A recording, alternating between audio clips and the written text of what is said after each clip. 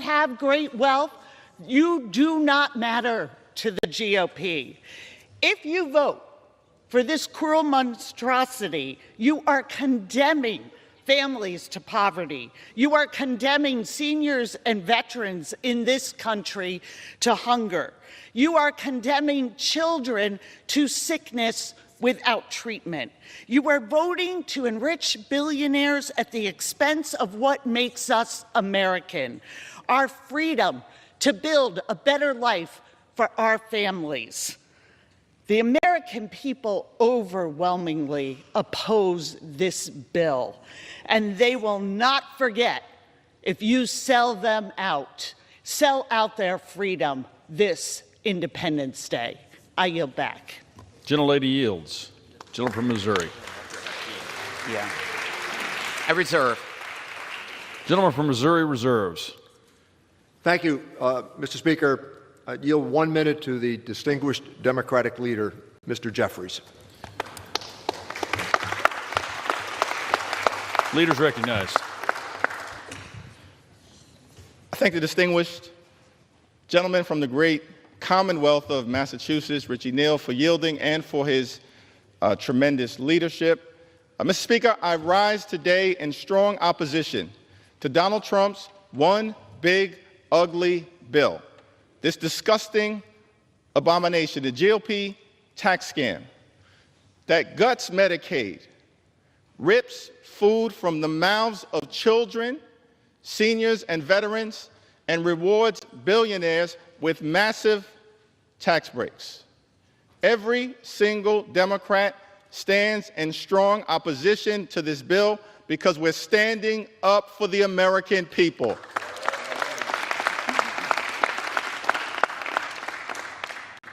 Mr. Speaker, I've heard a lot from my Republican colleagues who've expressed pride in this accomplishment. I asked the question, if Republicans were so proud of this one big, ugly bill, why did debate begin at 3:28 a.m. in the morning?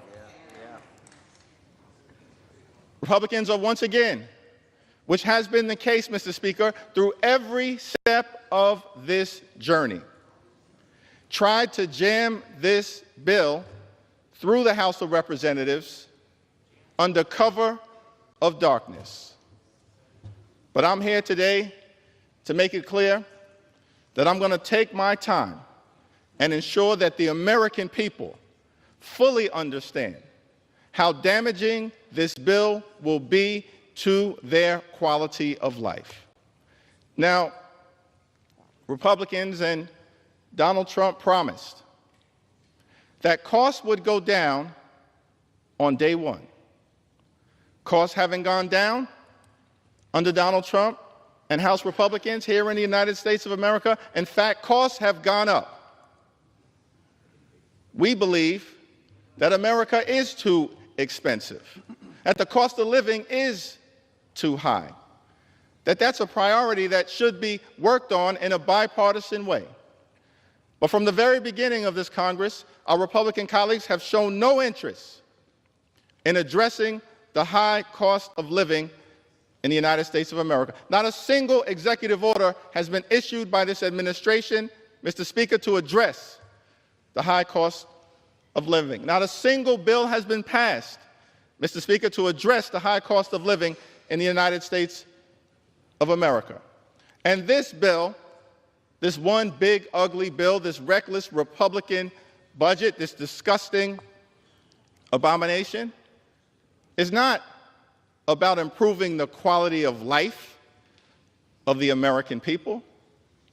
It will hurt everyday Americans in several different ways.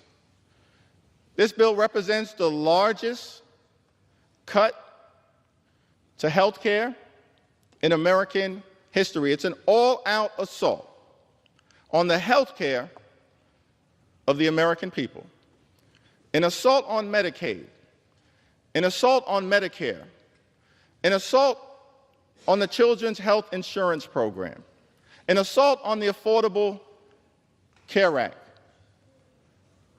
an assault on Planned Parenthood and the health care of women all across the United States of America. An unprecedented assault on the American people and their health care. Almost $1 trillion in cuts to Medicaid. This runs directly contrary to what President Trump indicated in January, which was that he was going to love and cherish Medicaid. Nothing about this bill loves and cherishes Medicaid. It guts Medicaid. It guts Medicaid in a way that's going to hurt children, hurt families, hurt seniors, hurt people with disabilities, hurt women, hurt everyday Americans. Hospitals will close, including all throughout rural America, Mr. Speaker. Nursing homes will shut down. By some estimates, 1 in 4 nursing homes will close as a result of this one big, ugly bill. And community-based health clinics, which are the lifelines in neighborhood after neighborhood all across this country, in urban America, in rural America, in suburban America, in small-town America, in the heartland of America, will not be able to operate. And as a result of the lack of health care that will result directly from this one big ugly bill, people in America will die. Unnecessary deaths. That is outrageous. It's disgusting. That is not what we should be doing here in the United States House of Representatives. Not what we should be doing. In addition to the cuts to Medicaid, this bill will result in the largest cut to Medicare in American history. By some estimates, more than $500 billion in cuts to Medicare as a result of the Republicans' one big, ugly bill. This bill will also result in a devastating blow to the Affordable Care Act. That's no surprise because since 2010, Republicans, Mr. Speaker, have been trying to gut and destroy the Affordable Care Act. And as a result of the damage that is done to the Affordable Care Act in this legislation, millions of Americans will lose their health care. The assault on health care in this one big ugly bill will result in more than 17 million Americans losing health care in the United States of America. Shame on the people who've decided to launch that kind of all-out assault on the health and the well-being of everyday Americans. That's not what we should be doing here in the United States House of Representatives. And because of the drastic cuts that are made to health care in this one big ugly bill, people with private insurance all across America are going to experience increases in their premiums, their co-pays, and their deductibles. Millions of Americans in every corner of this country, an all-out assault on health care. That's a very different vision, Mr. Speaker, that Republicans have working hard to take health care away from the American people than our vision, because we believe, as Democrats, that in the United States of America, health care should not simply be a privilege. Health care is a right that should be available to every single person in the United States of America.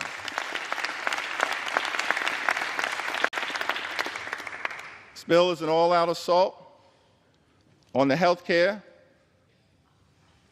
of the people of the United States of America, hardworking American taxpayers. These are the people we should be standing up to work hard to lift up. But instead, they're victims of this legislation. Hospitals will close. That impacts everybody in the United States of America. If your hospital closes, whether you're on Medicaid or not, you will be unable to get the treatment that you or your family needs. That's why we're fighting so hard to stop this bill. 1 in 4 nursing homes, by some estimates, will close as a result of the Republicans' assault on Medicaid in this one big, ugly bill. This bill also represents an assault on nutritional assistance here in the United States of America. We've made great progress over the last 50-plus years as it relates to hunger in this country. Great progress. But we're still dealing with the reality that tens of millions of people in this country go to bed every night wondering whether they're going to be able to get a nutritious meal the next day. Tens of millions of people in this country, millions of children. And instead of trying to address that issue, Mr. Speaker, the one big ugly bill will rip nutritional benefits away from millions of Americans, including children, rip food from the mouths of hungry children and hungry veterans and hungry seniors. That is unacceptable. That's one of the reasons why we stand in strong opposition, Mr. Speaker, to this one big, ugly bill. Republicans promised to address the high cost of living in the United States of America. We believe that the cost of living is too high. Housing costs are too high.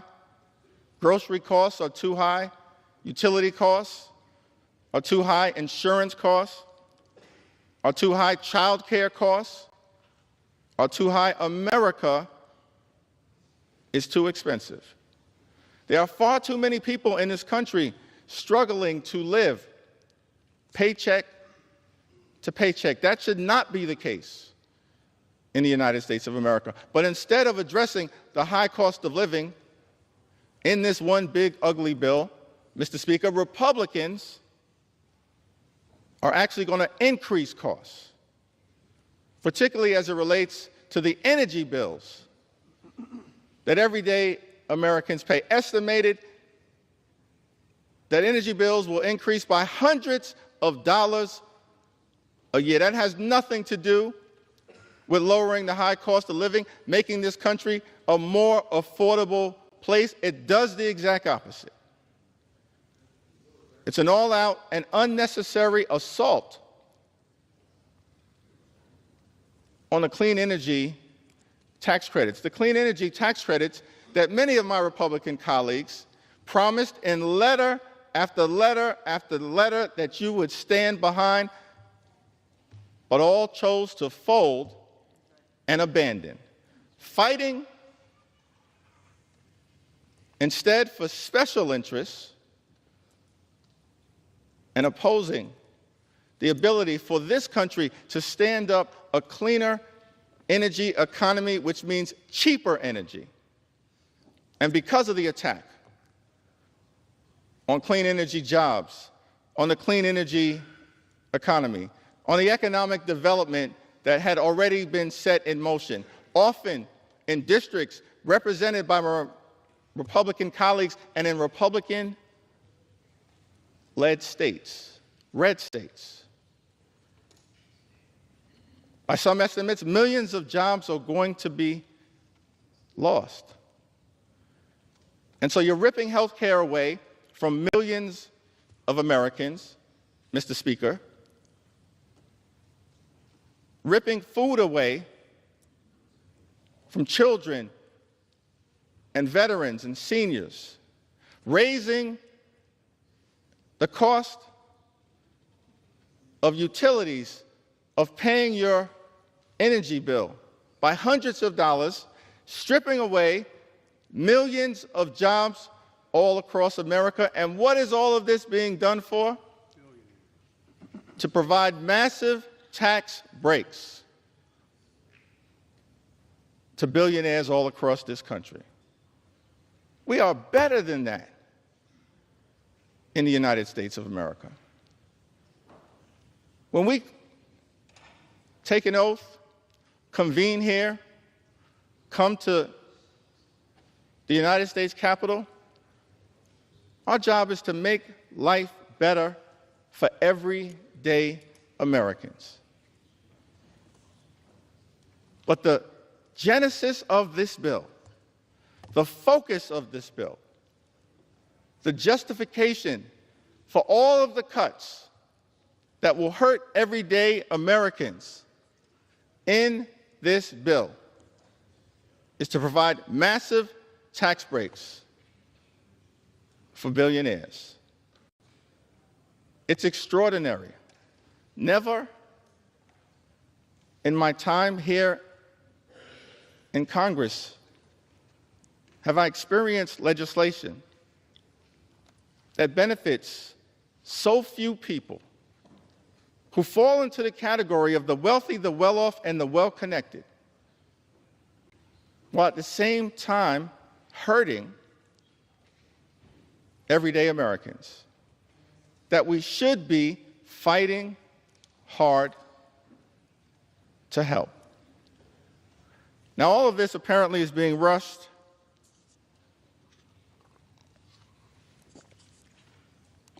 because the decision was made by President Trump that he would like to get a bill done by the 4th of July. What does the 4th of July have to do with this one big, ugly bill? What does celebrating American independence, the birth of this exceptional country, the journey that we've been on for 249 years, what does any of that have to do with this one big, ugly bill? I would suggest, Mr. Speaker, that if you actually look at the Declaration of Independence, what we find is that everything about this one big, ugly bill runs in direct contrast with what was set in motion by the framers and the founders of our great country. Of course, the Declaration of Independence, authored by Thomas Jefferson, makes the famous statement that we hold these truths to be self-evident, that all men are created equal, that they are endowed by their Creator with certain unalienable rights, that among these are life, liberty, and the pursuit of happiness. Mr. Speaker, I want to lock in for just a moment on that aspirational objective, the pursuit of happiness. Because when it comes to everyday Americans, this one big, ugly bill will hurt the quality of life of hardworking American taxpayers, and it's all designed to put a happy smile on the face of billionaires. That is inconsistent with the Declaration of Independence and what we should be celebrating on July 4th.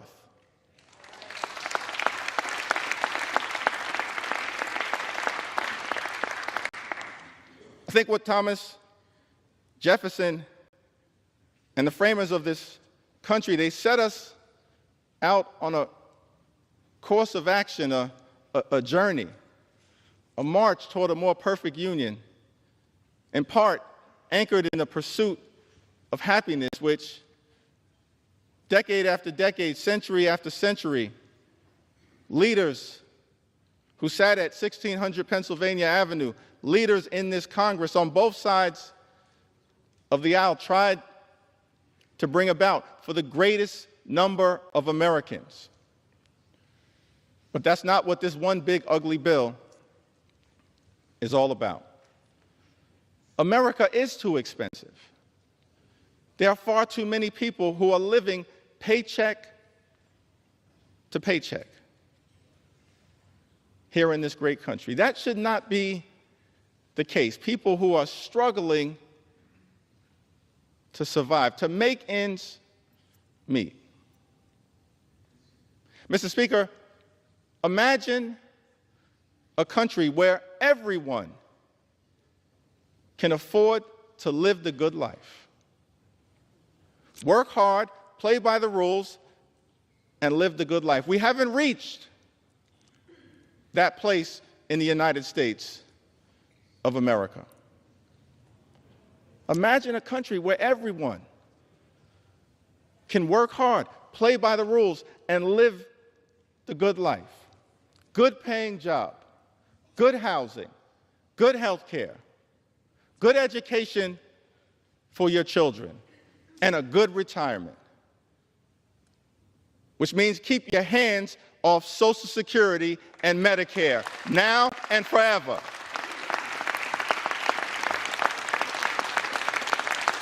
Now and forever. We want a country where every single American can afford to live the good life. Good paying job, good housing, good health care, good education for your children, and then a good retirement. And we know that in the United States of America, to unlock that quintessential American dream, living the good life, you have to work hard and play by the rules. But the challenge that so many Americans have right now in this country is that they're doing those two things. They're working hard and they're playing by the rules, but they're unable to experience the great American dream. They're unable to get to that third leg. They're unable to live the good life. And that's what we should be focusing on here in the United States Congress. Not gutting Medicaid, not ripping food out of the mouths of hungry children, not rewarding billionaires with massive tax breaks. How can you prepare to celebrate legislation that will undermine the quality of life of everyday Americans?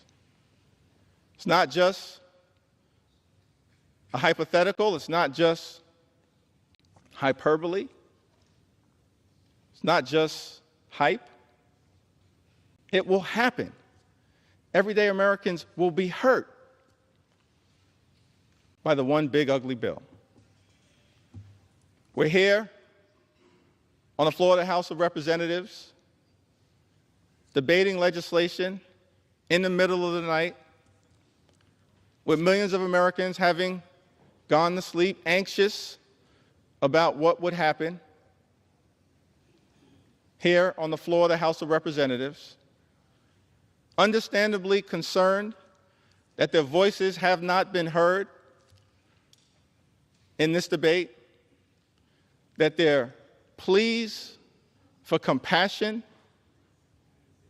have been overlooked. Many of my colleagues, Mr. Speaker, on the other side of the aisle have chosen not to hold town hall meetings, not to hear from the voices of the people that you're privileged to represent. But we've embraced the American people. We haven't run from the American people. House Democrats will continue to run toward the American people and lift their voices up. Lift their voices up. And so, Mr. Speaker, I'm going to take a little time to share some of the stories of the American people. Voices that might otherwise be excluded from this debate. But we're not going to let those voices be excluded. We will ensure that these voices are heard. We will continue to do everything we can to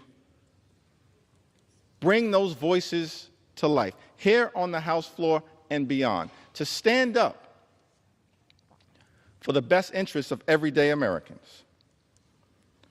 And we've heard from many of them throughout this process. I'll share just a handful. With Medicaid expansion, I now qualify for Medicaid. Without insurance, my monthly bill for my 3 injectable drugs would be $3,000, $36,000 a year. And that doesn't include any of my other meds or my medical appointments. Who has that kind of money? That's Charles, who lives in Alaska, district represented by Congressman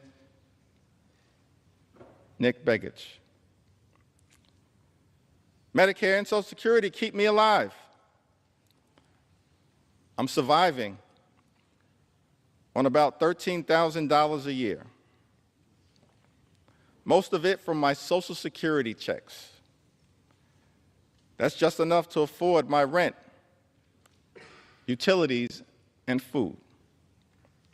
Without Social Security, I would be homeless.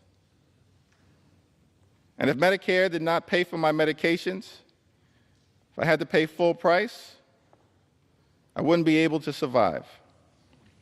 There are so many other seniors who are in the same boat. Without these programs, seniors like me would die on the street.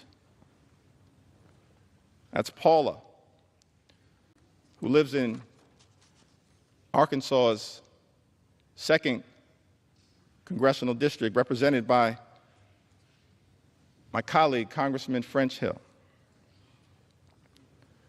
My son is a 25-year-old young adult with profound nonverbal autism who needs 24/7 support.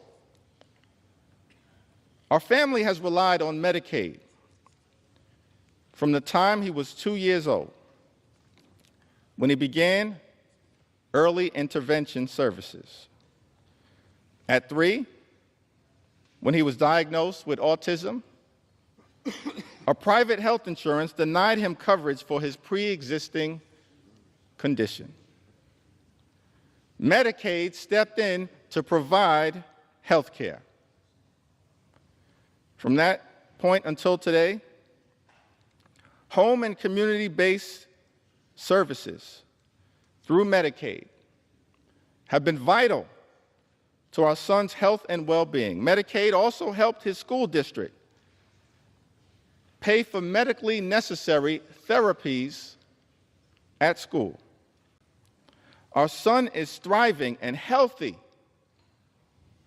and our family can support him at home because of Medicaid. That's Robin.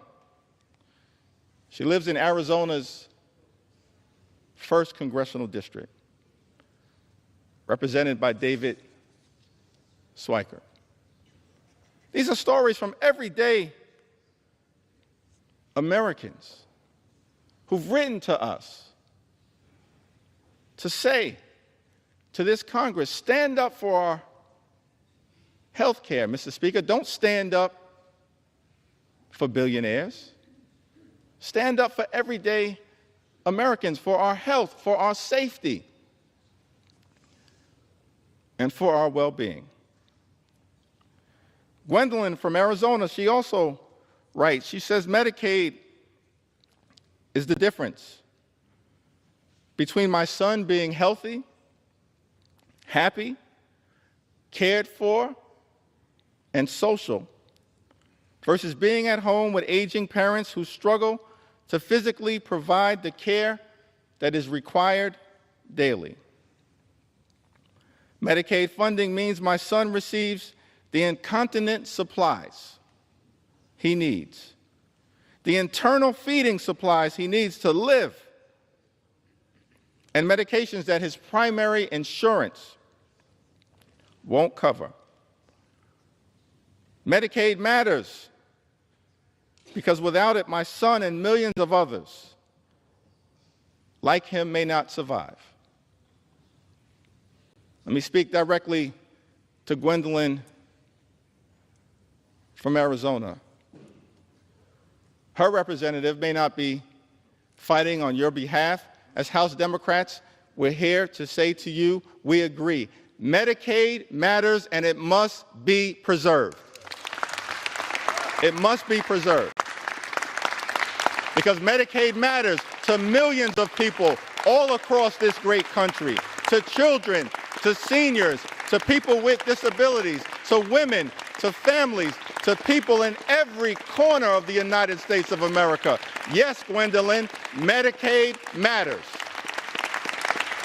And if your representative won't fight for it, we will.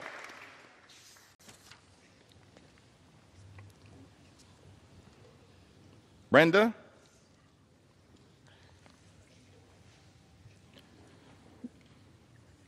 Says to us, my youngest child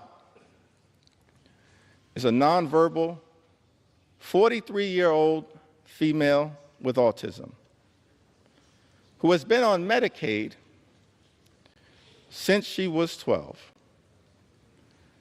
She's had 3 major surgeries and 6 or more outpatient surgeries, all made possible because of Medicaid. We would not have been able to get our daughter what she needed if it wasn't for Medicaid. She also has a seizure disorder and is on several medications. Some of them are way too expensive for us to afford on a blue-collar income. Finding doctors that are good and accept Medicaid are few and far between. But some doctors are better than none. And the only way our daughter will get any medical care at all. She is one of the most vulnerable people in society. And caring for her is a full-time job. For myself and her father, who are both retired and are full-time care providers for her. I am not sure why anyone would want to take this help and service from people whose very life depends on the help it provides. That's a powerful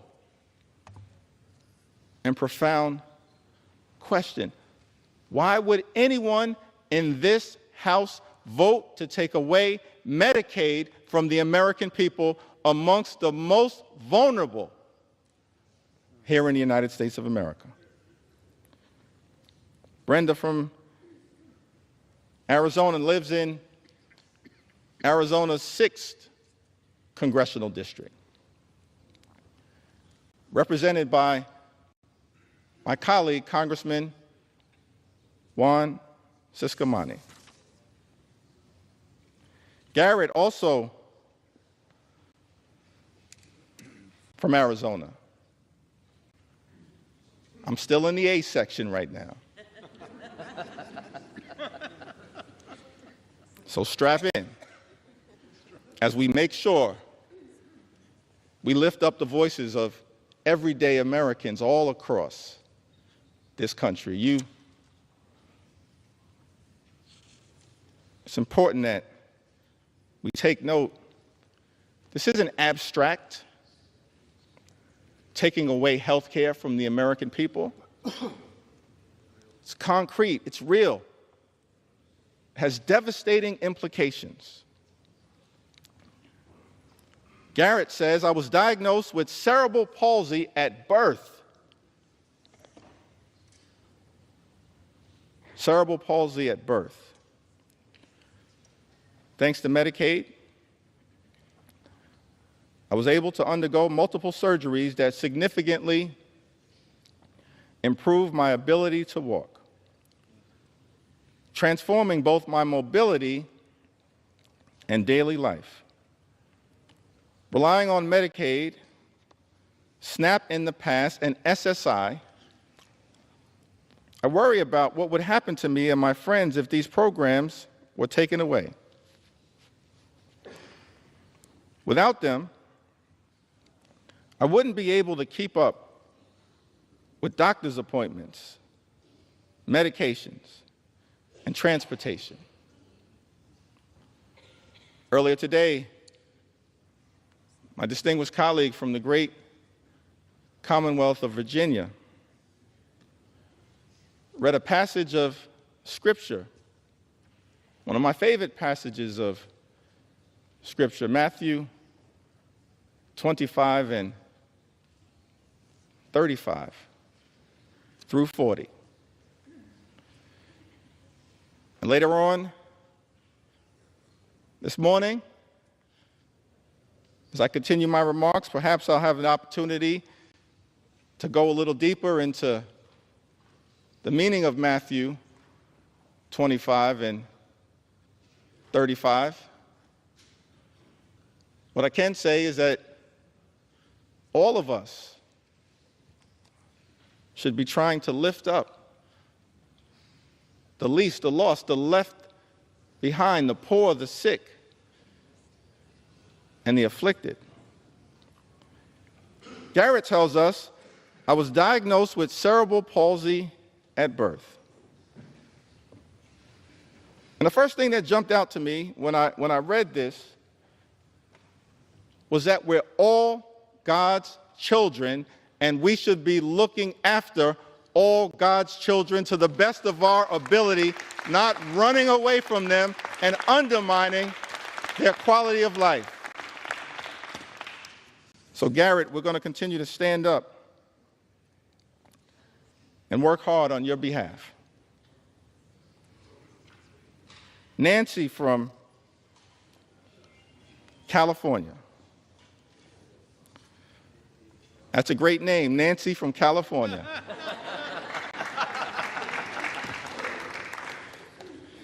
Nancy from California writes, my two special health needs,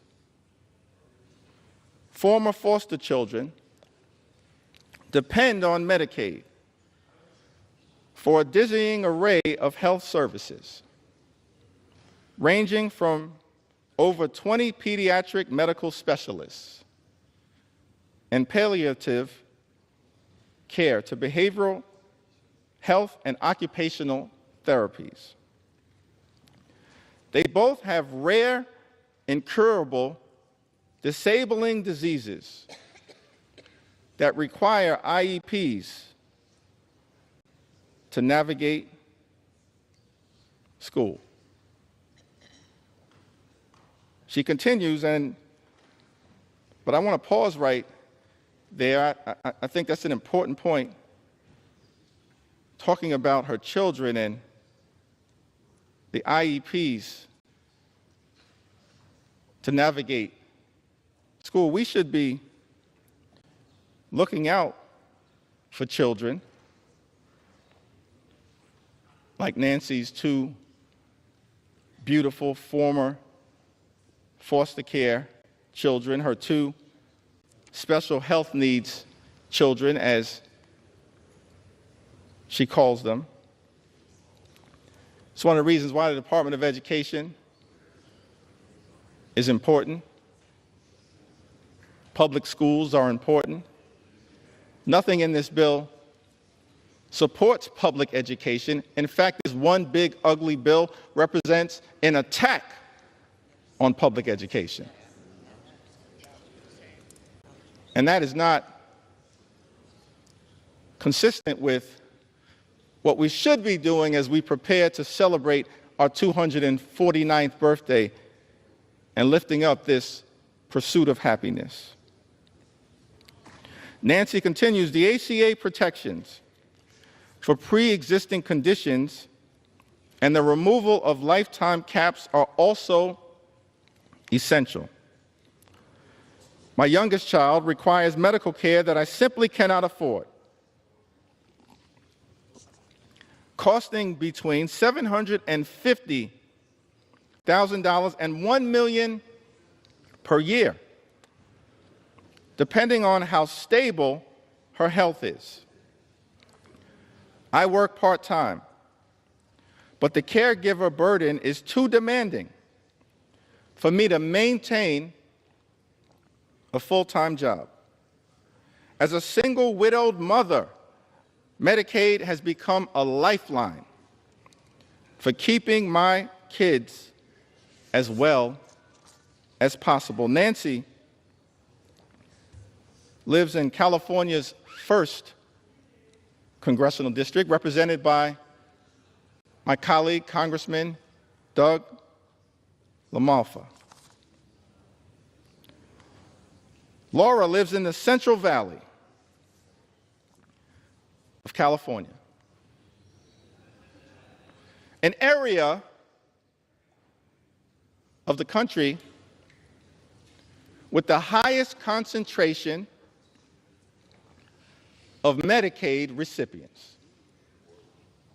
The highest concentration of Medicaid recipients. I've been raising my 6 grandchildren for 15 years, and they are coming of age, but not many jobs are available. Also, my 16-year-old grandson depends on Medicaid and EBT to survive. He takes many medications a day.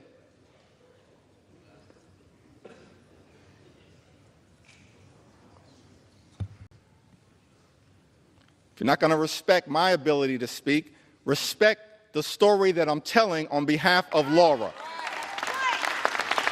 Respect her story, because her story matters. Her story matters, and the American people matter. We need order. He takes many medications a day. I'm too old to do anything but take care of him. I can't imagine choosing what medicines he gets or who gets to eat. Please reconsider for the people who need medication that is necessary for survival. Universal access to food and meds would lighten the worry that we carry. Not having to worry about food and medicines gives me more time to care for my 26-year-old grandson, who is quadriplegic due to a head-on collision last year. Please don't make him suffer anymore. He needs food supplements and many medications every day to survive. Laura lives in California's 22nd congressional district. a district that is represented by my colleague, Congressman David Valadao. Just happens to be the district that has the highest concentration of Medicaid recipients in this country. Laura, I don't know what your Congress member is going to do. Every single House Democrat is fighting hard to protect your Medicaid. We value you, and we're working hard to defend you. Jackie is from the Orange County area of California. My son is 34 years old.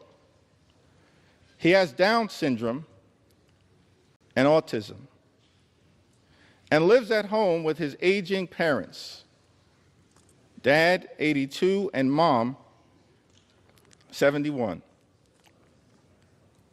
His biggest joys in life for him are his day program and eating out. How small are his desires?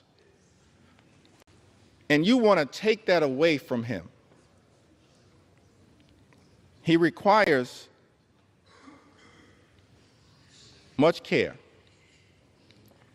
Bathing, shaving, washing hair, brushing teeth, dressing, etc. His aging parents can do the job required for this 100% of the time.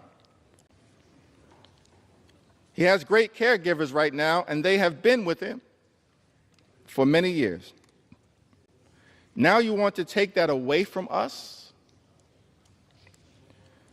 Please know that Medicaid, Medi-Cal, is what allows us to keep him in a safe and happy environment that he will not get anywhere else. And for a whole lot less money. Why should that change for him? Jackie asked. Please be respectful of families who have high-need family members who need these services. Thank you for allowing me to speak on behalf of my son and everyone who loves him.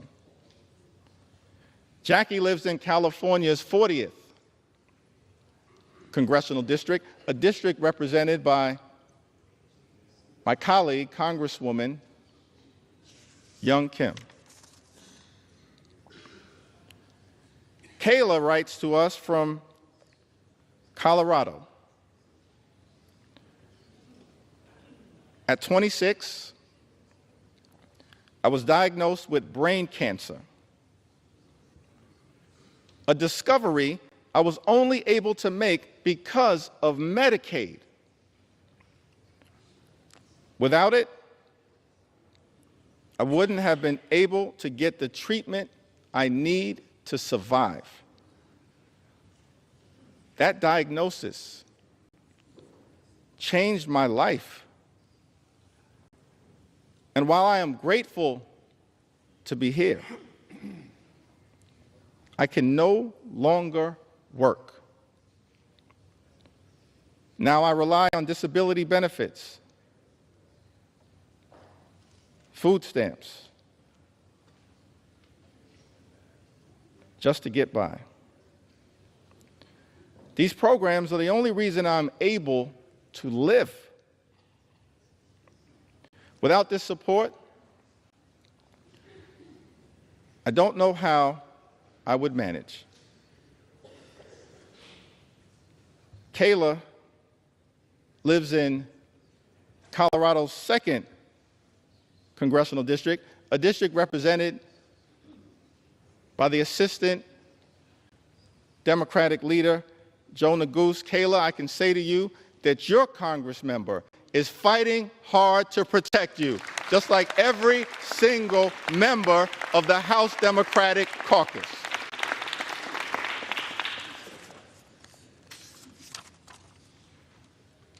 Ashley writes to us from Colorado.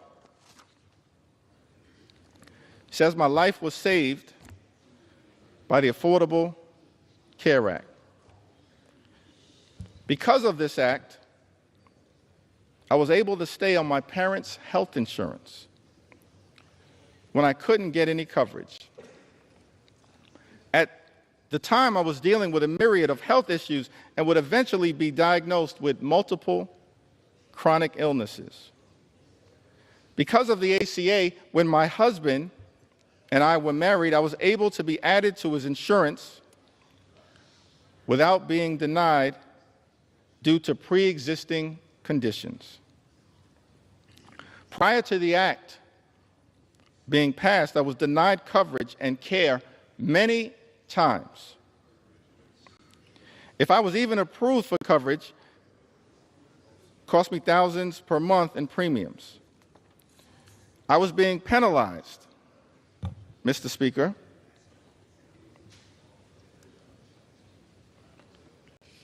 for being sick. There were many times when I could not get coverage that I had to choose between which prescriptions I would get to have or whether I would get all my meds or the groceries we needed. You know, there are far too many people in the United States of America right now, before experiencing the devastating consequences of this one big, ugly bill, who have to choose between putting food on the table, clothing on their backs, access to medication, or paying the rent. The United States of America is the wealthiest country in the history of the world. Not a single hard-working American taxpayer should ever have to choose between food or medicine or rent or putting clothing on their back. Not a single hard-working American taxpayer should ever have to make that choice.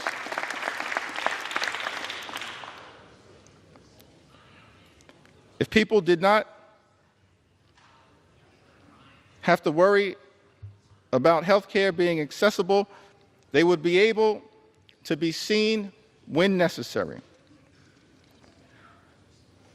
And when people are able to see doctors when they are unwell, they can stay healthy for longer periods of time. When people can stay healthy, they don't miss work. When people don't miss work, they don't risk losing their jobs. The way things work now only encourages the constant classist act of keeping the sick and poor sick and poor. This should never, ever be a situation in a country that claims to have the best functioning economy in the world, the best doctors, the best universities. Ashley lives in Colorado's 3rd congressional district.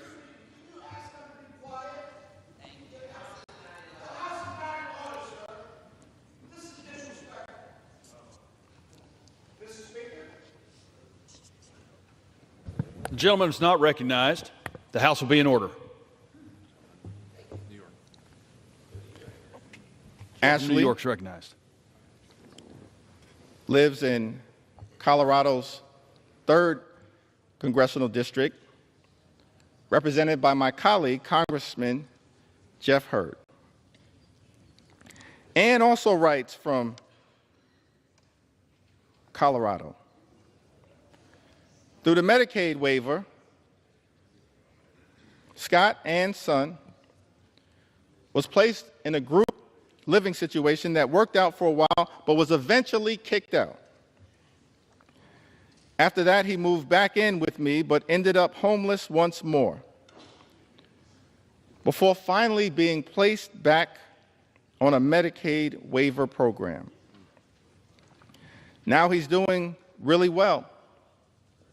His job, which he loves, also receives funding through Medicaid, so that people with disabilities can be employed and be productive members of the community. Without Medicaid, he probably wouldn't be alive today. Without this assistance, we likely wouldn't be where we are now. And I doubt that there would be a happy ending to this story. Ann lives in Colorado's 6th congressional district, a district represented by our colleague, Congressman Jason Crow, who is also fighting hard to protect your interests, and as every single one of us in the House Democratic Caucus will continue to do. We believe in America, health care is not simply a privilege that should be afforded to the wealthy, the well-off, and the well-connected. It's a right that should be available to everyone. A right that is still imperfect at this moment, that we are working hard to perfect. But this one big ugly bill, the largest attack on health care, Mr. Speaker, in the United States of America, moves us in the opposite direction. Daniela is also from Colorado. She writes to us, Medicaid has been a lifeline for our family, especially for my 5-year-old daughter who has autism. That's the thing, Mr. Speaker. Medicaid is important for so many Americans all across this country, including people with disabilities. It's a necessary lifeline so that parents can help their children live a better life with dignity and respect. Why would any legislation that this House passes attack health care available to families that are pouring in everything they have to help their child under difficult circumstances live the best possible life? It perplexes me, Mr. Speaker, that this bill would go after the health care of people like Daniela and her 5-year-old daughter. Daniela says that as parents, we've faced many struggles trying to balance full-time work, starting a real estate business, and still being there for our 3 other children. It's been overwhelming at times, and finding the right support for her hasn't always been easy. But Medicaid has provided therapy and services that have made a world of difference in her life. These therapies have helped her make progress, feel seen, and connect with her peers, which means everything to us. It's allowed her to be a part of the world, to feel included, and to overcome obstacles that seemed insurmountable at times. Medicaid has helped us give her the opportunities she deserves, and millions of other children in the United States. Mr. Speaker, Daniela lives in Colorado's 8th congressional district, a district currently represented by Congressman Gabe Evans. Currently represented.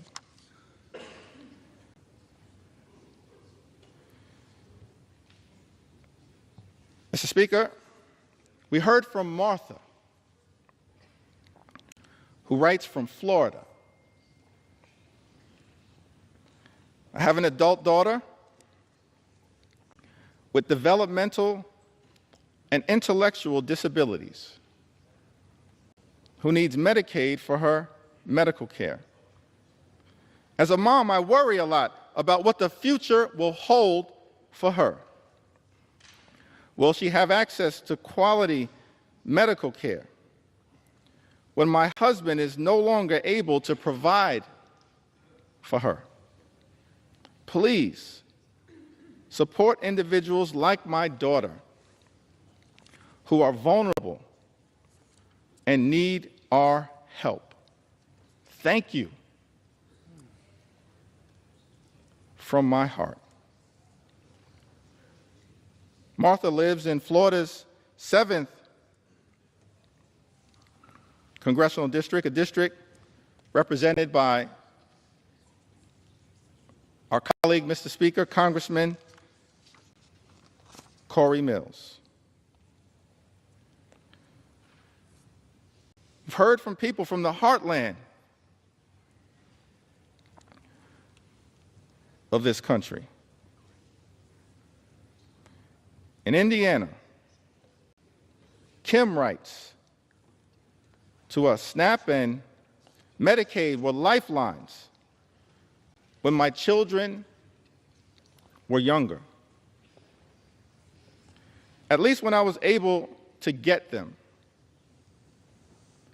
As a single mom, working my way up from low-paying jobs, we often had too little food. My dinner was the combined uneaten food from my 4 kids' plates. Even then, keeping benefits was difficult due to missing or late paperwork, faxes lost to the ether. I sometimes worked 3 jobs and cried too often when the letter came saying benefits were suspended. When that happens, you end up hungry for weeks until it's straightened out. Kim lives in the 9th Congressional District of Indiana, Mr. Speaker. She says, SNAP and Medicaid were lifelines when my children were younger, at least when I was able to get them. Let me park right there for a moment, because one of the arguments that I've consistently heard made, Mr. Speaker, by our Republican colleagues on the other side of the aisle is that they weren't going after Medicaid recipients, that no benefits would be taken away as a result of these so-called work requirements.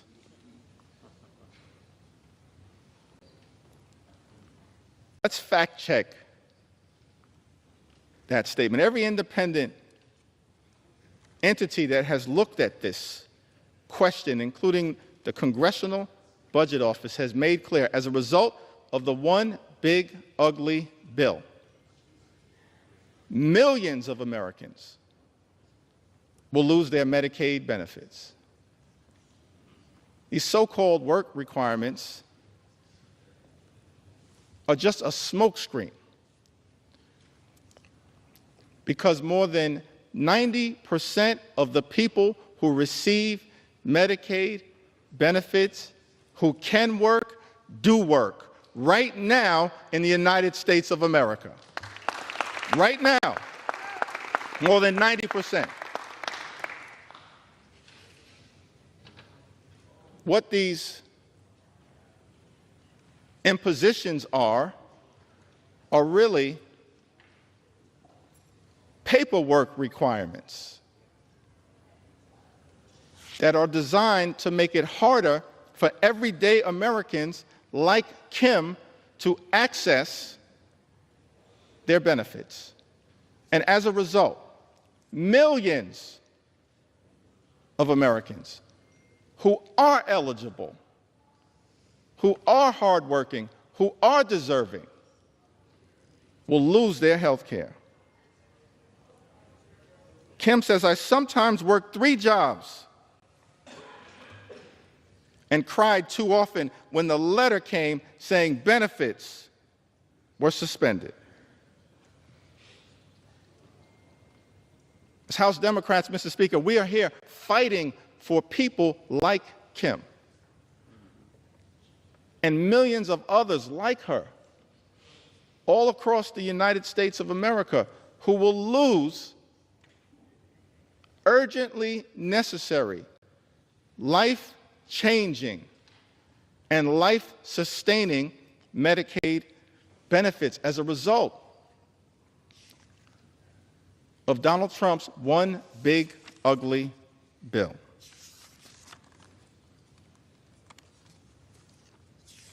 We hear from Maria, from Iowa, in the great heartland of this country. Maria writes to us in 2021, I got seriously sick with COVID. I ended up in a coma for 12 days, spent 3.5 weeks in the ICU, and then another 3 weeks on the recovery floor. If it wasn't for Medicaid, I wouldn't have received any of the care I needed. I honestly don't know where I'd be today. I don't know what my family would have done. Without Medicaid, I wouldn't have made it. If I lost Medicaid, it would completely change my life. I wouldn't be able to afford my insulin, diabetes medications, blood pressure medications, or see my endocrinologist, all of which are life-sustaining treatments. I also need to see my pulmonary specialist regularly.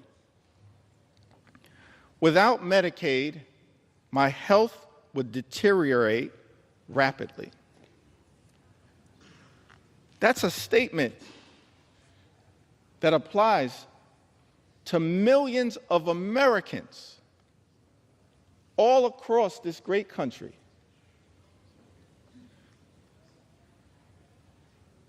who are at risk of losing their health care because this one big, ugly Republican bill has put a target on their back. Mr. Speaker, without Medicaid, my health would deteriorate. Taking the time to share these stories because this is a question for so many Americans of life and death. It's extraordinary that on the House floor, in the middle of the night, the American people are forced to confront a bill that targets their health care and will result in their well-being deteriorating. More than 17 million Americans at risk of losing health care coverage, and then tens of millions more experiencing increased premiums, copays, and deductibles as a result of the attack on health care in this bill. Many of them will also lose coverage, lose their health care. These are Americans on private insurance, employer-provided insurance, but because of the health care attacks in this bill, their premiums, their copays, their deductibles will go up. Some will not be able to afford it, and they will lose their health care. That's what this bill represents. It's why I'm taking the time to share these stories and experiences and concerns and fears and anxieties of the American people. I wish, Mr. Speaker, that we had a lot more time to debate this bill. This is the type of bill that under normal circumstances we'd have hours and hours of debate, where hundreds of members could participate on both sides of the aisle and share their thoughts, their perspectives, their ideas, their passionate support or passionate opposition. But this bill, which by some estimates is larger than the CARES Act and the American Rescue Plan and the Infrastructure Investment and Jobs Act and the CHIPS and Science Act combined in terms of its possible impact on the debt in this country, increasing the debt by more than $3 trillion, saddling our children and grandchildren with that level of extraordinary debt by people who claim to be fiscally responsible. The implications of this bill are enormous. And yet, each side of the Ways and Means Committee was given 15 minutes to discuss the implications of this bill. Each side of the Budget Committee was given 15 minutes to discuss the implications of this bill that will have devastating consequences for everyday Americans, while rewarding billionaires with massive tax breaks. It had been my hope, Mr. Speaker, that we'd be able to have a robust debate, passionate support or passionate opposition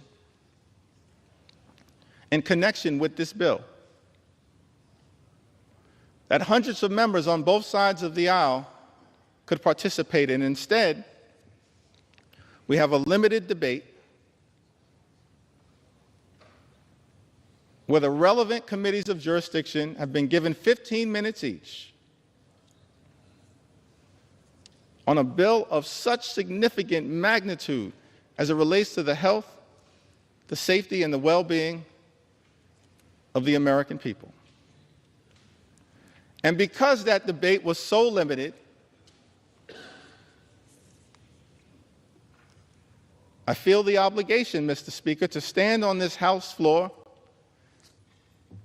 and take my sweet time to tell the stories of the American people. And that's exactly what I intend to do. Take my sweet time on behalf of the American people, on behalf of their health care, on behalf of their Medicaid, on behalf of their nutritional assistance, on behalf of veterans, on behalf of farmers, on behalf of children, on behalf of seniors, on behalf of people with disabilities, on behalf of small businesses, on behalf of every single American. I'm on this House floor after 6 a.m. and I'm planning to take my sweet time.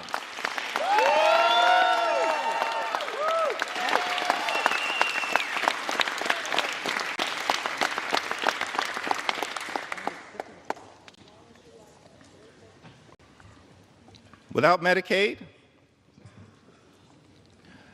I wouldn't have made it. If I lost Medicaid, it would completely change my life. It would also severely affect my husband with epilepsy. Without Medicaid, he wouldn't be able to afford his seizure medications, which means he'd have seizures every week, like he did before. This would leave him unable to function or work. Before he had Medicaid, he'd have a seizure. And it would take him days to recover. His health is inconsistent, which makes it hard for him to hold down a job. I still have my house,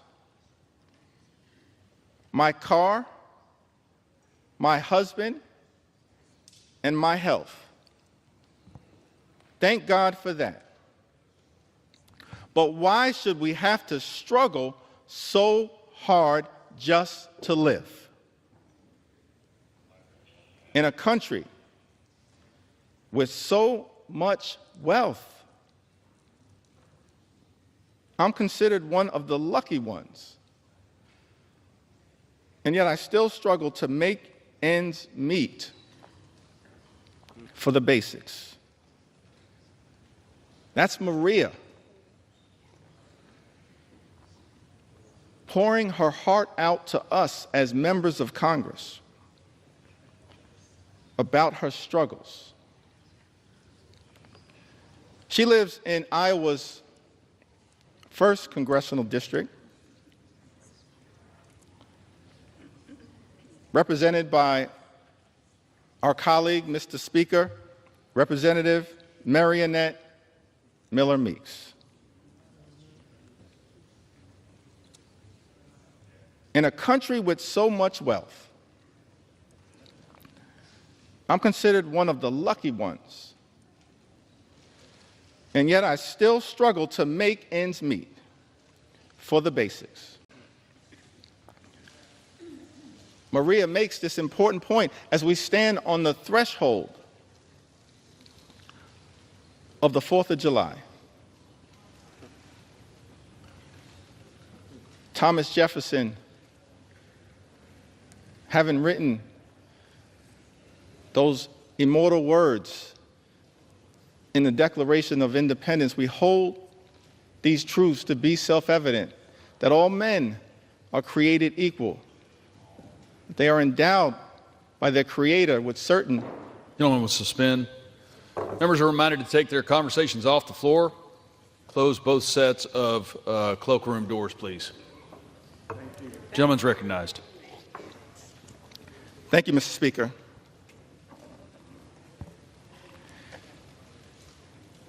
If I'm not going to get any love for the other side of the aisle, I would expect that at least Thomas Jefferson would.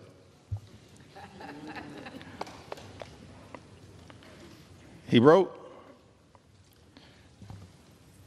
in the Declaration of Independence that among these are life, liberty, and the pursuit of happiness. What is the pursuit of happiness in the United States of America here in the year of our Lord, 2025? Imagine a country where every single American can afford to live the good life. Work hard, play by the rules, live the good life. That's the American dream. But our concern as Democrats is that in the wealthiest country in the history of the world, there are far too many people, like Maria from Iowa, who are unable to achieve that American dream, unable, despite working hard and playing by the rules, to live the good life, good paying job, good housing, good health care, good education for your children, and a good retirement. That should not be too much to ask for here in the United States of America. But instead of working to bring that American dream to life for the greatest number of people all across the country, it's one big ugly bill, Mr. Speaker, that our Republican colleagues are trying to jam down the throats of the American people, will undermine their quality of life.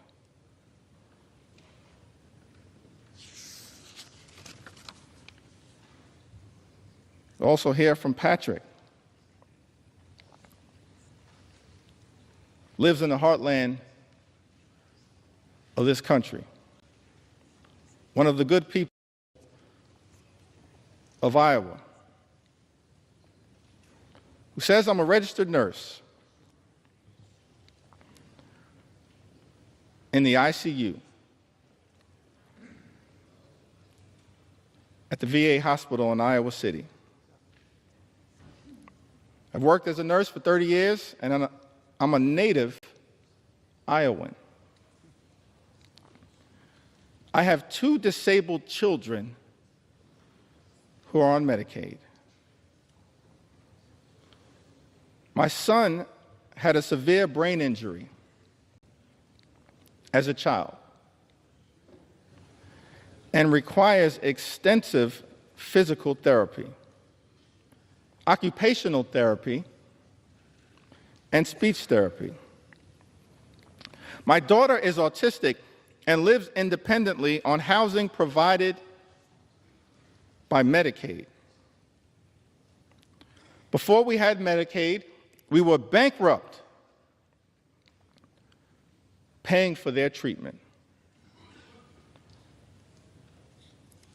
We would go bankrupt again if Medicaid is cut. These are complicated systems for people with very complicated needs. These quote-unquote common sense solutions they're coming up with are not based in reality.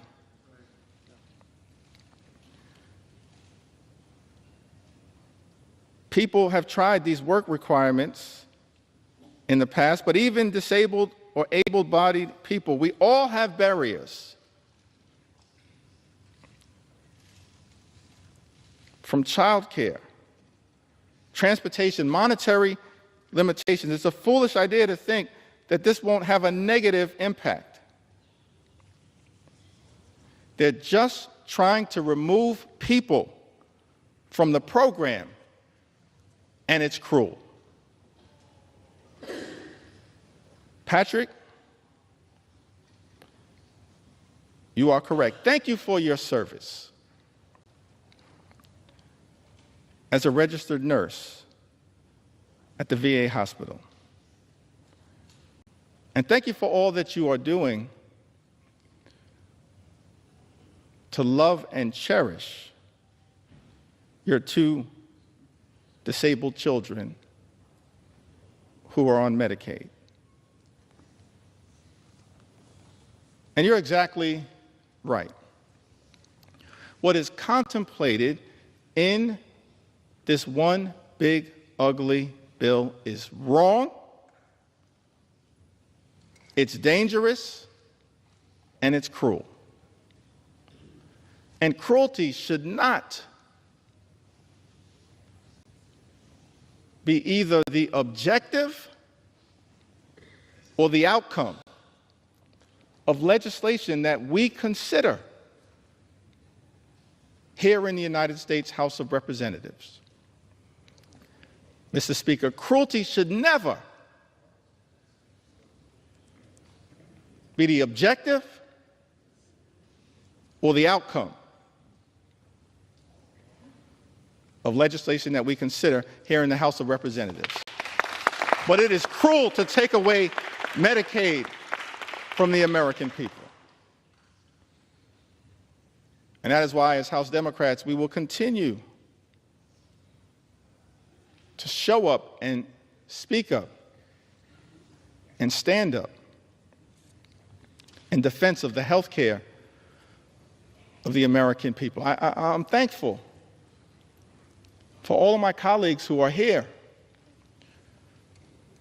who throughout this process, a difficult process, have stood up over and over and over again on behalf of the health care of the American people. Thankful for my colleagues in leadership, Whip Catherine Clark and Chair Pete Aguilar, and all of the members of House Democratic leadership. Thankful for the leaders of every single committee who's been battling hard to push back against the cruelty that is in this one big, ugly bill. Thankful for the leadership of Richie Neal. Thankful for the leadership of Frank Pallone. Thankful for the leadership of Brendan Boyle. Thankful for the leadership of Angie Craig. I'm thankful for the leadership, the principal leadership of every single member of the House Democratic Caucus. But above all else, I'm just thankful for the spirit, the heart, and soul of the American people who have risen up throughout this country to make it clear to all of us in this institution: keep your hands off our Medicaid. Keep your hands off our health care, our Medicaid, the Affordable Care Act. Keep your hands off our Medicaid. That's why, Mr. Speaker, I stand before you today to lift up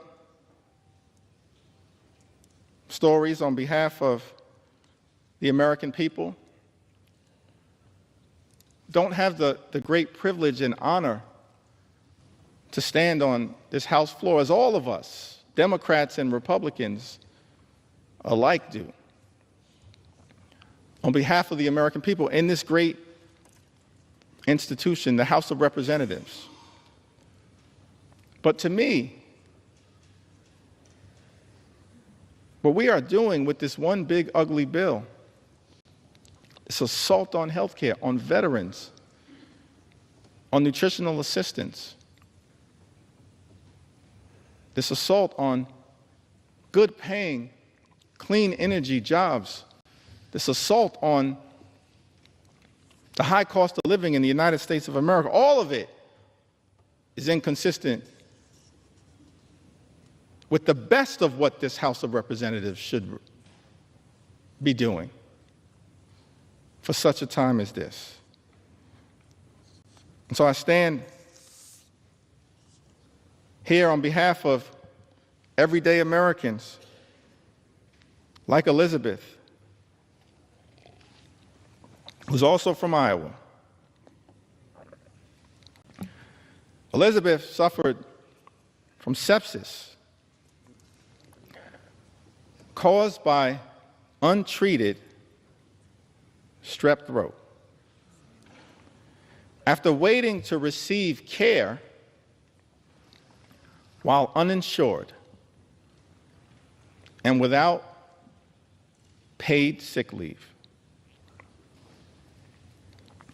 After receiving care she needed, she was able to apply for Medicaid and have her medical bills retroactively covered. Now, Medicaid has allowed her to get access to essential and preventative health care. Mr. Speaker, Elizabeth lives in the congressional district represented by our colleague, Zach Nunn, Iowa's 3rd congressional district. Thank you, Elizabeth, for highlighting one of the concerns that all of us should have with this bill. When you launch an all-out assault on the health care of the American people, when you effectively end Medicaid as we know it,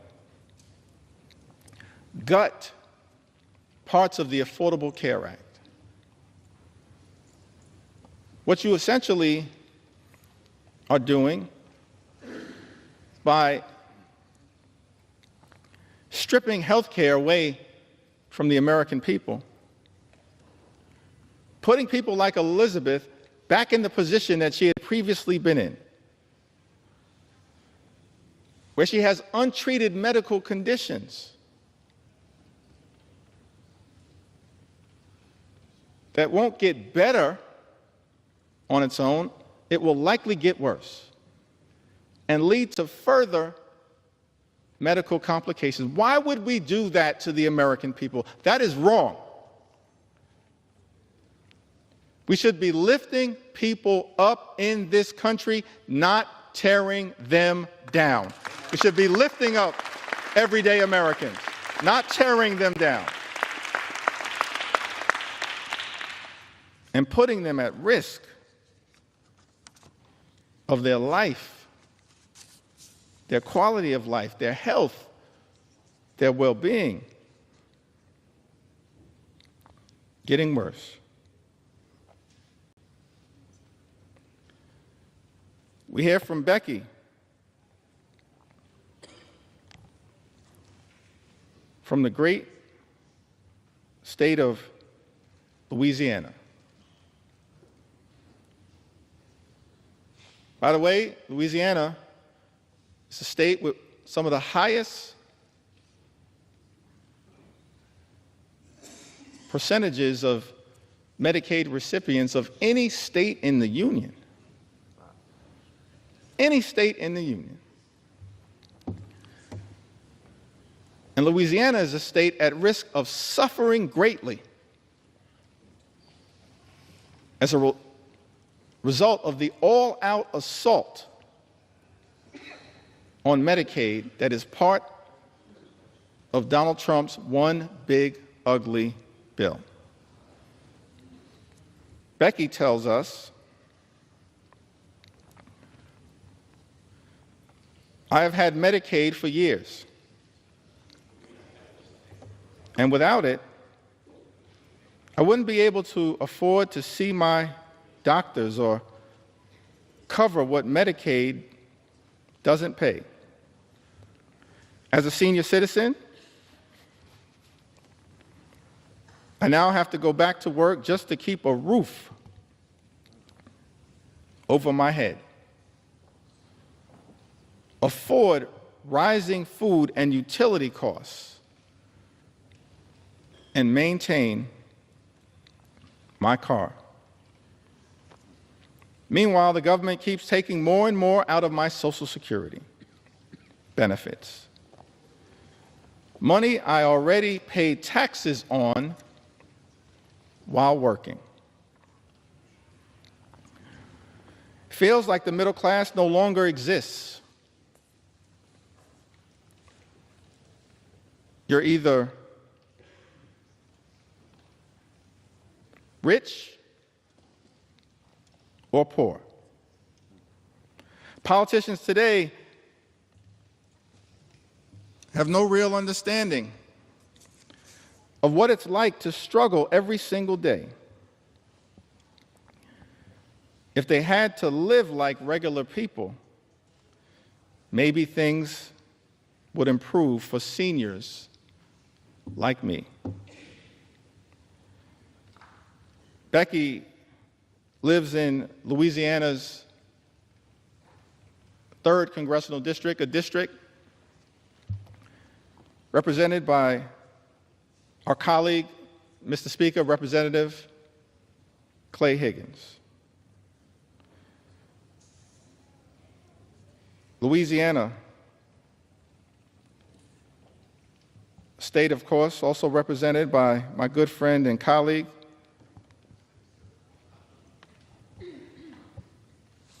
Congressman Troy Carter, who I see is here with us in the chamber also, Cleo Fields, another good friend and colleague. Louisiana, a state that stands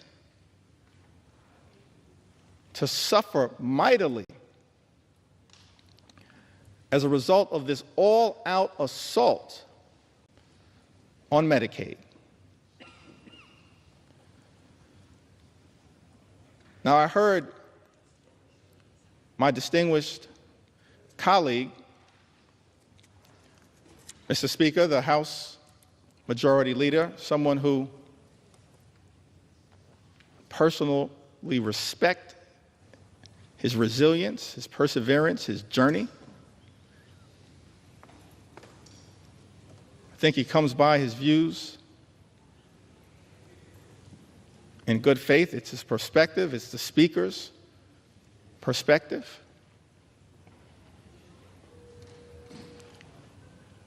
But many of our colleagues on the other side of the aisle have made the representation that as House Democrats,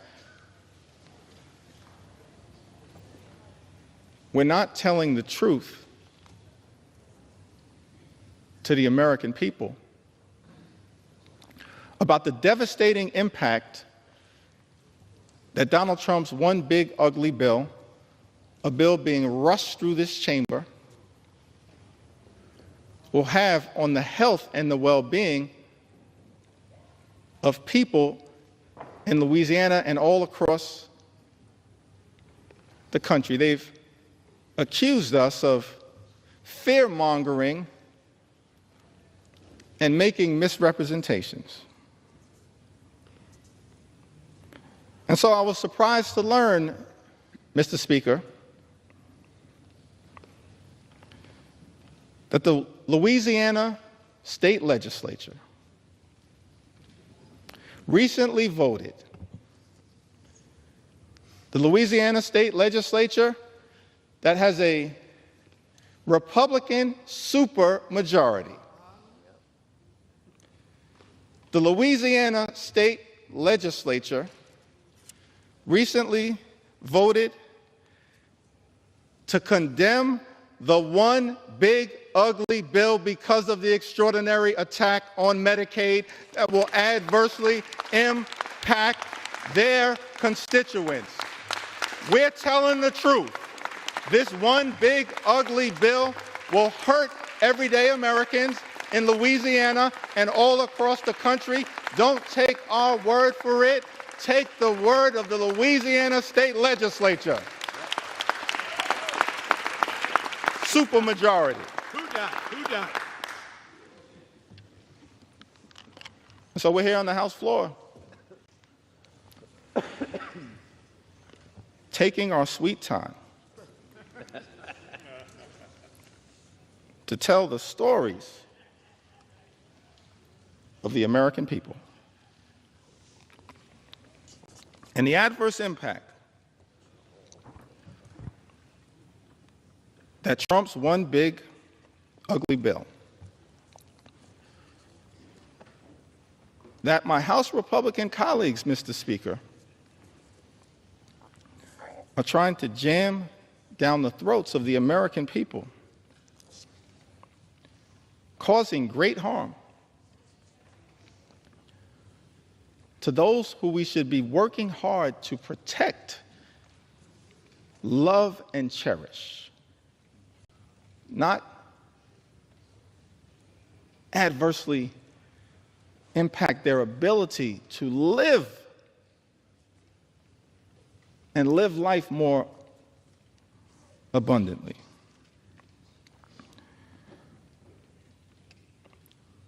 Tamara, who lives in Louisiana's 4th Congressional District, represented by the Speaker of this great House.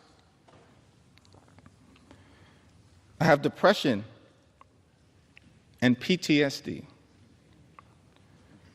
I'm unable to work and rely on Medicaid to get my monthly medications to keep me essentially alive. Tamara, we're going to continue to fight hard on your behalf. We heard from Emily, who lives in the Commonwealth of Massachusetts. Emily tells us that I'd moved to Massachusetts in 2020 and was working a retail job for minimum wage. I was unable to afford much, but the state thankfully approved me for SNAP assistance and Medicaid. Without that jump start, I'm not sure where I would be today. There shouldn't be shame or stigma surrounding these programs. You never know when life will get pulled out from underneath you. The relief when these programs can come to your aid is indescribable. Emily lives in the 5th Congressional District of Massachusetts, a district that is represented by the House Democratic Whip, Catherine Clark, who's a strong champion on your behalf, Emily, powerfully, ethically, principally, fighting hard on your behalf. Casey lives in the 2nd Congressional District of Maine, a district represented by Congressman Jared Golden. Thankful for Congressman Golden's service. He served this nation with distinction overseas and has come back home to serve this nation in the United States Congress. Casey writes, as a single mom of 2 young children and non-profit professional in rural Maine, Casey and her children rely on Medicaid and SNAP to live their lives. The resources and stability provided by Medicaid and SNAP allowed Casey to leave her emotionally abusive husband and support her children. Casey's 7-year-old son has ADHD and is on the autism spectrum. Relies heavily on individualized support through Medicaid. If Medicaid goes away, Casey doesn't know how their family will stay afloat.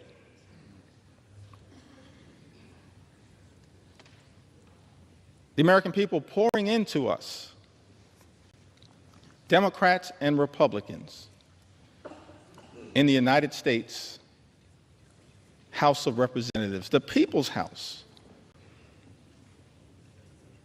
pouring into us with all of their heart, all of their soul, all of their authenticity, pleading that this Congress would find it in our hearts to stand up for them and not stand up for billionaires, which is what this one big ugly bill is designed to accomplish. Sarah writes to us from Michigan's 4th Congressional District. My daughter has a heart condition, and the fact that she's on Medicaid is the only way that we can pay for her doctor visits and medications. I'm a widow, and money is very tight. So the fact that I'm on Medicaid, too, is the only way that I can pay for my own visits and meds. The loss of Medicaid for us would be absolutely devastating. Mr. Speaker, Sarah lives in Michigan's 4th Congressional District, a district currently represented by our colleague, Congressman Bill Huizenga. The loss of Medicaid for us would be absolutely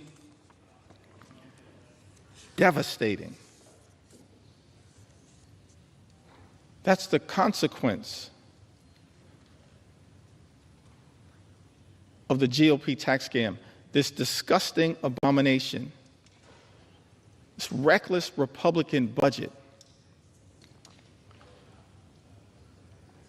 Mr. Speaker, that Republicans were trying to jam down the throats of the American people during the dead of night. It's extraordinary. No legislation that we consider in the House of Representatives should be devastating for everyday Americans, either in its objective or in its outcome. But as Democrats, we stand here in strong opposition to this one big ugly bill because of the devastating consequences that will result to everyday Americans all across this great country. Lucy writes to us from the heartland, from the great state of Michigan as well. My brother is a developmentally disabled senior who lives in a group home. Until the age of 59, he was cared for by our mother. He cannot live on his own and has numerous health issues. He depends on Medicaid. Without Medicaid, his brothers and sisters could not support his medical care. We're hearing from families all across the country, mothers and fathers, brothers and sisters, sons and daughters, husbands and wives, pleading with this Congress, pleading with House Republicans to stand up for their loved ones who are on Medicaid, who are at risk of having their health care run over and their lives ruined by the consequences of Donald Trump's one big, ugly bill. Lucy lives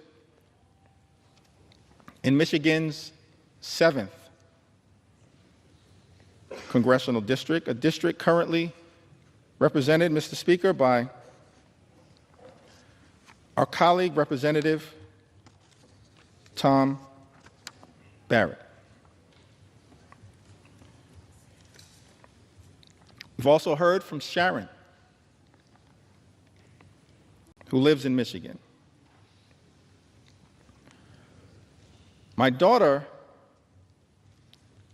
is a young woman who was born with cerebral palsy, mild cognitive impairments, and autism.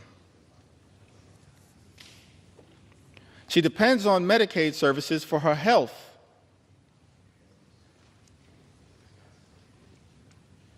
Safety and well-being. She's unable to work or take care of herself. She's unable to work or care for herself without help. Without Medicaid, she is totally at risk. Cutting Medicaid to give tax cuts to wealthy billionaires is not only cruel and unethical, Sharon writes, but it puts vulnerable people, including children, at risk of severe mental and physical health problems. Do the right thing and rescind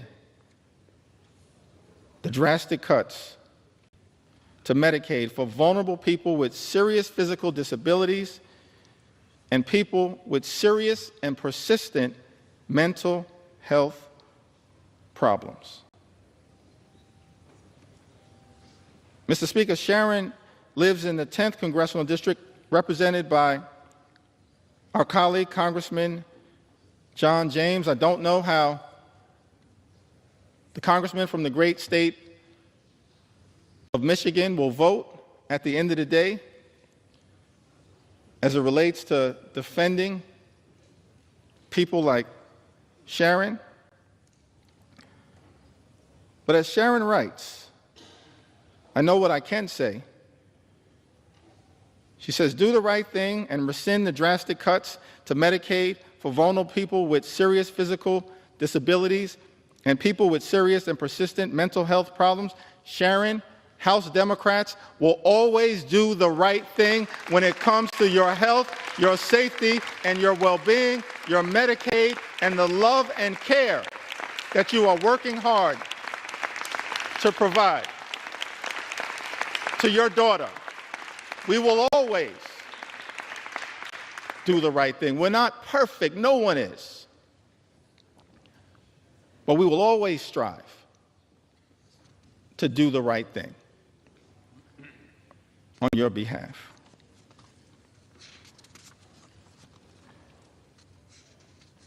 As I work through these stories in the Midwest, and it appears, Mr. Speaker, that I'm about halfway through the stories as it relates to Medicaid. Medicaid. Medicaid. It appears that I'm halfway through the stories as it relates to Medicaid, but the extraordinary thing about this bill is that it represents such an unprecedented assault on the American people that there are stories that need to be told as it relates to the attack on nutritional assistance for the American people. And I will tell those stories. Stories that need to be told as it relates to the attack that has taken place on farmers in this country. And I will tell those stories. Stories that need to be told as it relates to the attack on small businesses in this country. And I will tell those stories. Stories that need to be told as it relates to the unprecedented assault on veterans in this country. How dare this administration attack veterans who have served this country? Instead of attacking veterans, we should make sure that every single veteran in this country can live with the dignity and respect that they've earned. So there's stories that need to be told as it relates to the veterans in this country.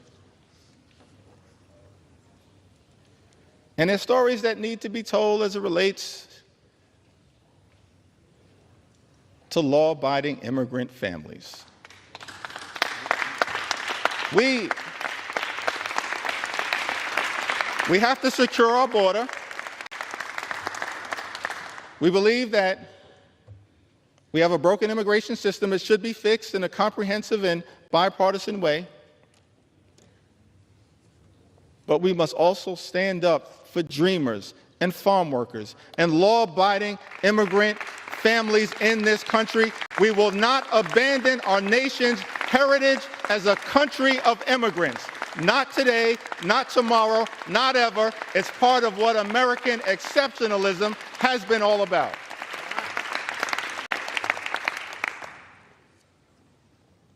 That need to be told. William writes to us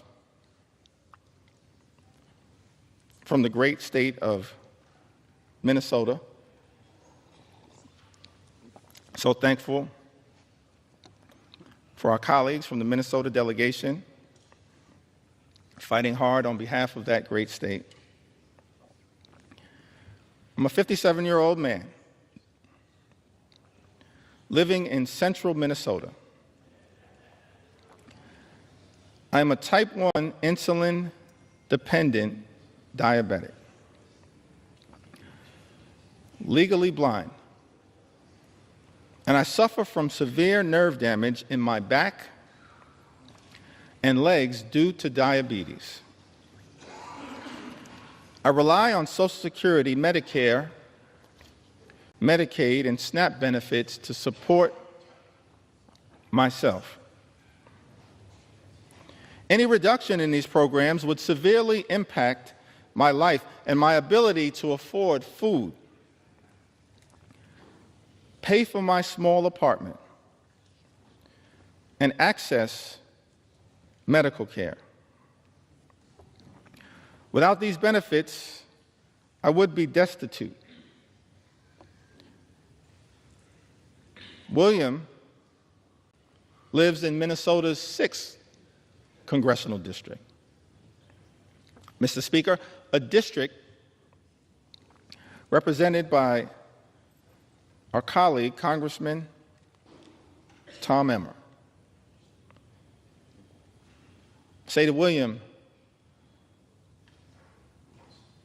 I don't know what the majority whip will ultimately decide to do as it relates to this one big ugly bill. But we're going to stand up for the things that clearly matter to you. We're going to stand up for Social Security, stand up for your Medicare, stand up for Medicaid, stand up for your SNAP benefits, and stand up for you.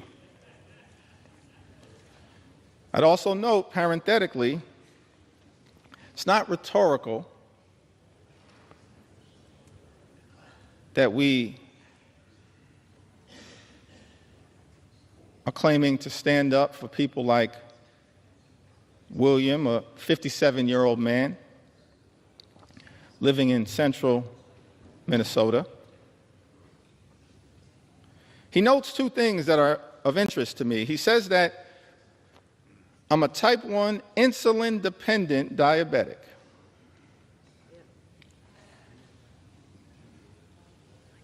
And then also says, I rely on Social Security, Medicare, Medicaid, and SNAP benefits to support myself.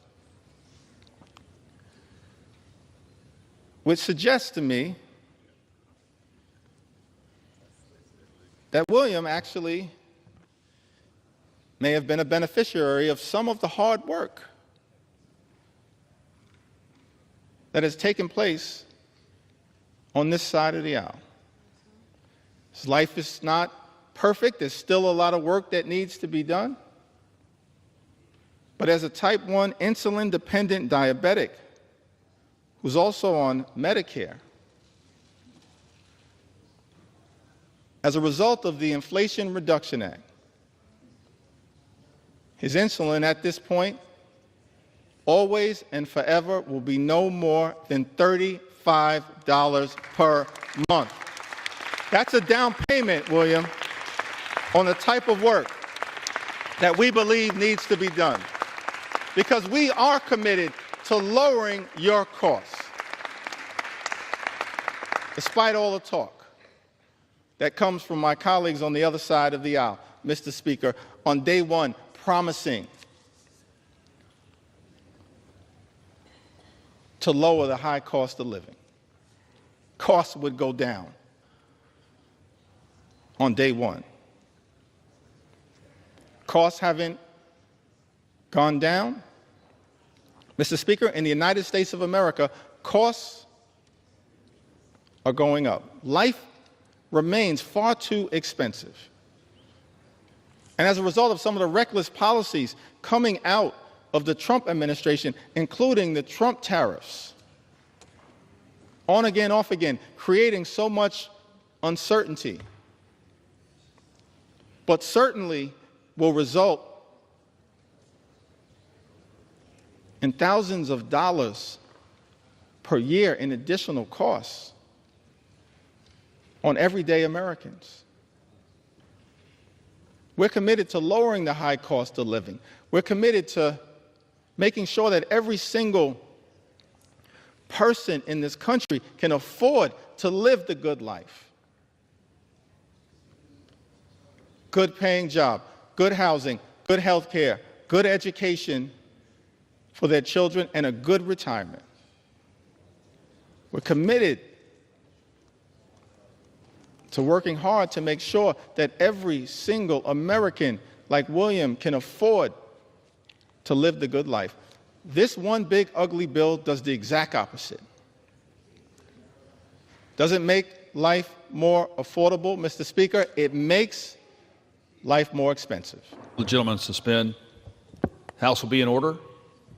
As the caffeine kicks in, please take your conversations outside the chamber or in the cloakroom. Gentleman's recognized. Thank you, Mr. Speaker. Without Medicaid,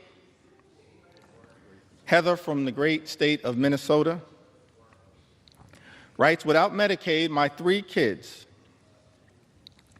and I would have no insurance. I couldn't afford my epilepsy and schizophrenia medications.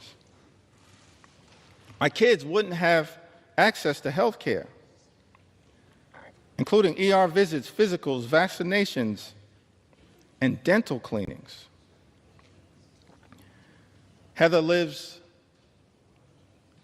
in Minnesota's 8th Congressional District, represented by our colleague, Mr. Speaker, Congressman Peter Stauber. Lynn writes to us from Missouri, the Show Me State, a state ably represented by Representative Emanuel Cleaver and Representative Wesley Bell. Lynn writes to us, says that I'm a widow near 70 with very little family left and have been diagnosed with breast cancer. I have an adult son, severely disabled.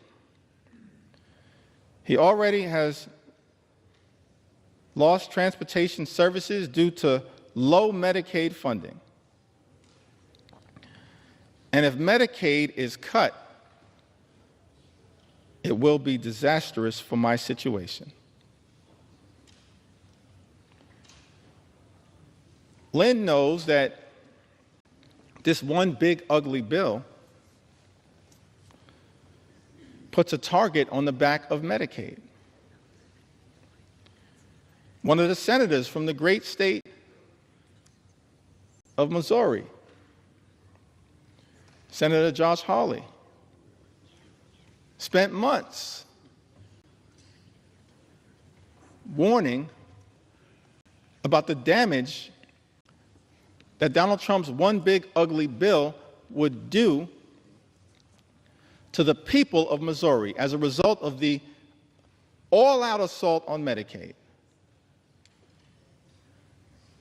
And then turned around and voted to cut Medicaid from his constituents. So shocking, it's so disappointing. So heartbreaking for many Americans that a lot of people in the House of Representatives, Mr. Speaker, a lot of people in the Senate have talked a good game about Medicaid, but then turned around and done nothing to protect it. That's shameful. It disgusts me because I want to believe in the good faith of every member to look out for the people that they are privileged to serve. Donald Trump's one big ugly bill, an all-out assault on health care, an all-out assault on Medicaid, the largest cut to Medicaid in American history. This legislation will end Medicaid as we know it. Millions of people will lose their health care. Hospitals will close, including in rural America. People will lose their nursing homes. 1 in 4 nursing homes may close as a result of this dangerous and extreme Republican budget. Community-based health clinics relied upon by many of the people all across this country will shutter as a result of Donald Trump's one big ugly bill. People in this country will die unnecessary deaths. That's unacceptable. That's unconscionable. That's un-American. And that is why, as House Democrats, we stand on this floor, aggressively pushing back on the everyday Americans on their behalf, pushing back on their behalf, because they will be so absolutely devastated if this bill were to pass in the House of Representatives. Donald Trump's one big ugly bill, yes, in the House of Representatives. Donald Trump's one big ugly bill hurts everyday Americans and rewards billionaires with massive tax breaks. Why is it that every time, Mr. Speaker, Republicans have the opportunity to govern in a partisan way, you immediately race, Republicans immediately race to legislation that provides massive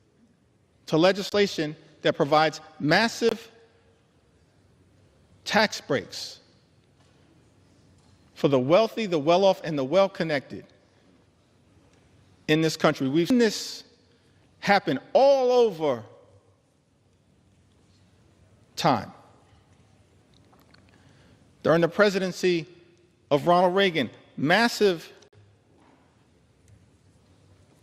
tax cuts for the wealthy, the well-off, and the well-connected, adding to our nation's debt and deficit. During the presidency of George W. Bush in 2001 and 2003, yet again, massive tax cuts for the wealthy, the well-off, and the well-connected. In fact, the Republican president at that time, in 2001, inherited a budget surplus from President Bill Clinton and immediately turned around and took that budget surplus and turned it into a deficit, exploded the debt. Don't ever lecture us about fiscal responsibility. Not now, not ever. Mr. Speaker, Republicans are not the party of fiscal responsibility. You are the party of fiscal irresponsibility. Over and over and over again. And now with this bill, you've taken it to a whole nother level. Because in addition to exploding the debt by more than $3 trillion, and by some estimates, even more than that, saddling our children and our grandchildren with trillions of dollars in additional debt. Why? It appears to subsidize the lifestyles of the rich and shameless. That's extraordinary to me. But shouldn't be surprising, because it's exactly what we saw during the first 4 years of the Trump administration, where the signature legislative accomplishment was the 2017 GOP tax scam, where by some estimates, 83% of the benefits would go to the wealthiest 1% in this country. Saddling at the time our children and grandchildren with more than $2 trillion in additional debt. And yet, Mr. Speaker, many of our Republican colleagues want to lecture America about fiscal responsibility, and then have the nerve to come to the House floor and try to jam a bill down the throats of the American people with a debate that began at 3:28 a.m. in the morning that would saddle them with more than $3 trillion in additional debt to provide massive tax breaks to billionaires in this country, and then pay for some of it by going after working class Americans, everyday Americans, hardworking American taxpayers, middle class Americans, children and veterans and seniors and people with disabilities. Mr. Speaker, Trump's one big ugly bill is obscene in that regard. Seems to me that all of us have a responsibility as leaders to try to make life better for the American people. That's what leaders have done, particularly those who have served in the White House, when it comes to actually lifting up the people who we are entrusted to represent. That's what great leaders do. Leaders like FDR, President Johnson, President Obama, and so many others. That's what the track record says. American people in this country, they deserve real leadership. What we've seen from complete Republican rule in Washington, D.C., Mr. Speaker, it's not leadership that lifts up the American people. It's leadership that is tearing them down and tearing us apart. The first 6 months of this administration have been characterized by chaos, cruelty, and corruption. That's not real leadership. We know what real leadership looks like in the United States of America. Real leadership shows courage. Real leadership shows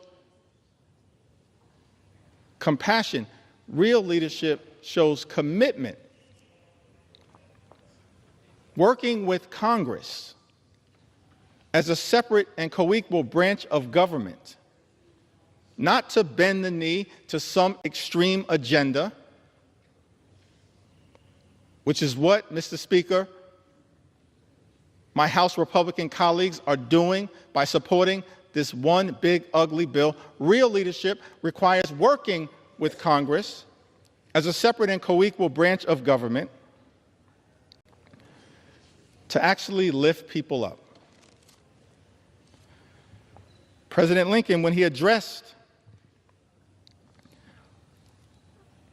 the House of Representatives, I believe it was his second annual message to Congress, on December 1st in 1862, in the middle of the Civil War, an existential crisis that we were facing in the United States of America, he showed real leadership when he summoned this Congress to rise to the occasion. In that second annual message to Congress, December 1st, 1862, President Lincoln said, "Fellow citizens, we cannot escape history. We of this Congress and this administration will be remembered in spite of ourselves. No personal significance or insignificance can spare one or another of us. The fiery trial through which we pass will light us down in honor or dishonor to the latest generation. We say we are for the Union. The world will not forget that we say this. We know how to save the Union. The world knows we do know how to save it. Even we here, hold the power and bear the responsibility. In giving freedom to the slave, we assure freedom to the free. Honorable alike in what we give and what we preserve.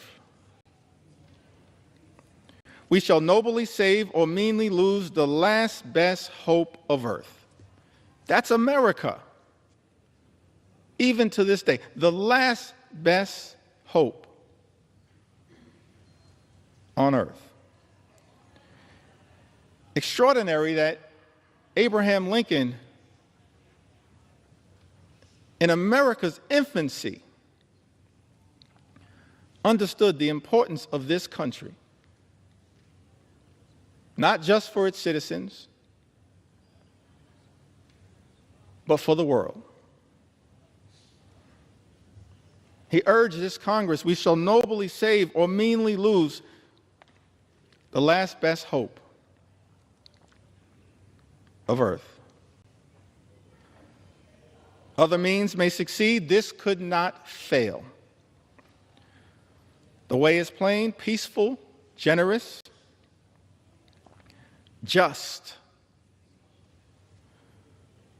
A way which, if followed, the world will forever applaud. And God must forever bless. That's presidential leadership. That kind of leadership is missing in the United States of America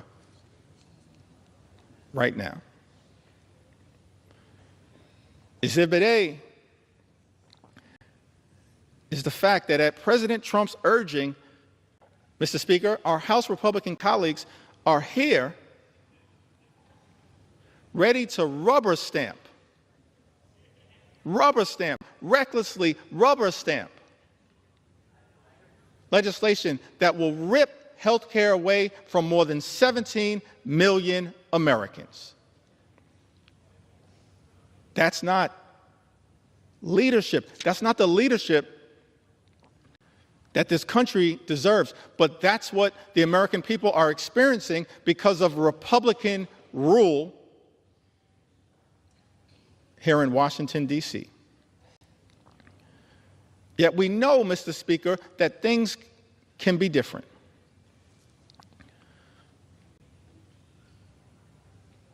At the very beginning of the preamble of the United States Constitution, those words are written, we, the people, in order to form a more perfect union. I like that. We, the people, in order to form a more perfect union. That's a recognition of the aspirational objective that all of us should have as part of our sacred charge to make life better for the American people, while also acknowledging that at its birth and even to this day, America is not a perfect country. But the gift that we've been given is that sacred charge to strive for a more perfect union, to look out for every single American as best we can. Now, we've seen that kind of leadership across the years, across the decades, across the centuries, particularly as it relates to the social safety net.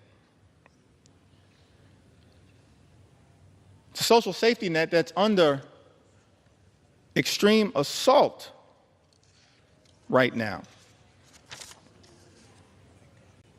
Donald Trump's one big, ugly bill represents an unprecedented assault on America's social safety net. An unprecedented assault on hard-working American taxpayers. It's the exact opposite of the type of leadership that we've seen in this country that is designed to march us toward a more perfect union. It's one of the reasons why we can't forget American history. We need to learn from and lift up American history. All types of history, and I'll address that issue later, but let me also parenthetically pause and make it clear. Black history is American history. We will never let anyone erase it. We need to learn from it, not erase it. And we will never let that happen. Our history teaches us that what leadership actually does is set us on a course toward a more perfect union. And leaders have recognized that part of doing that is to make sure we are there for everyday Americans who would otherwise find themselves in an incredibly vulnerable situation. President Franklin D. Roosevelt, reflecting upon Social Security, which he championed, uttered these words: long before the economic blight of the Depression descended on the nation, millions of our people were living in wastelands of want and fear. Men and women too old and infirm to work either depended on those who had but little to share, or spent their remaining years within the walls of a poorhouse. Fatherless children early learned the meaning of being a burden to relatives or to the community. Men and women still strong, still young, but discarded as gainful workers, were drained of self-confidence and self-respect. The millions of today want and have a right to the same security their forefathers sought. The assurance that with the health and the willingness to work, they will find a place for themselves in the social and economic system of the time. Because it has become increasingly difficult for individuals to build their own security single-handed, government must now step in and help them lay the foundation stones. Just as government in the past has helped lay the foundation of business and industry. We must face the fact that in this country we have a rich man's security and a poor man's security, and that the government owes equal obligations to both. National security is not a half and half manner, it's all or none. President Roosevelt further went on to say that the Social Security Act offers to all our citizens a workable and working method of meeting urgent present needs and of forestalling future need. It utilizes the familiar machinery of our federal state government to promote the common welfare and the economic stability of the nation. The Act does not offer anyone, either individually or collectively, an easy life. nor was it ever intended so to do. None of the sums of money paid out to individuals in assistance or in insurance will spell anything approaching abundance. But they will furnish that minimum necessity to keep a foothold. And that is the kind of protection Americans want. Truer words could never have been spoken. That is the type of protection that we should be building upon here in the United States Congress, not undermining. President Franklin D. Roosevelt went on to say, what we are doing is good, but it is not good enough. To be truly national, a Social Security program must include all those who need its protection. Today, many of our citizens are still excluded from old age insurance and unemployment compensation because of the nature of their employment. This must be set aright, and it will be.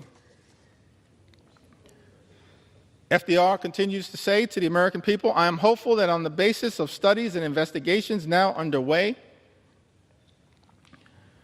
the Congress will improve and extend the law.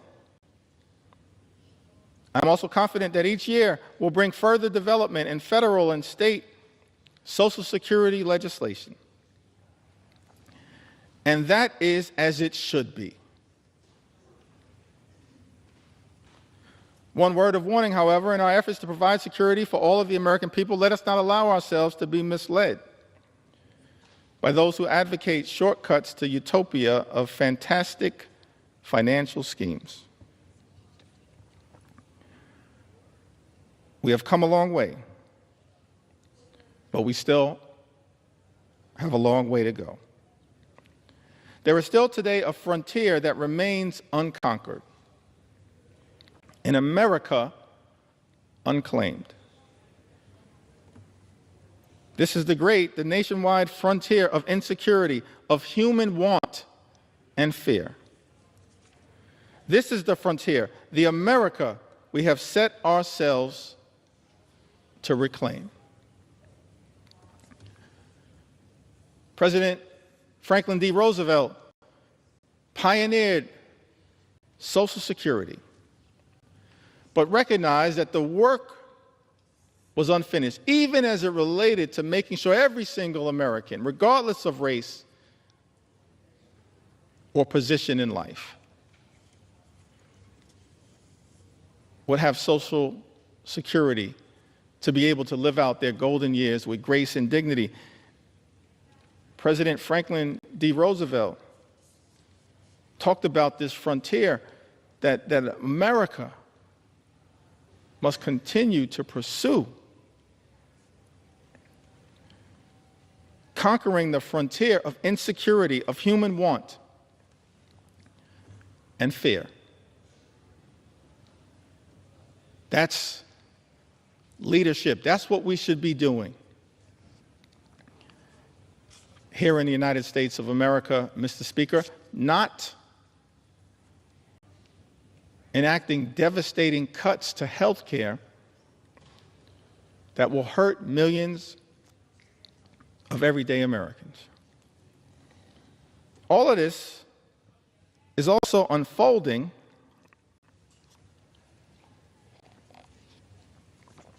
in an environment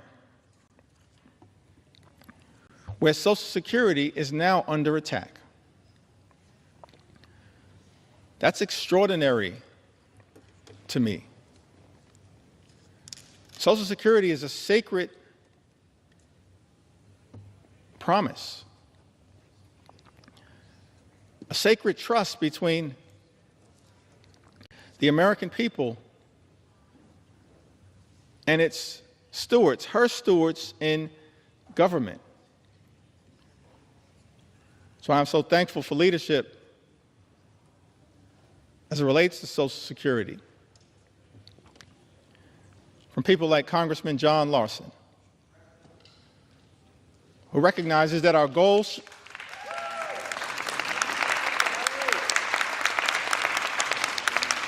recognizes that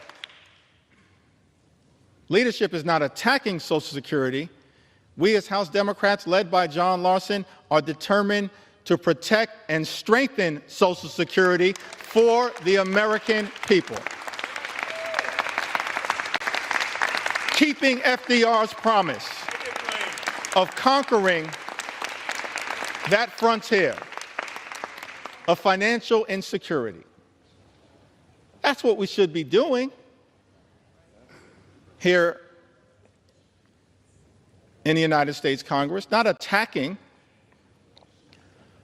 the social safety net, Mr. Speaker. Many of my colleagues on the other side of the aisle, they constantly call things like Social Security and Medicare entitlement programs. I think they label Social Security and Medicare entitlement programs, and by the way, as a result of this one big ugly bill, Medicare will be cut potentially by more than $500 billion, the largest cut to Medicare in American history, set in motion by Donald Trump's one big ugly bill, and now co-signed, it appears, by House Republicans. Mr. Speaker, House Republicans who've also co-signed this extraordinary assault on Social Security, closing offices, cutting off access to phone service, making it harder for seniors to access their hard-earned benefits. Social Security is not an entitlement program. Medicare is not an entitlement program, Mr. Speaker. I learned this very early on in life. When I was 15 years old, I secured my first job. I was a messenger, traveling from office to office in Midtown Manhattan, delivering mail, delivering packages. I was just a sophomore at Midwood High School in Brooklyn, my first job, earning minimum wage, $3.35 an hour. Thankful for that money, having been raised by my mom and dad in a working class neighborhood in central Brooklyn, $3.35 an hour, coming of age in the middle of the crack cocaine epidemic in central Brooklyn. And I couldn't wait to get my first check. And I was told that because I was working part-time and I was a high school student, that the money that I made would not be taxed. And so as I was anticipating that first check, I multiplied the amount that I was making, $3.35 per hour, by the number of hours that I expected to work during that pay period. I calculated the total, and Mr. Speaker, that money was already spent. I couldn't wait to go to Albee Square Mall in Brooklyn and get some new sneakers so I could look fresh like Run DMC. Money was already spent, Mr. Speaker, because I was told that as a high school student working part-time, my first job, the money that I would make would not be taxed. And then I got my first check.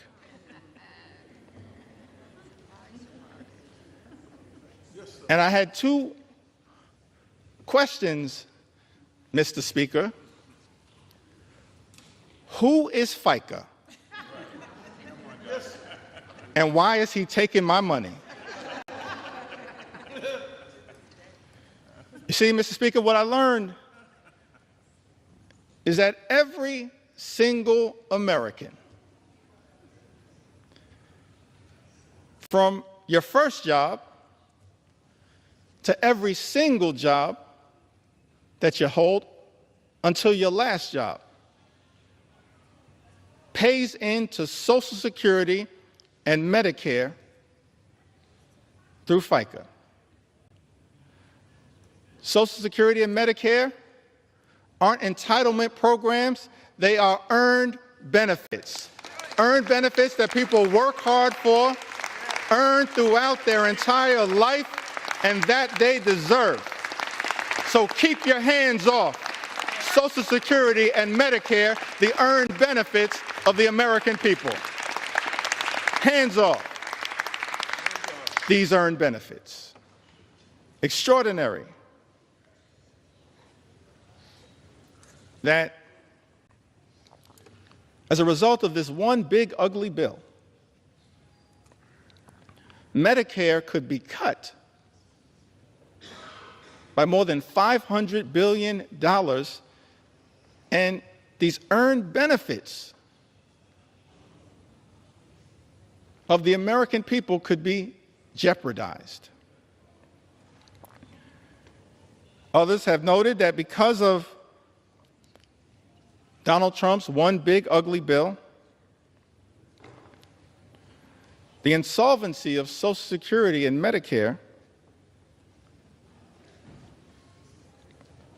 could be accelerated. This is the exact opposite of that sacred charge that President Franklin D. Roosevelt articulated to the nation as he reflected upon the important first step that was taken with the establishment of Social Security. He's not the only one. This is a great country, an exceptional country. So many examples of what leadership actually looks like. Leadership that we are not seeing right now from the majority in the House of Representatives. Leadership that we did not see on the Republican side of the aisle in the United States Senate in passing this disgusting abomination, and certainly we're not seeing this level of leadership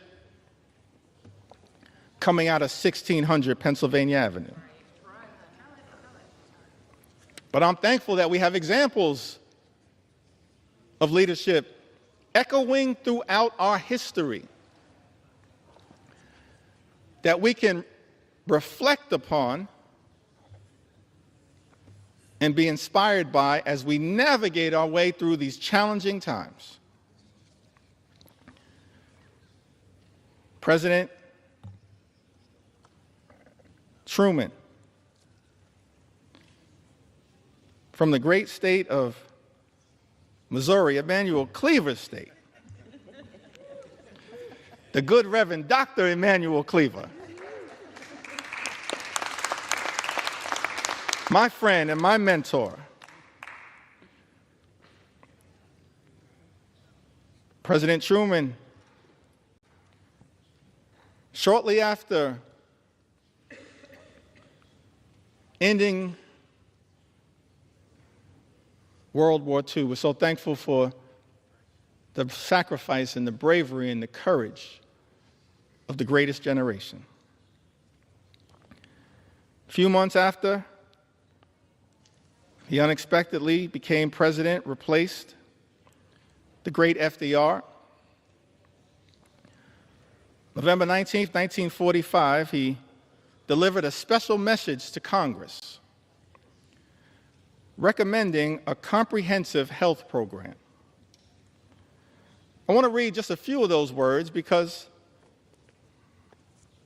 it shows us what leadership actually looks like, what it sounds like, what it feels like to have presidential leadership that we in Congress should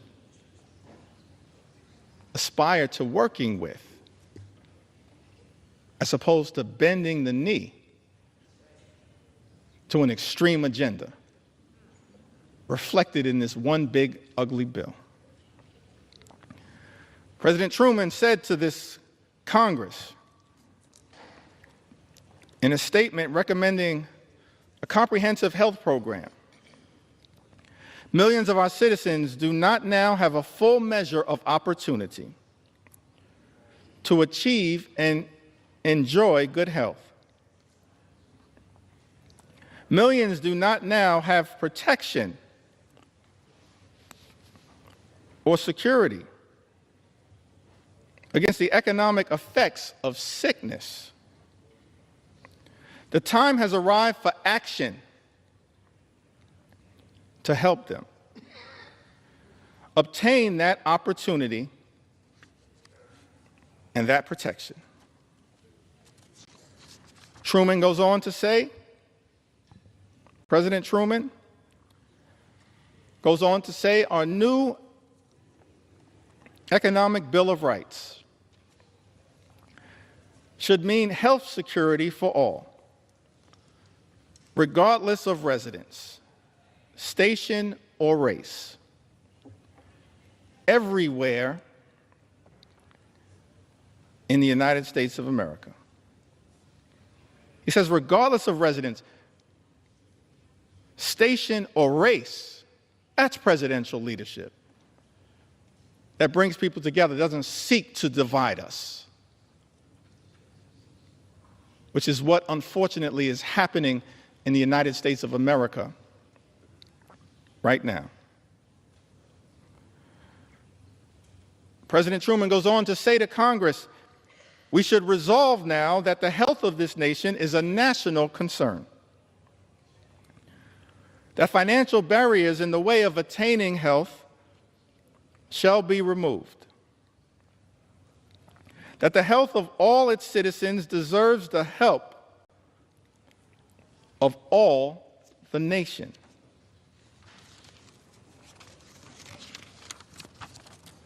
Truman goes on to articulate the challenges that exist in America as it relates to illnesses. He articulates several of them, talks about the deficiencies in health care that existed across America, and the fact that in the aftermath of World War II, it was clear that so many people without coverage were medically infirm. And he made clear that's unacceptable in the United States of America. He articulated a forward-looking vision for universal health care, aspirational vision, a vision designed to lift the American people up, not rip health care away from them, which is what this one big, ugly bill will do, ripping health care away for more than 17 million Americans. That's shameful. It disgusts me that were on the floor of the House of Representatives right now, having to push back so aggressively against an all-out assault on the health care of the American people when we should be trying to lift them up in a manner consistent, Mr. Speaker, with what President Truman once charged this Congress with doing. And of course, he wasn't the only one. We're thankful for other leaders who worked with this Congress in prior years to actually advance the health, safety, and well-being of the American people. President Lyndon Baines Johnson, in connection with the Great Society, inspired in part by his own experiences growing up in the hill country of Texas, seeing rural poverty and the devastating impacts of it. Something that he was inspired to address, as opposed to this one big, ugly Republican bill that will result in rural hospitals closing in the United States of America. That's not the type of leadership that this country needs, that rural America needs. Thankful that we have examples of the type of leadership that hopefully, Mr. Speaker, we can aspire to achieving in this country. President Lyndon Baines Johnson, in connection with the signing of Medicare and Medicaid, spoke to the American people. He said, because the need for this action is plain, and it is so clear indeed that we marvel not simply at the passage of this bill, but what we marvel at is that it took so many years to pass it. And I am so glad that Amy Rant is here to see it finally passed and signed, one of the first authors. There are more than 18 million Americans over the age of 65. Most of them have low incomes. Most of them are threatened by illness and medical expenses that they cannot afford. And through this new law, Mr. President, every citizen will be able, in his productive years, when he is earning, to insure himself against the ravages of illness in his old age. President Johnson was referring to President Harry Truman, who was there at the signing ceremony, having recognized President Truman's vision. He says, and through this new law, Mr. President, every citizen will be able, in his productive years, when he is earning, to insure himself against the ravages of illness in his old age. That was the beauty of Medicare. You pay into it, it's an earned benefit. And you can reap the benefits in your golden years. President Johnson went on to say, this insurance will help pay for care in hospitals, in skilled nursing homes, or in the home. It's ironic. That's what presidential leadership looks like. LBJ says this insurance will help pay for care in hospitals, in skilled nursing homes, or in the home. And yet, Mr. Speaker, we're here 60 years later, And Republicans are trying to jam a budget down the throats of the American people that will close hospitals, close nursing homes, and detonate the ability of millions of people to access home care. That's shameful. It's not the type of leadership that this country needs right now, but that's what we're getting. Chaos, cruelty, and corruption. President Johnson went on to talk about Medicaid,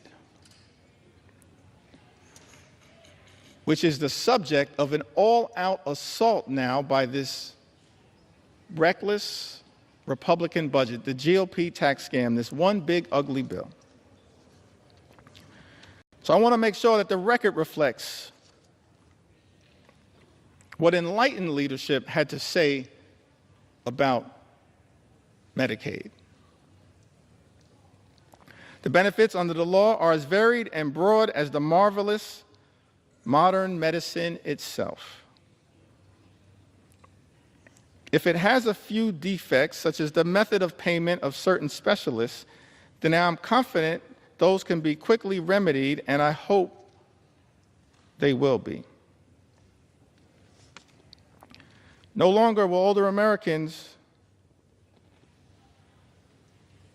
be denied the healing miracle of modern medicine. No longer will illness crush and destroy the savings that they have so carefully put away over a lifetime so that they may enjoy dignity in their later years. No longer will young families see their own incomes and their own hopes eaten away.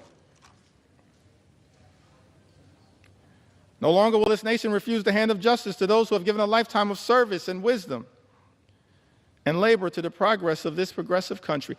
Medicare and Medicaid benefit older Americans right now.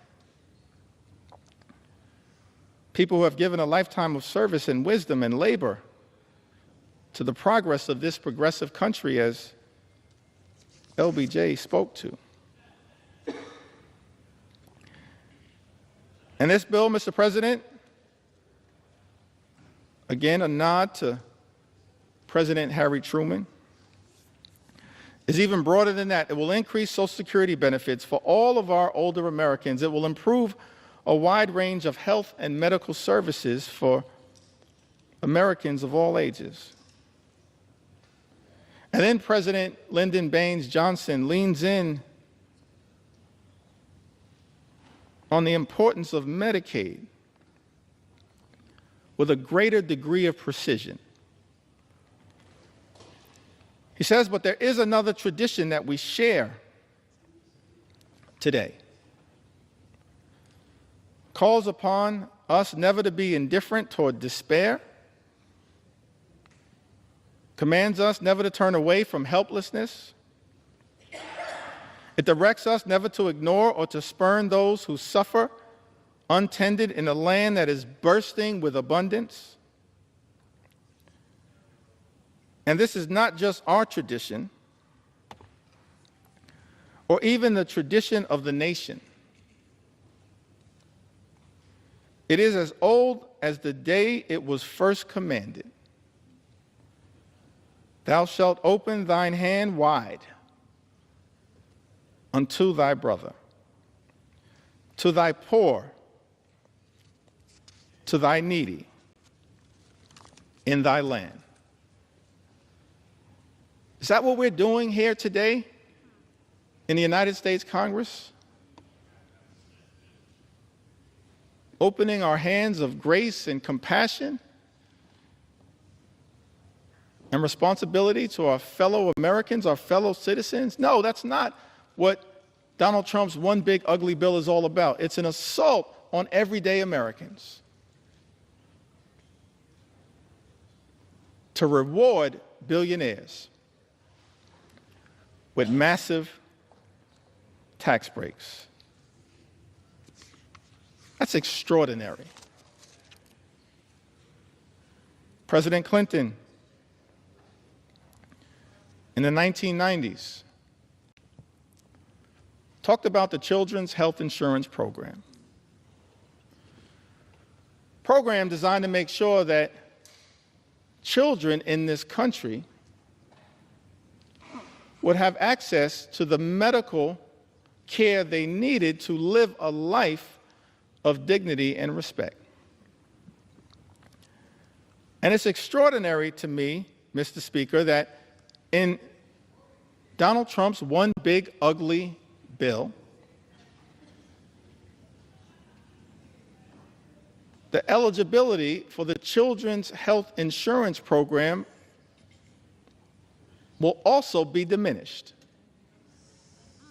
as part of an all-out assault on the health care of the American people. So I thought it not robbery in the time that I have that we lift up the original spirit of the Children's Health Insurance Program. President Clinton said to the nation, because we have acted, millions of children across this country will be able to get medicine and have their sight and hearing tested and see dentists and doctors for the first time. Millions of young Americans will be able to go on to college.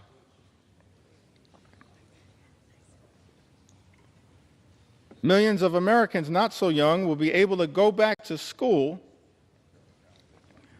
to get the education and training they need to succeed in life.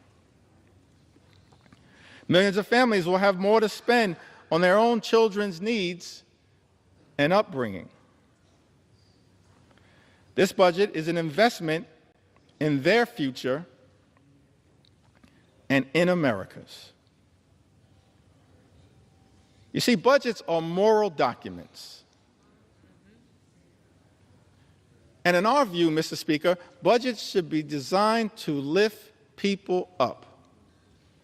This reckless Republican budget that we are debating right now on the floor of the House of Representatives tears people down. This reckless Republican budget is an immoral document, and everybody should vote no against it because of how it attacks children and seniors and everyday Americans and people with disabilities.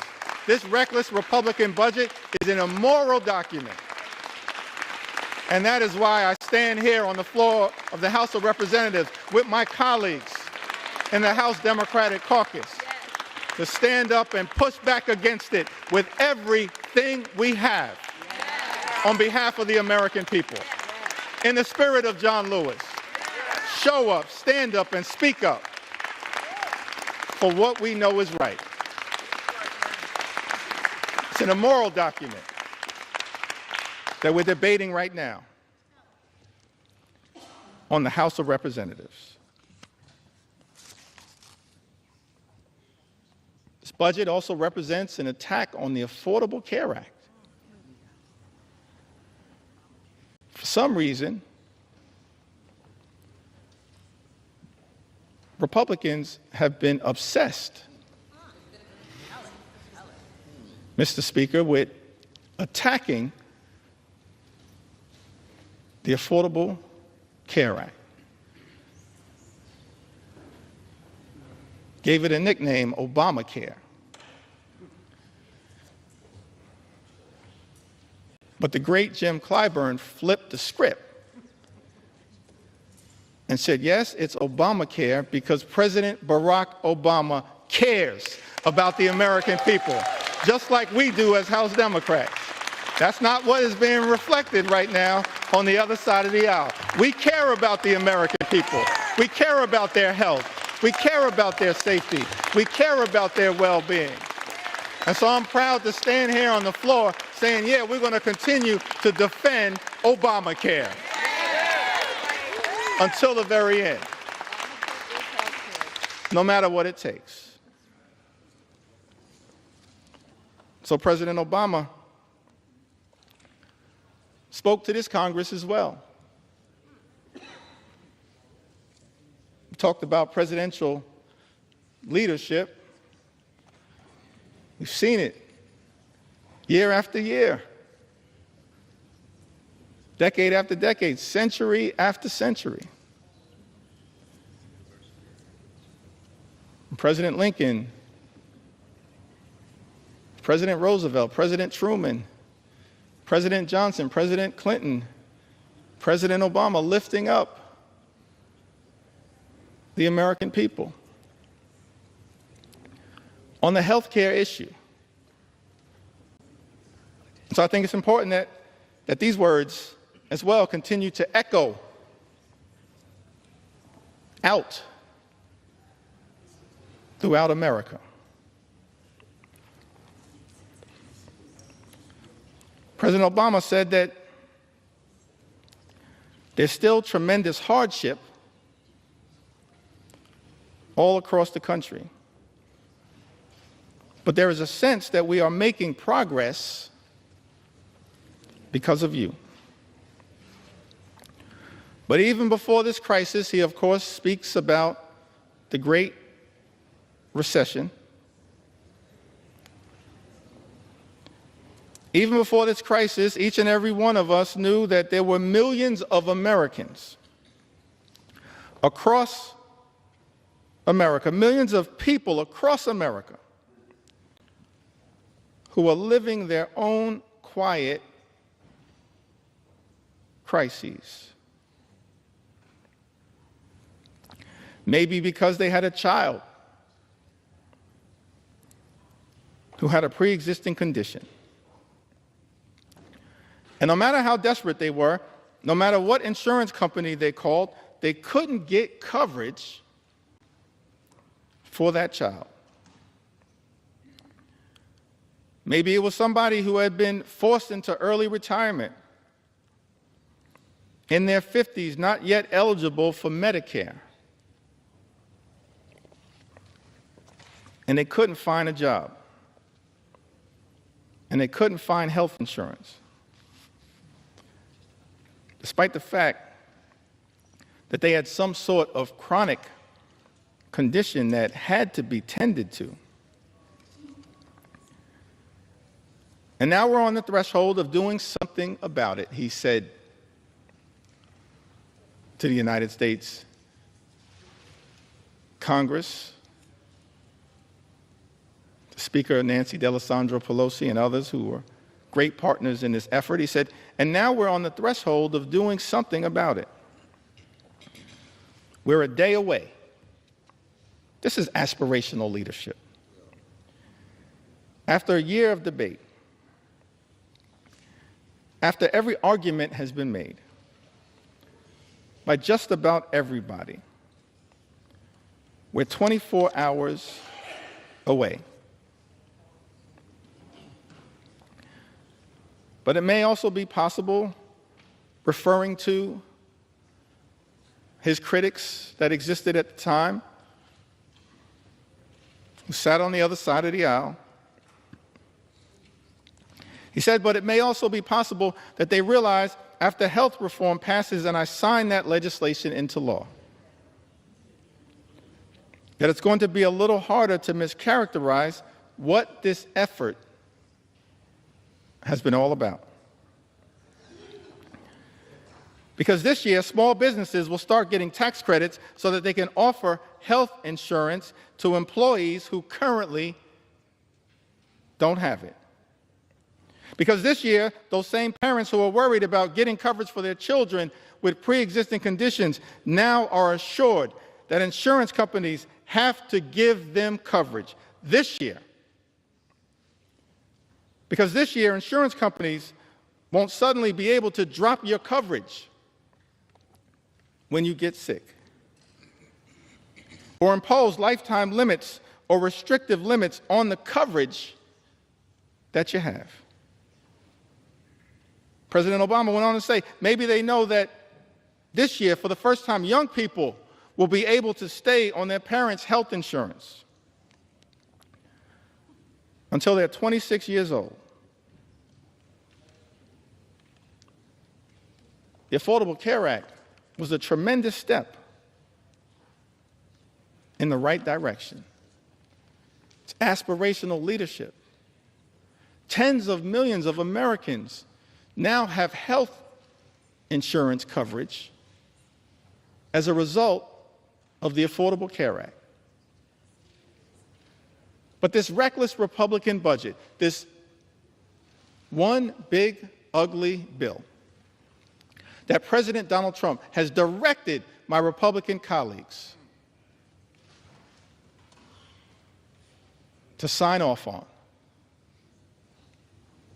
to recklessly rubber stamp, and to bend the knee to, even though this bill and its assault on health care, on Medicaid, on the Children's Health Insurance Program, on Medicare, and on Obamacare will rip away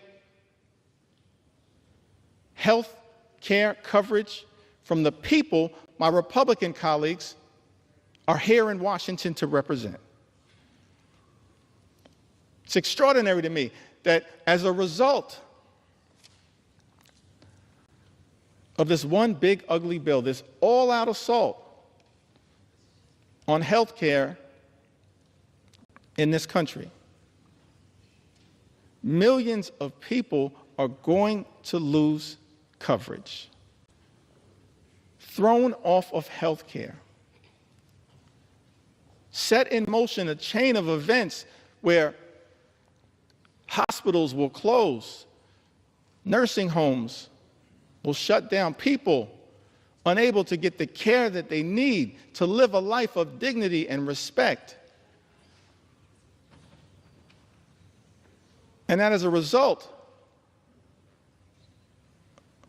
of the all-out Republican assault on health care in the United States of America, people will die. Tens of thousands, perhaps year after year after year, as a result of the Republican assault on the health care of the American people. I'm sad. I never thought that I'd be on the House floor saying that this is a crime scene. And House Democrats want no part of it. No part of it.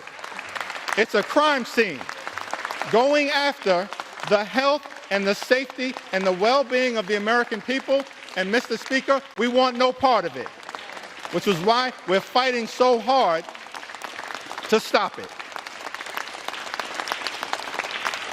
Serving in the United States Congress on this glorious floor, having to be part of a crime scene. Shameful. All-out assault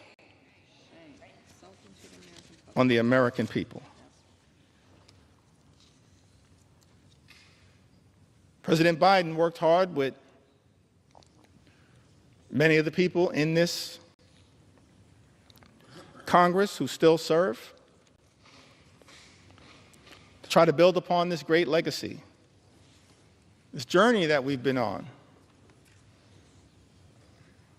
set in motion in modern American presidential history by FDR, inspired by the great vision of President Truman, enhanced in years that were cut short far too early by President Kennedy, and then powered in such an extraordinary way by President Lyndon Baines Johnson. Built upon aspirationally by President Jimmy Carter. And then advanced the Children's Health Insurance Program by President Bill Clinton. furthered in such an extraordinary way by President Barack Obama, and then built upon and enhanced by President Biden. None of us are perfect, but that's part of our march toward a more perfect union. That's part of the charge that we have as public servants, given that sacred charge in the preamble of the United States Constitution. We the people, in order to form a more perfect union, leadership that tries to perfect the American journey. President Biden spoke to this in August of 2022, talked about the challenges, pushing back against special interests that are often the forces trying to stop progress on behalf of the American people. This one big, ugly bill is filled with giveaways to special interests.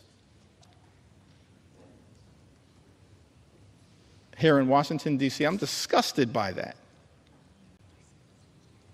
It's not what lawmaking should be about. President Biden, reflecting upon the challenges of making progress on behalf of the American people, says in August of 2022, and yet we've not wavered. We've not flinched. We've not given in. Instead, we're delivering results for the American people. We didn't tear down. We built up. We didn't look back. We looked forward. This law that I'm about to sign finally delivers on a promise that Washington has made for decades to the American people. Guess what? We're giving Medicare the power to negotiate. The power to negotiate lower prices on behalf of the American people. This means seniors, President Biden goes on to say, are going to pay less for their prescription drugs, while we're changing circumstances for people on Medicare by putting a cap of a maximum of $2,000 per year on their prescription drug costs, no matter what the reason for those prescriptions are. That means if you're on Medicare, you'll never have to pay more than $2,000 a year. No matter how many prescriptions you have, whether it's for cancer or any other disease, no more than $2,000 a year. I don't care who in this town is trying to take credit for something accomplished by others. President Joseph Robinette Biden did that. He did that. He did that as part of our effort to lower costs on behalf of the American people. None of us are perfect. There's still work to do. But the 46th President of the United States of America did that. Inflation Reduction Act, he went on to say, locks in lower health care premiums for millions of families who get their coverage under the Affordable Care Act. Last year, a family of four saved on average $2,400 through the American Rescue Plan that I signed into law that Congress voted in place. President Biden's talking about the continuation of our march toward a more perfect union, the work that we in this Congress, many of us who had the privilege to serve over the last few years, did to try to expand and strengthen the Affordable Care Act, Obamacare, by enhancing the premium tax credits available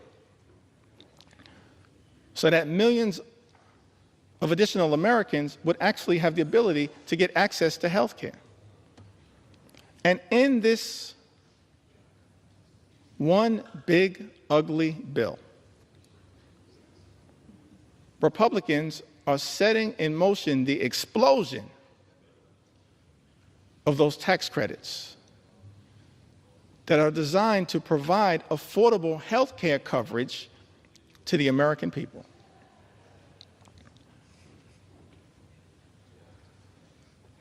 Leadership requires courage, conviction, compassion. And yet what we've seen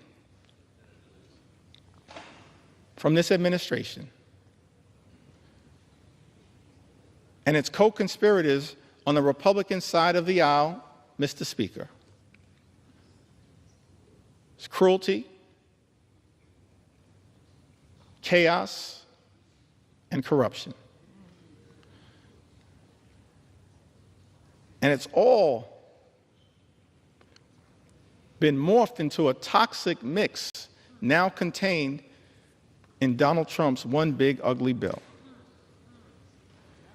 An extraordinary assault on the health care of the American people.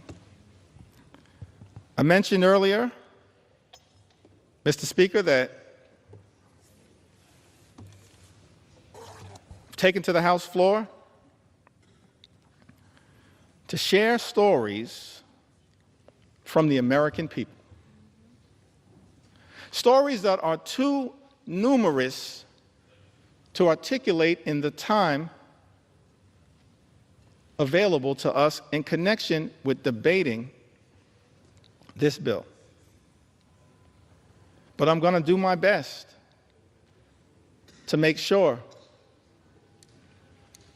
that we have a representative sample of why so many Americans all across this country went to bed in fear and are now waking up in horror because Republicans are trying to jam this one big ugly bill down the throats of the American people.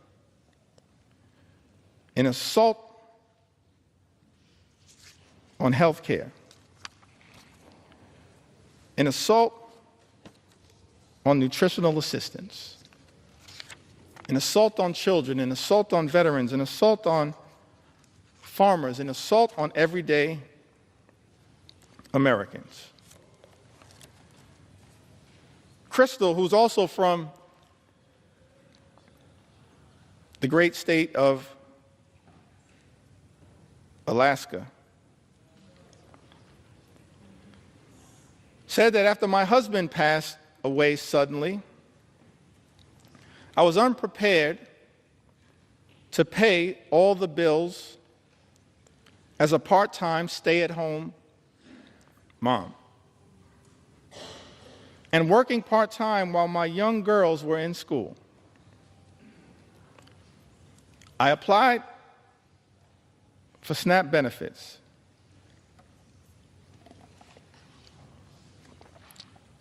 And was so thankful I received them, for it helped me so much. And I was so thankful it put food on our table. I didn't have to worry about how I was going to buy groceries while paying the other bills I had to take care of. The SNAP program has helped me many times, and through those times, I was struggling financially. And so I'm so thankful it was there when I needed it most. I am no longer on the program, but it was one of the biggest blessings in my life. During those hard years after my loss, thank you to the government for helping me. We all need help at times in life. And I think this program should remain available to those who really need it, who are struggling. Thank you, Crystal, for sharing your story with us. Mr. Speaker, Talise wrote to us, lives in Alabama's 5th Congressional District, a district currently represented by Dale Strong. So thankful for the representation of my good friends Terry Sewell and Shamari Figures in the great state of Alabama. Talise writes to us, I'm a single mom doing everything with my one income. My ex-husband refuses to pay child support or split the cost of anything related to my daughter. If it wasn't for SNAP,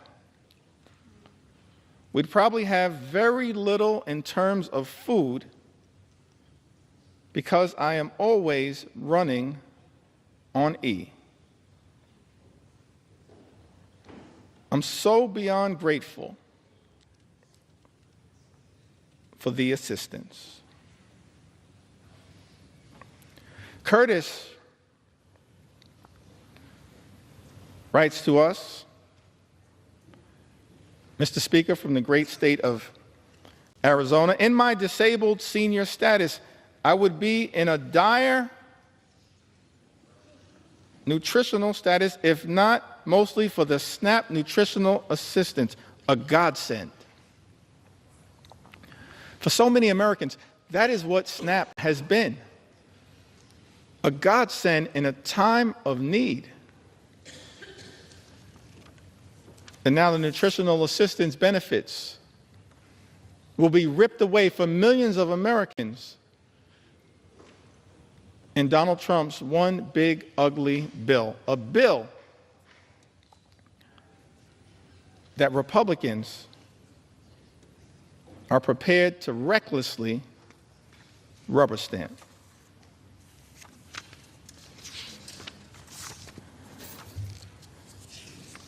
We also heard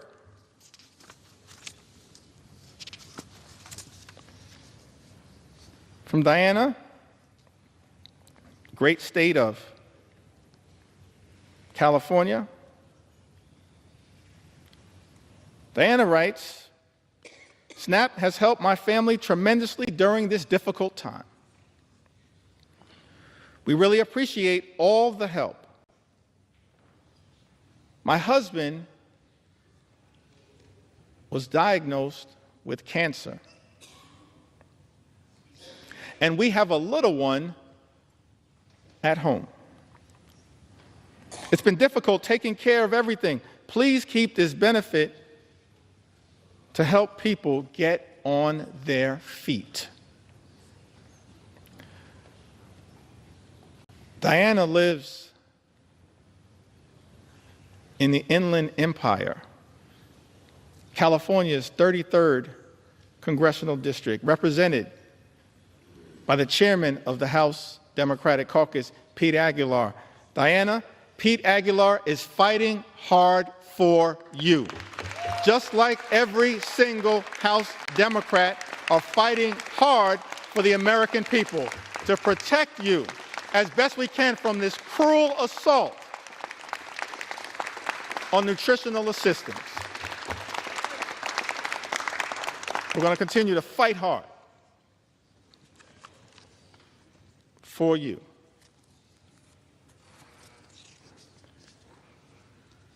in Ohio. Julie writes to us, I'm so thankful for Amelia Sykes, Marcy Kaptur. Marcy Kaptur is the original gangster of the Ohio delegation. The longest serving woman in the history of the United States Congress, fighting hard on behalf of the people she incredibly represents. Along with Amelia and Chantel Brown and Greg Landsman, and of course, y'all know I couldn't leave out my big sister Joyce Beatty.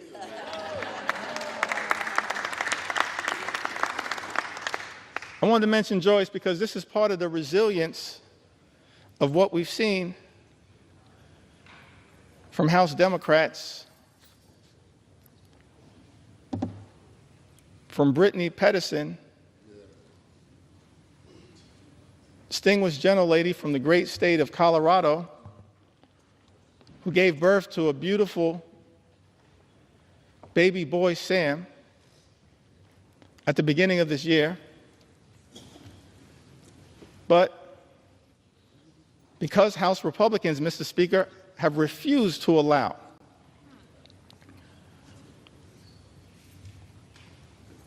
proxy voting, virtual voting, for expectant mothers and new mothers throughout this year, shortly after giving birth, Congresswoman Brittany Pedersen, each and every week, often with her baby boy, Sam, has come to the United States Congress to stand with House Democrats in defense of the American people.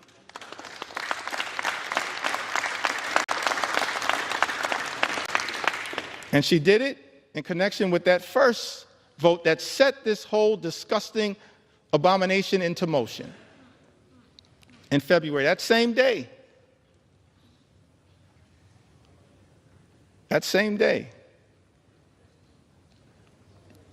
Kevin Mullin showed up to vote on behalf of the American people. Just like all of us continue to do, Kevin Mullin showed up to vote despite the fact that he had been experiencing multiple surgeries, was dealing with some complications. But he understood, just like all House Democrats understand, the need to stand up in this moment and fight hard for the American people, the need to be here throughout this entire toxic journey that Republicans have set us on.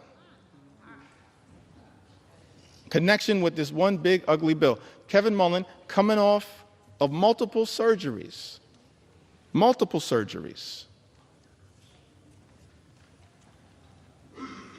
rolled out of his hospital bed, got on a plane from Northern California, took his wife with him so that she could change his IV on the plane across the country to be here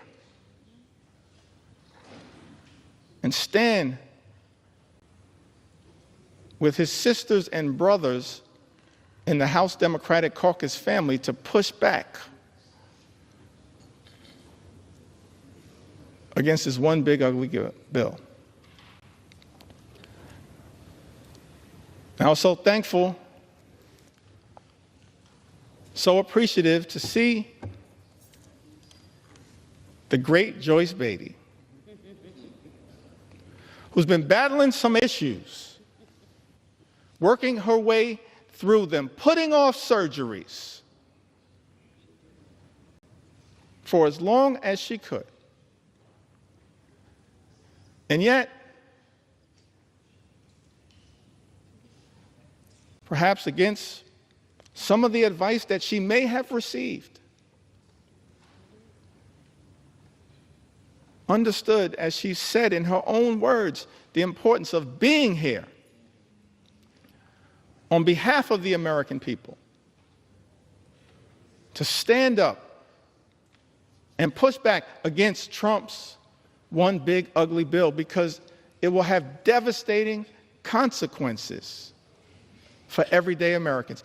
Thank you, Joyce Beatty, for your courage, your strength, and your resilience on behalf of the people that you represent in the great state of Ohio and people all across the country. That's what we do as House Democrats, and you're leading by example. And I could tell stories about every single one of us who in this moment recognizes that we have to keep rising to the occasion because of the extraordinary assault that has been launched against the American people by Donald Trump and complete Republican control here in Washington. Let's understand who is doing you in. That's right. People on the other side of the aisle. It's not too late. All we need are 4 Republicans to join us, to show John McCain levels of courage. Not on the battlefield, as he did in such an extraordinary way. And yes, Mr. President, John McCain was an American hero and patriot. An American hero and patriot. I may have disagreed with him on a whole host of issues. We cannot disagree with the fact that he was an American patriot and a war hero who served this country overseas.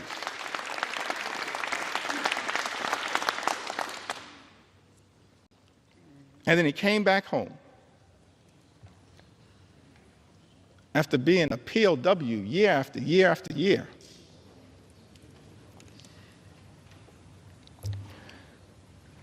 And got elected to the United States House of Representatives. Did I get that right, y'all? To the United States House of Representatives. Just making sure y'all are paying attention. All good things start in the United States House of Representatives, as far as we're concerned. And then he went over to the Senate. And then in one of his final acts of courage, he pushed back against the effort to rip away health care from millions of Americans. All we need is 4 Republicans to show John McCain levels of courage when it comes to protecting the health, the safety, and the well-being of the American people, protecting the nutritional assistance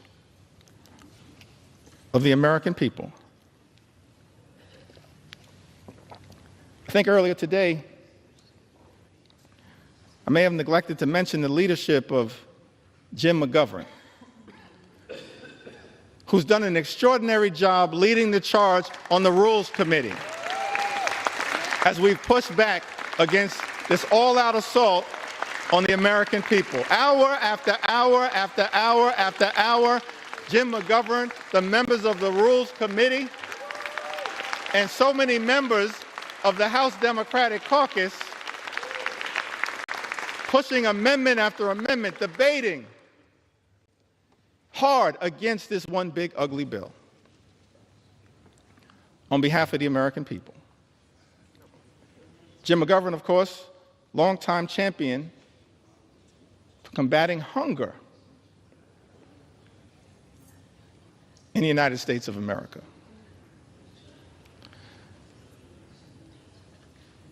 So thankful for Jim's resilience and his strength, even in the face of great tragedy. Continues to battle hard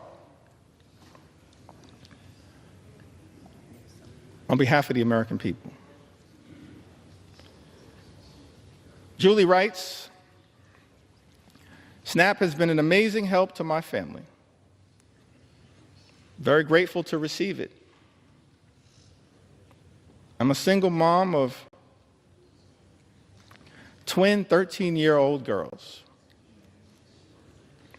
I've been on my own with my girls since they were 1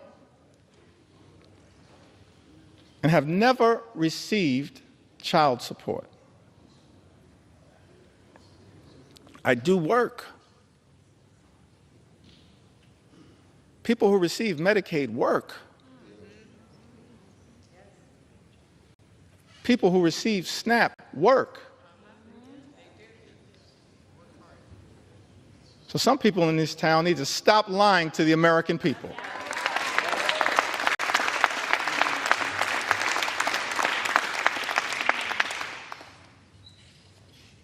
Mr. Speaker, I said some people in this town need to stop lying to the American people. Julie said, I do work. But don't make enough money to cover all my expenses. It's a big misunderstanding that people on SNAP don't have jobs.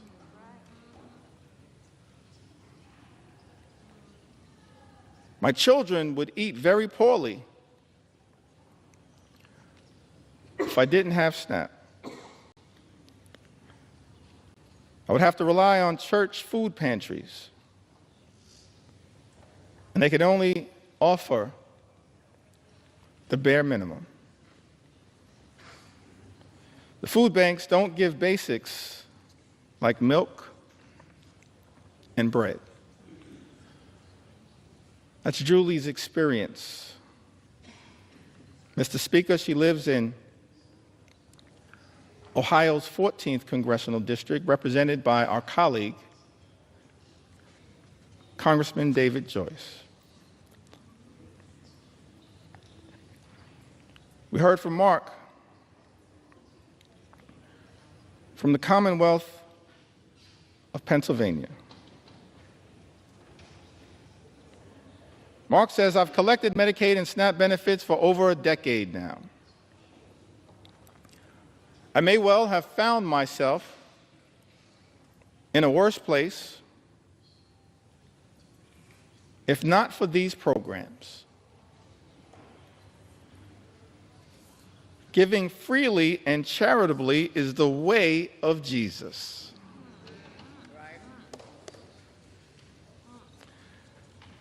Reverend Cleaver, some people in this chamber need to hear those words again. Giving freely and charitably is the way of Jesus. That's someone who's talking like a Matthew 25 and 35 Christian. SNAP and Social Security benefits have been life-saving for me. They literally keep me alive. I suffer from severe depression,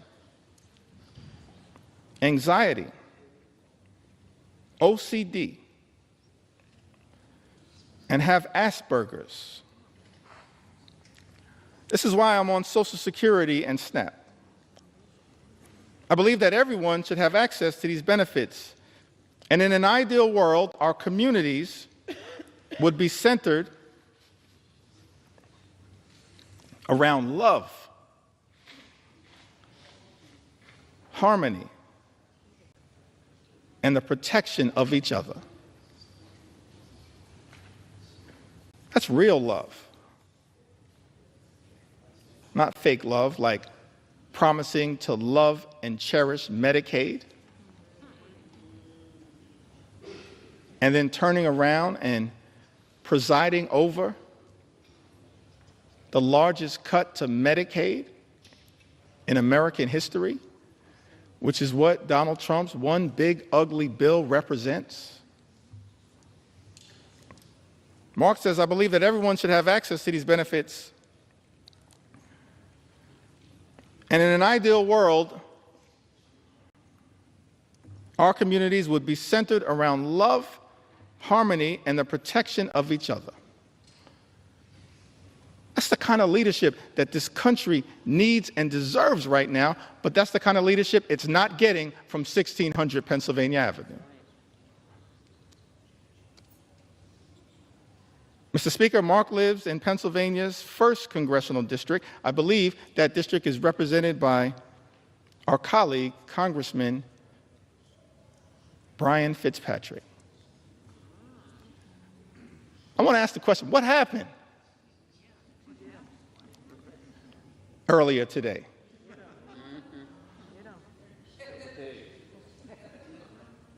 How was it that a few hours ago, several of my Republican colleagues had principled opposition to Donald Trump's one big ugly bill? Several hours ago, how is it that so many of our Republican colleagues, Mr. Speaker, had principled opposition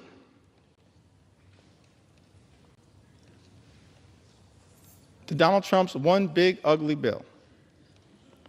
Either because of the devastating assault on Medicaid, health care, supplemental nutritional assistance, assault on veterans, assault on clean energy jobs, assault on the cost of living, which is represented in this bill, or because of the assault on the fiscal irresponsibility of a bill that will explode the deficit, increase the debt by trillions of dollars, send us on a death spiral potentially as it relates to our economy. How is it, Mr. Speaker, that so many of our colleagues on the other side of the aisle had principled opposition just a few hours ago and now seem prepared to fold on the floor of the House of Representatives? Don't you have some responsibility, Mr. Speaker, to say to the American people what happened? What deals were cut? What occurred in the back room? It will all come out one way or the other, Mr. Speaker. Incredible to me that this Congress is on the verge of ripping food out of the mouths of children, veterans, and seniors as a result of this one big ugly bill in order to reward billionaires with massive tax breaks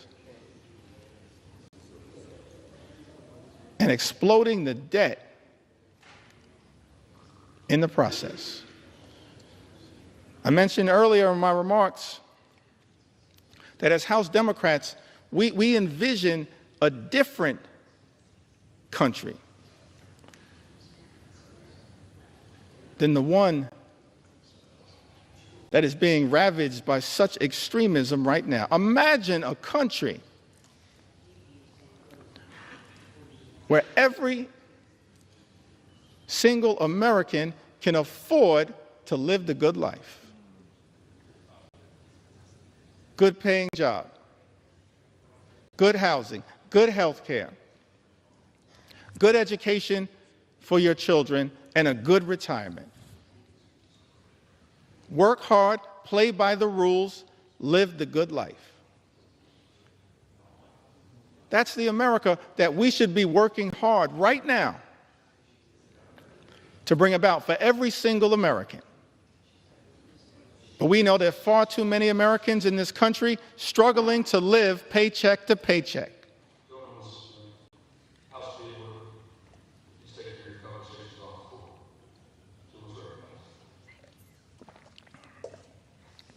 Thank you, Mr. Speaker. That should not be the case in this great country. The wealthiest country in the history of the world, a country that has become far too expensive for far too many people. Donald Trump promised to lower the high cost of living on day one. He made that promise to the American people. You lied. Made that promise, hadn't happened on day one, hasn't happened on month 1, month 2, month 3, month 4, month 5, month 6. It's not happening. Mr. Speaker, costs aren't going down. Costs are going up in the United States of America. Life is becoming more expensive. And it seems to me that in this great country, this Congress should be working hard to build an affordable economy for hardworking American taxpayers. That's our plan. That's our vision. That's our goal as House Democrats, an affordable economy for hardworking American taxpayers. But Donald Trump's one big ugly bill will make life more expensive for the American people. Lynette wrote to us. She's also a resident of the Commonwealth of Pennsylvania. She said, I'm a single mom of 3 girls. Although my 2 older girls are out of the home,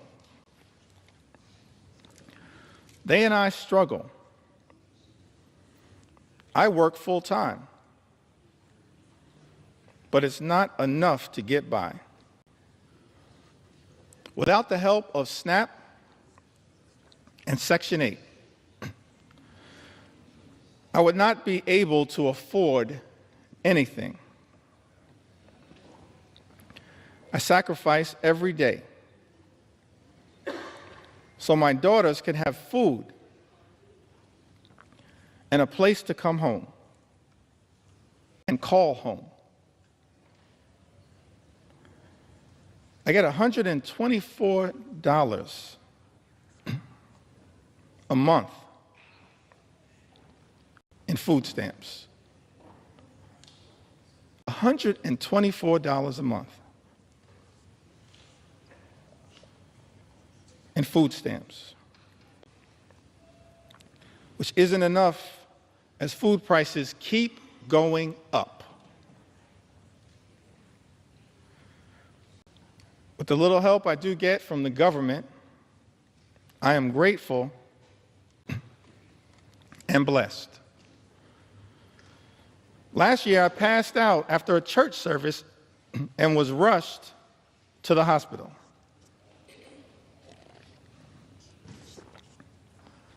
I didn't have any insurance at this time, but I was treated. However, I could not pay back the services that I received, and I still need treatments. I have been choosing to pay for rent and food, but I have these bills and other appointments that I need to go to but don't have the extra money, and I don't qualify for Medicare, don't make enough to get insurance on the marketplace for insurance. Lynette, without the help of SNAP and Section 8, I would not be able to afford anything. Mr. Speaker, Lynette resides in Pennsylvania's 7th congressional district, a district represented by our colleague, Congressman Ryan McKenzie. Wendy writes to us from the Commonwealth of Virginia. Says that I am a single mother of 2 children, and due to bone cancer, I now live with a disability and am unable to work.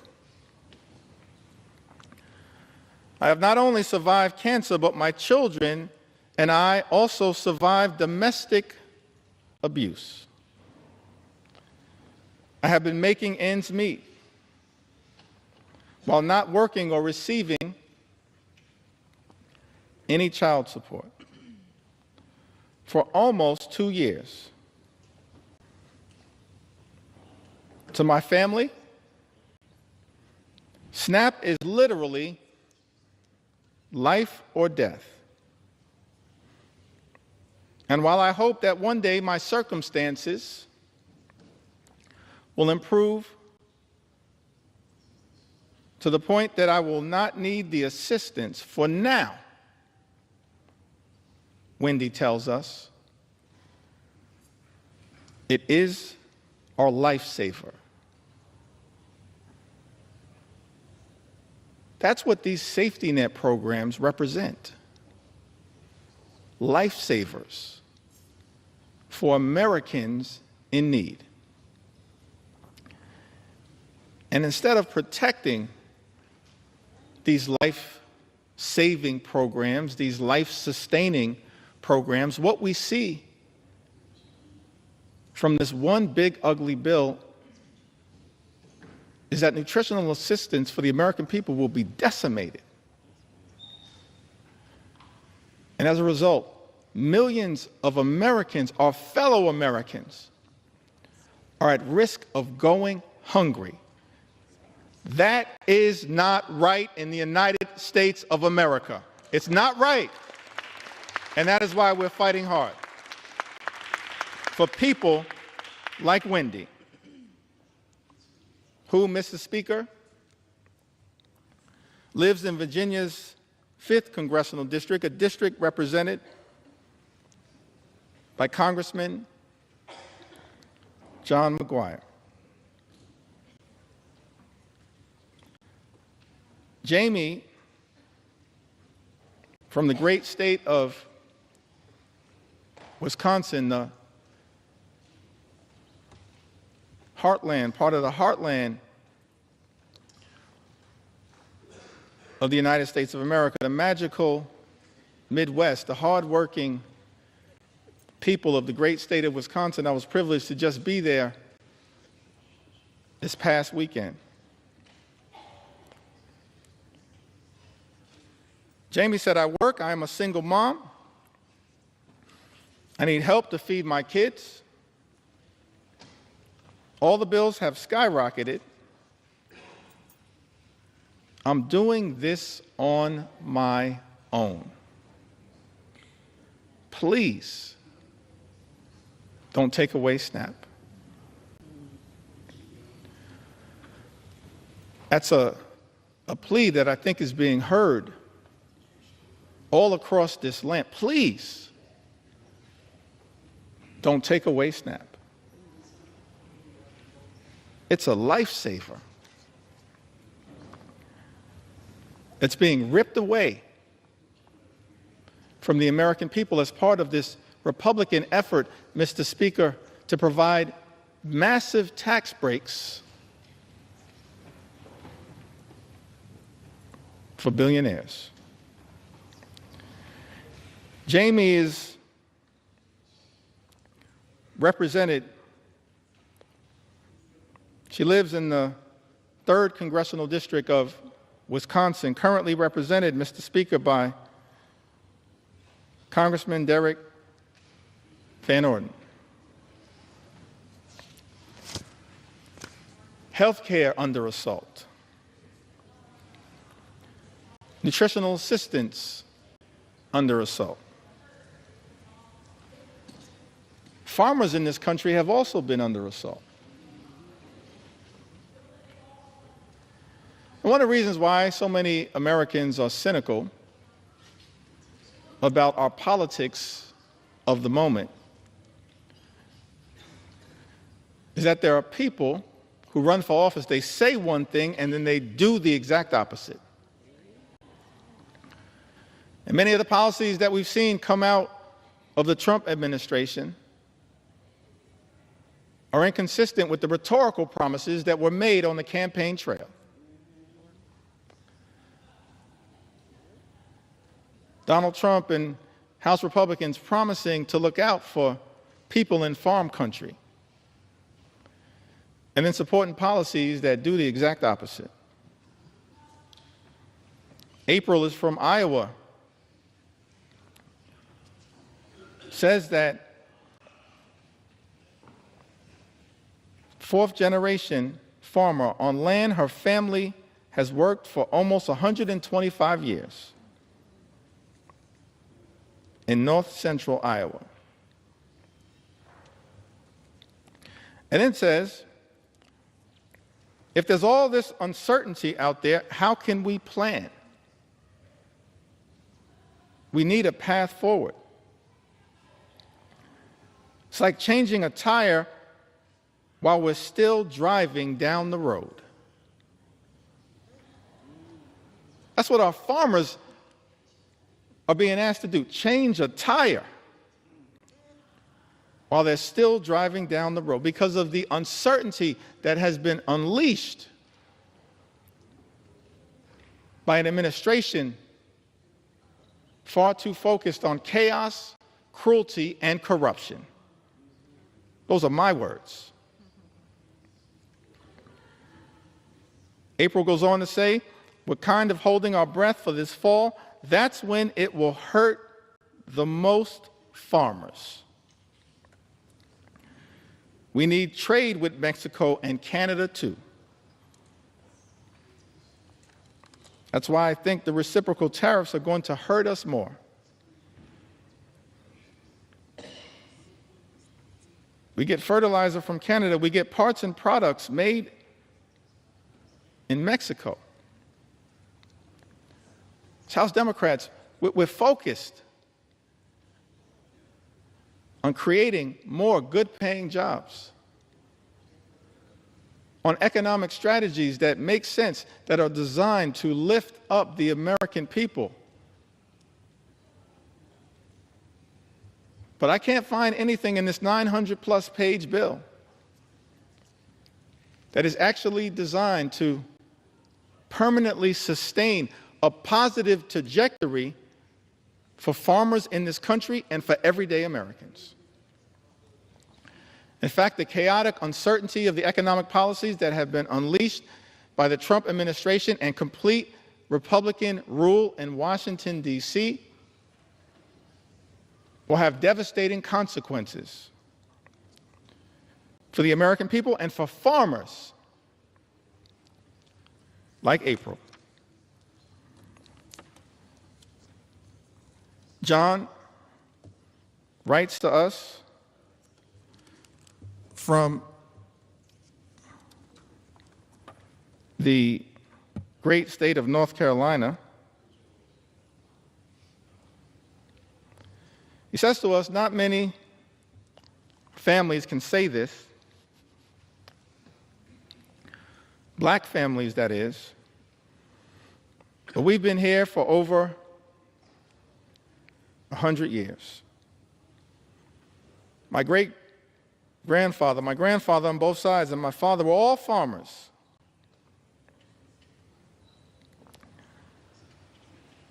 Honestly, I cannot understand it. I have not heard anybody from that administration that could tell me anything that makes any sense of what he's causing. John further writes, you cannot take a chainsaw and do surgery.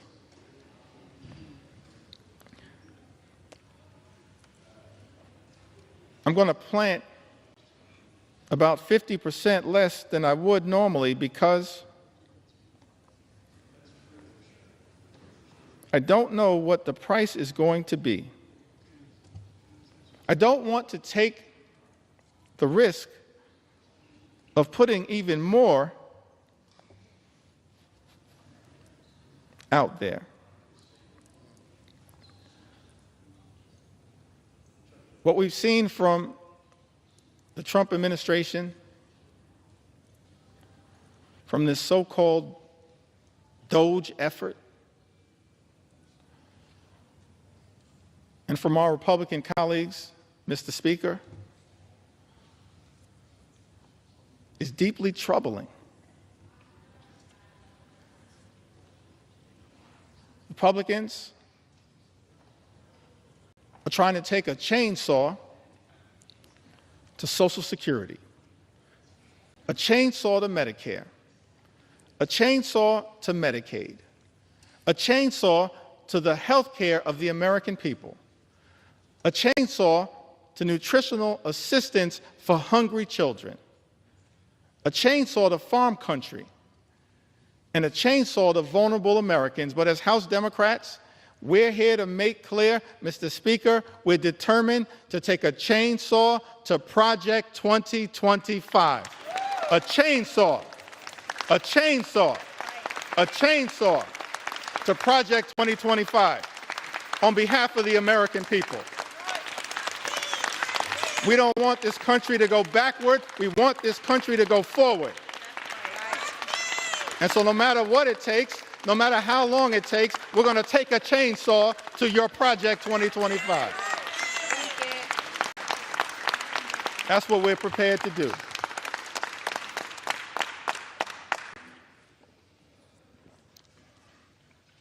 Thank you, John,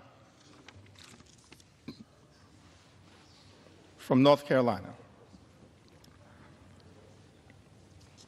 One last farmer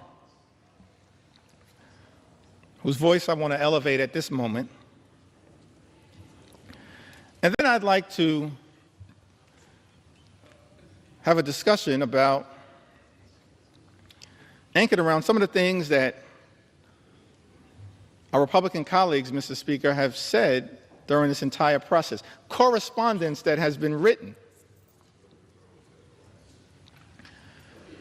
by Republicans as it relates to this one big ugly bill. Correspondence that I'm struggling to understand now, because it appears that almost every single House Republican is prepared to recklessly rubber stamp Donald Trump's extreme agenda and sign off on this one big ugly bill. So I'm going to go through some of the correspondence momentarily that maybe at some point our Republican colleagues can help us figure out. But I want to enter into the record one last story from a farmer. Can we respect the farmers in the United States of America? Can we respect them?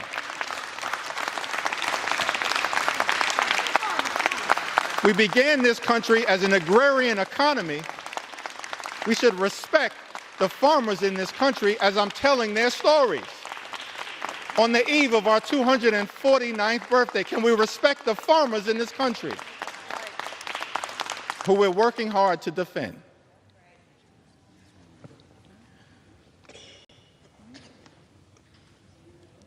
Susie is from Missouri. In a district, Mr. Speaker, represented by Ways and Means Chairman, our colleague, Jason Smith. She writes to us, she says that Susie and her husband, they moved back to her family farm over 2 decades ago, where they raised their children, including a son with complex medical needs who relies on Medicaid for essential therapies and care. Over the years, Susie has seen firsthand how Medicaid has been a lifeline for families like hers, especially in rural communities.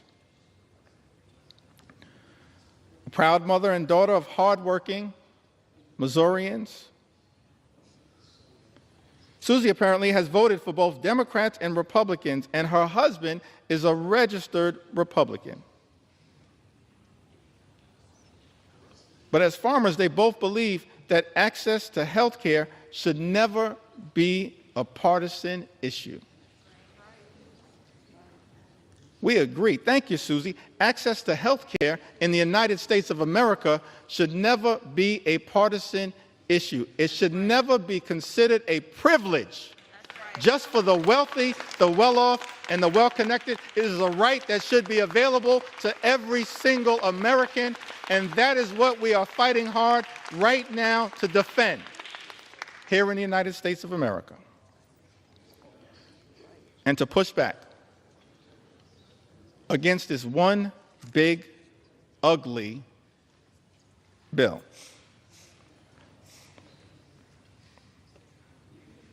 As I mentioned earlier, in the time that I have remaining, I certainly want to share the story of some of our veterans. Share a few stories of some of our small business owners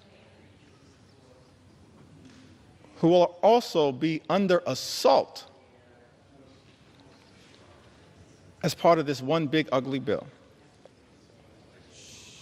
And share the stories of hardworking and law-abiding immigrant families who also will be targeted by this one big ugly bill. But I did want to take a little time at this moment to enter into the record some of the statements that have been made, Mr. Speaker, by our Republican colleagues.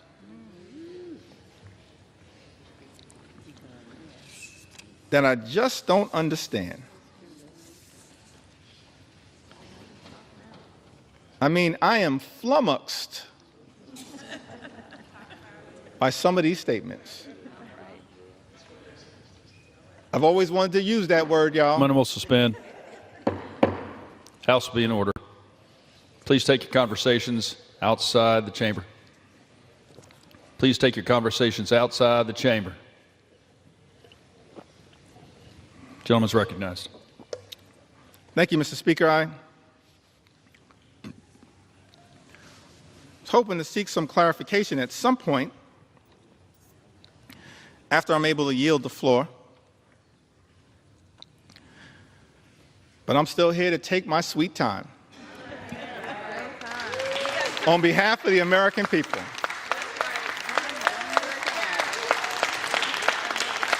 Because it was totally unacceptable that you would try to jam this bill, Mr. Speaker, down the throats of the American people with 15 minutes allocated for a debate that would hurt everyday Americans, allocated to the committees of jurisdiction. 15 minutes.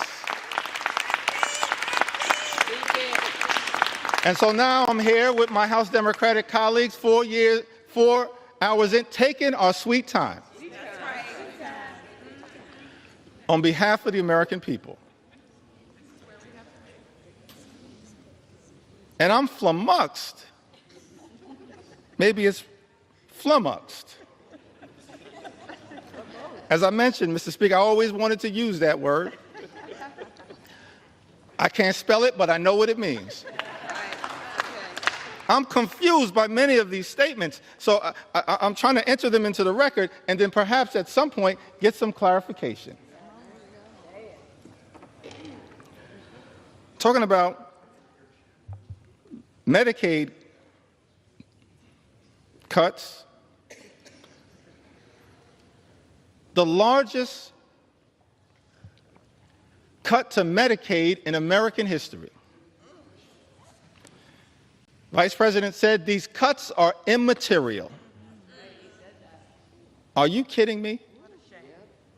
Immaterial? I'm perplexed. I'm astonished. I'm confused that someone who sits in the second highest office in the land would say that Medicaid cuts, $1 trillion or so of Medicaid cuts that are in Donald Trump's one big ugly bill are immaterial.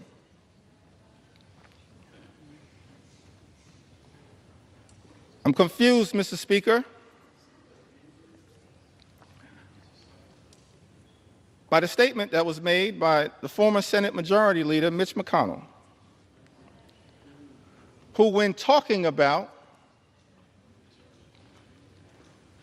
the Medicaid cuts that millions of Americans have been reaching out to us, pouring into us their heartfelt concerns at the devastating impact that these Medicaid cuts will have on their health, their safety, and their well-being. I'm confused, Mr. Speaker, by the statement that Mitch McConnell made. He said, people will get over it. No, Mitch. The American people will not get over it, but they will get even next November. That's what's going to happen because of these cuts being unleashed on the American people. I'm confused, perplexed, astonished, flummoxed by some of these statements. This one is a beauty. In the great state of Iowa,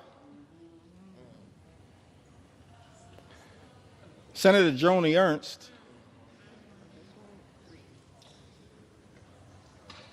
she showed up at a town hall meeting in Iowa. First of all, I'll give her credit for showing up at a town hall meeting because House Republicans were instructed not to show up at town hall meetings.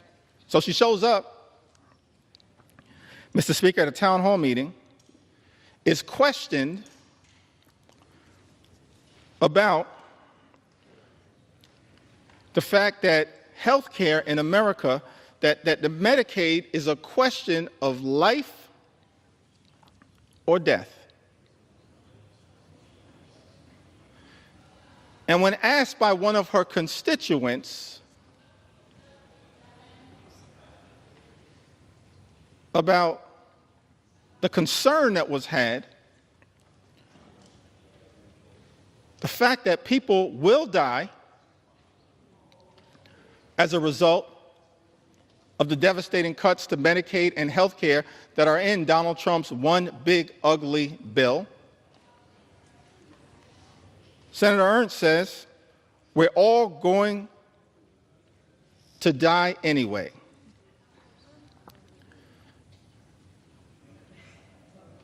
Yes, Joni, the American people understand that at some point all of us will transition. But the American people do not deserve to die as a result of the Republican cruelty that is in this legislation. Do not deserve to die as a result of the cruelty that is embedded, Mr. Speaker, in this legislation. Ending Medicaid as we know it, the largest cut to Medicaid in American history. And as a result of this all-out assault on health care in America, and Mr. Speaker, there are 220 Republicans who I serve with in this Congress, and I wish I had time to go through the impact in all 220 120 districts. Actually, since I have unlimited time, maybe I do.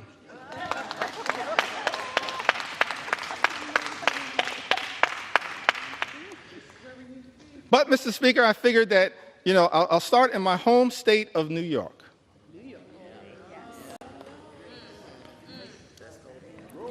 Mr. Speaker, in New York's 1st Congressional District, represented by our colleague, Congressman Nick LaLota, approximately 50,000 New Yorkers will lose their health care.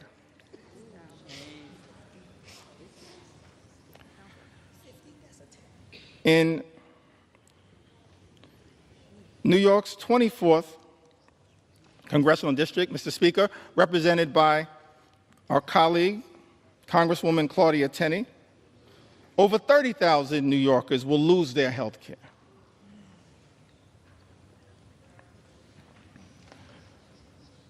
In parts of Western New York and upstate district, New York 23, currently represented by Congressman Nick Langworthy, approximately 35,000 New Yorkers will lose their health care as a result of Trump's one big ugly bill.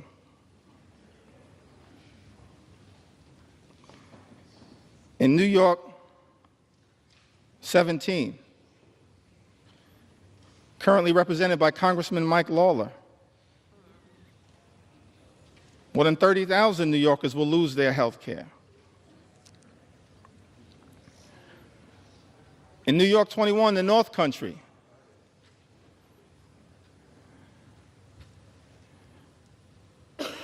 represented by Congresswoman Elise Stefanik,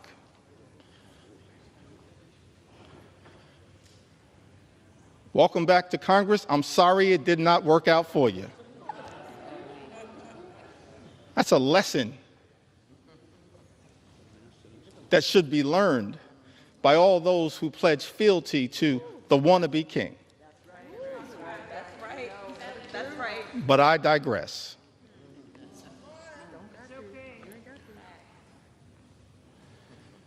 New York's 21st Congressional District, currently represented by Congresswoman Elise Stefanik, approximately 44,000 New Yorkers will lose their health care.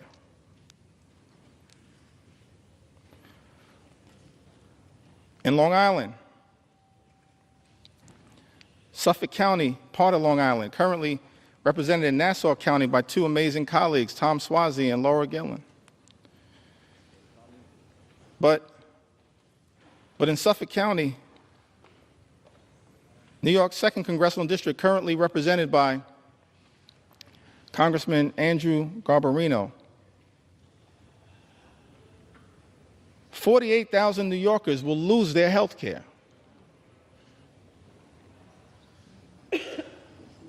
In Suffolk County, in New York's 2nd Congressional District, as a result of Trump's one big ugly bill. And in the 11th Congressional District, a district that includes all of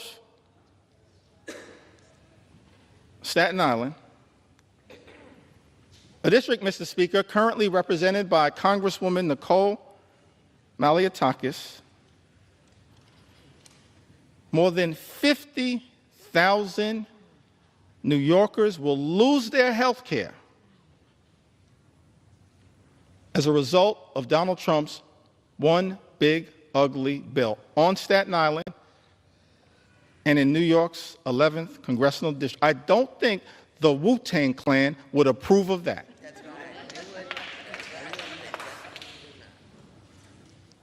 It's incredible to me. In district after district after district, Mr. Speaker, represented by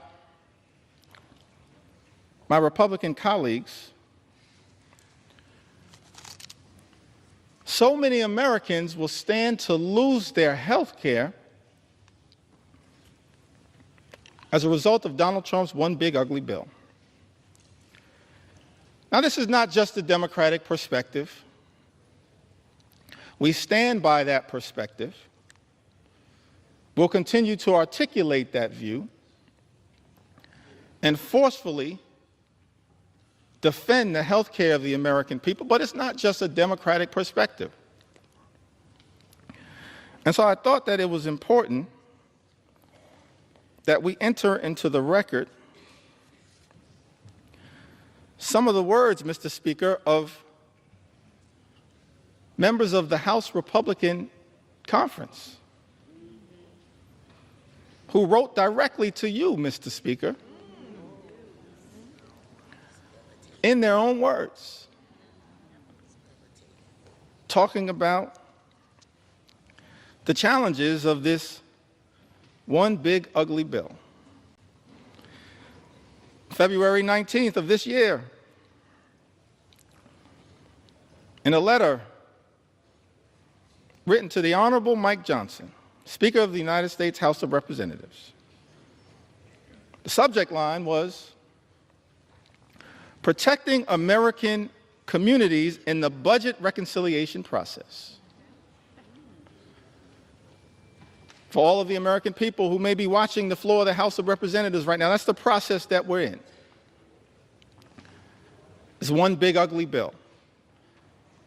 Mr. Speaker, Republicans chose to go down this road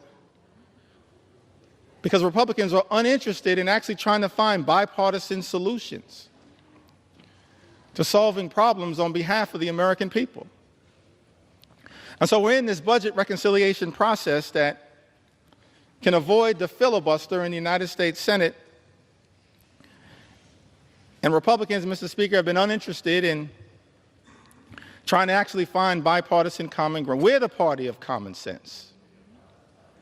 Let's be clear about that. I'm going to be spending some time on the road talking about what common sense really is all about. Common sense certainly is not taking health care away from the American people. And so in this letter on February 19th, and I got a lot of statements that have been entered into the record, but I figured we'd start with this one. February 19th,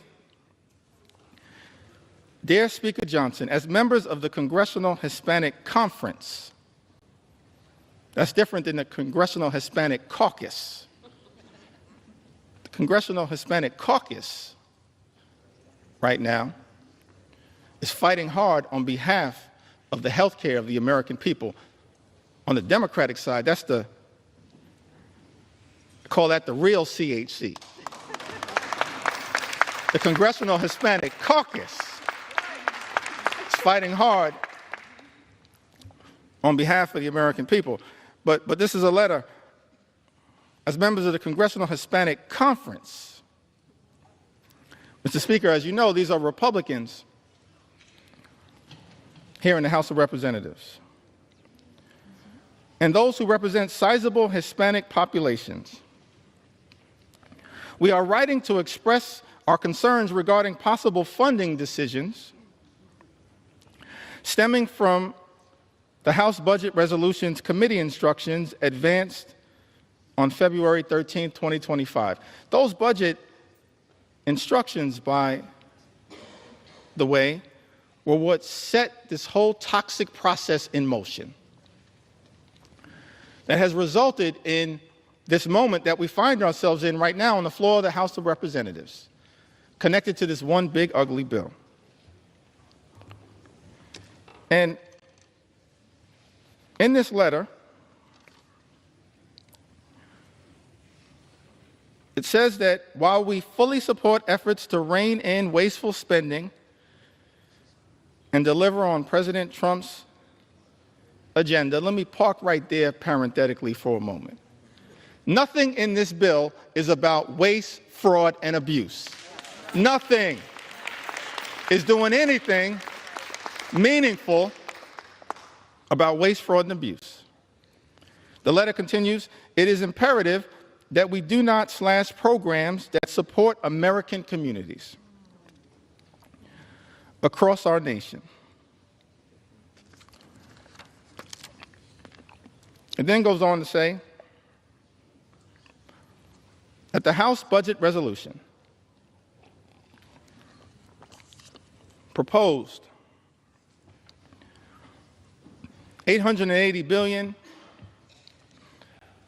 in cuts to programs under the jurisdiction of the House Committee on Energy and Commerce, with Medicaid expected to bear the brunt of these reductions. Their words, not our words. Nearly 30% of Medicaid enrollees are Hispanic Americans, and for many families across the country, Medicaid is their only access to health care. Slashing Medicaid would have serious consequences, particularly in rural and predominantly Hispanic communities, where hospitals and nursing homes are already struggling to keep their doors open. Mr. Speaker, these are members of the House Republican Conference warning about the devastating impacts of this one big, ugly bill. It goes on to say that the House Committee on Education and the Workforce has been tasked with cutting $330 billion, where federal aid for higher education, such as Pell Grants, may be a target for reductions. Once again, let me park right there parenthetically to make the observation. This bill also assaults higher education in the United States of America. That's a disgrace. And Mr. Speaker, members of the House Republican Conference predicted that that would occur. Their words, not our words. House Committee on Education and the Workforce has been tasked with cutting $330 billion, where federal aid for higher education, such as Pell Grants, may be a target for reductions. Hispanic students make up a significant share of Pell Grant recipients, many of whom are first-generation college students, striving for a better future for themselves, their families, and our nation. If we are serious about empowering the next generation and strengthening our workforce, we must facilitate and not undermine opportunities that help students succeed. Finally, the House Committee on Agriculture has been directed to cut $230 billion. And then, Mr. Speaker, our Republican colleagues go on to write, while we fully support efforts to eliminate fraud, waste, and abuse, by the way, that's all fake, we support a federal government that's effective, that's efficient, that's equitable, that eliminates waste, fraud, and abuse. That's not what this bill is all about. But it goes on to say, while we fully support efforts to eliminate fraud, waste, and abuse, we must ensure that assistance programs such as SNAP remain protected. I mean, I'm just confused. Remain protected as nearly 22% of Hispanic families rely on this critical program as a temporary safety net during difficult times. And then this letter concludes, written to you, Mr. Speaker, by the Congressional Hispanic Conference. Hispanic Americans are the future of the Republican Party. I'll reserve judgment on that statement. As House Democrats, we're going to fight for every single community in the United States of America, including the Hispanic community. Every single community.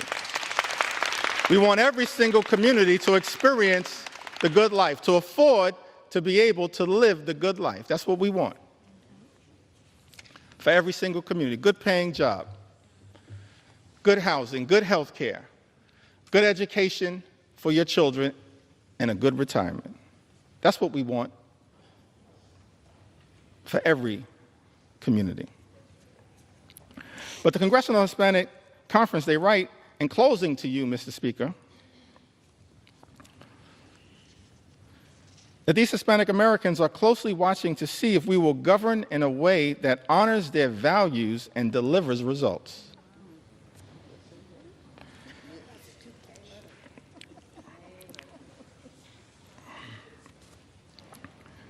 Just to make sure that appropriate authorship is conferred, I'm going to enter the names of the signatories to this extraordinary letter. Mr. Speaker, Tony Gonzalez, Nicole Maliatakis, Monica de la Cruz, David Valadeo, who represents more Medicaid recipients than any other member of Congress, Juan Ciscomani, Rob Bresnahan,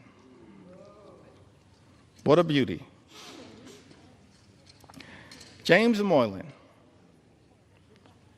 Kimberlyn King Hines. They all signed this letter. And the question that many Americans have to ask right now is that after signing a letter indicating your commitment, Mr. Speaker,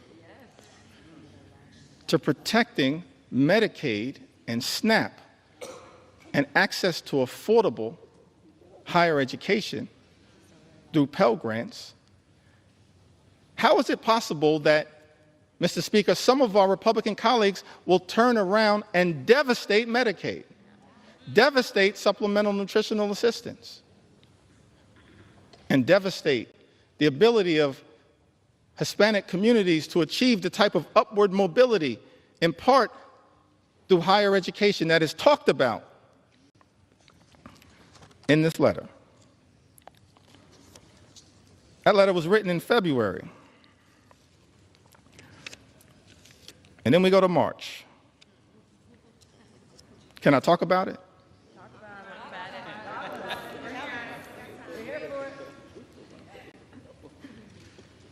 I mentioned, Mr. Speaker, I'm here to take my sweet time on behalf of the American people.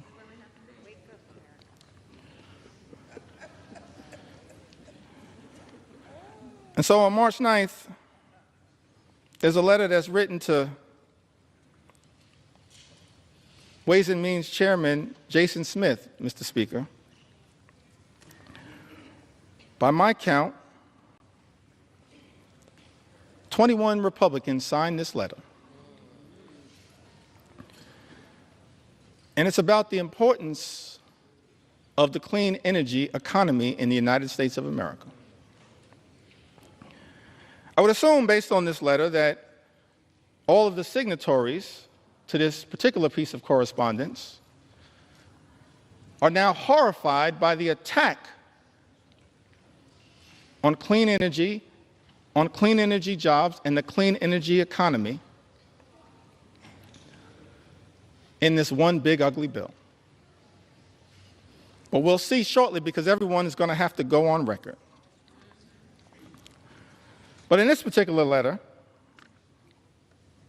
written on March 9th, Mr. Speaker, 21 members of the House Republican Conference write to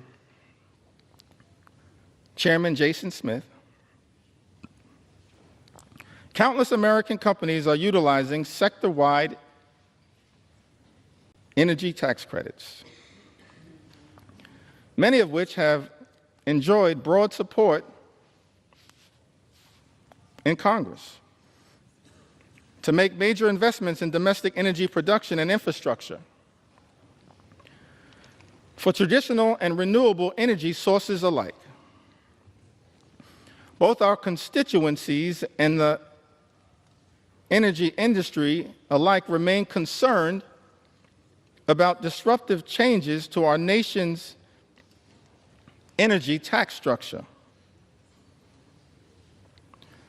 With all this in mind, the letter continues toward the end. We request that any proposed changes to the tax code be conducted in a targeted and pragmatic fashion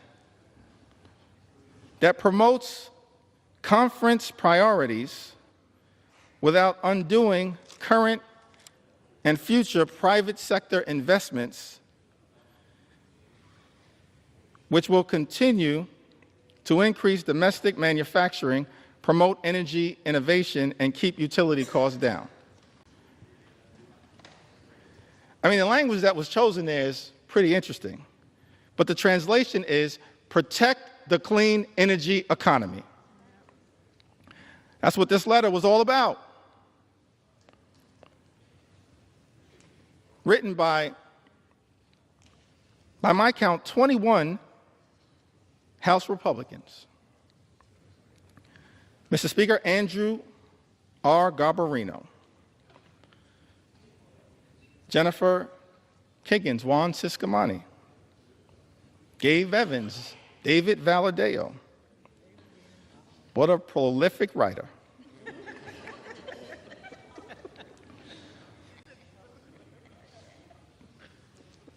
Mark Amadei, Michael Lawler, Young Kim, Don Bacon, Vince Fong, Jeff Hurd, Tom H. Kane Jr., Nick LaLota,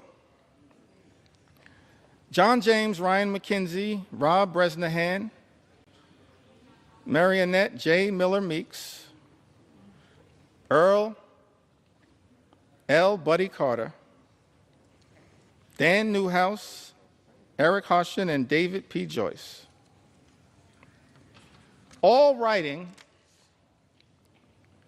in support of a clean energy economy. We as House Democrats, we know that there's an all-of-above approach that is underway right now, but we support wind and solar energy, renewable energy, because renewable energy is cheaper energy.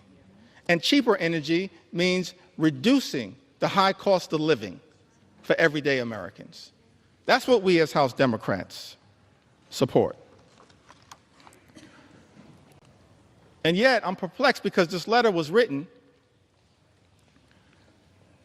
but the one big ugly bill represents an extraordinary and unprecedented assault on clean energy and cheaper energy in the United States of America. Mr. Speaker, I asked the question, what are those 21 Republicans going to do when it comes to voting for this one big ugly bill?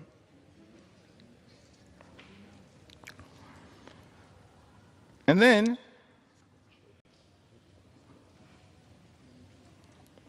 we've got another letter in April. So we've got a February letter, a March letter, an April letter. Quite elegant with these letters. April 14th, 2025, this is correspondence written by 13 House Republicans, Mr. Speaker. Written to you and Steve Scalise. Majority Leader written to Tom Emmer. The Majority Whip, and written to Brent Guthrie, the Chairman of the Energy and Commerce Committee. It says as members of Congress who helped deliver a Republican majority, many of us representing districts with high rates of constituents who depend on Medicaid, we would like to reiterate our strong support for this program. By the way, a program that the one big ugly bill now will cut and devastate, gut, Mr. Speaker, by almost $1 trillion. In this letter, 13 Republicans say we would like to reiterate our strong support for this program that ensures our constituents have reliable health care. Balancing the federal budget must not come at the expense of those who depend on these benefits for their health and economic security. Mr. Speaker, that's their words, not our words.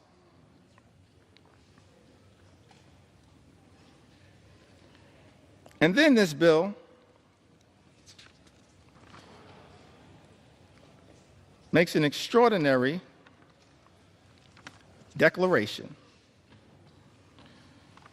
And I think it's important for us to understand who led this bill. David Valadao. These are just facts, Mr. Speaker. Publicly issued letters. David Valadao, Don Bacon, Jeff Van Drew, Rob Bresnahan, Juan Ciscomani, Jen Kiggins, Young Kim, the usual suspects. Robert J. Whitman, Nicole Maliatakis, Nick LaLota, Andrew R. Garbarino, Jeff Hurd, and Michael V. Lawler. By my count, 13 members. And in some of the relevant portions of this letter, it says to strengthen Medicaid, we urge you to prioritize care for our nation's most vulnerable populations. Our constituents are asking for changes to the healthcare system that will strengthen the healthcare workforce, offer low-income, working-class families expanded opportunities to save for medical expenses, support rural and underserved communities, and help new mothers.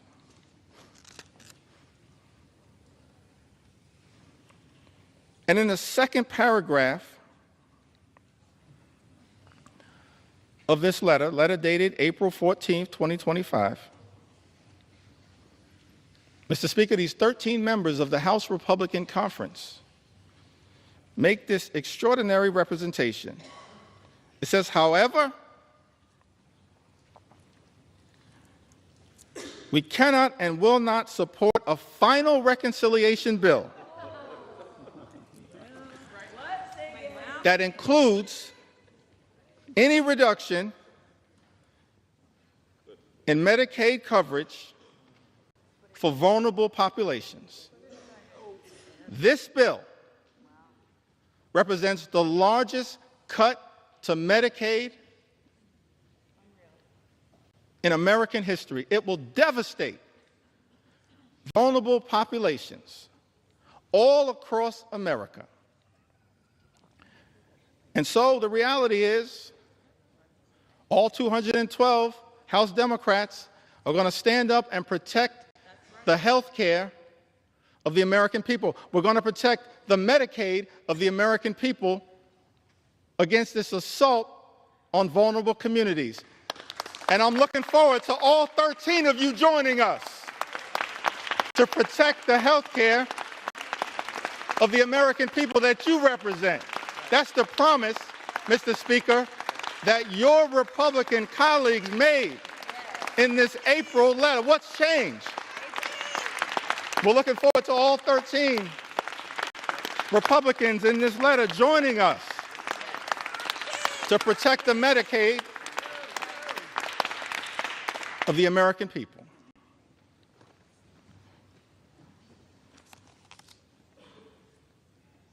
And, you know, this SALT issue is also an interesting one.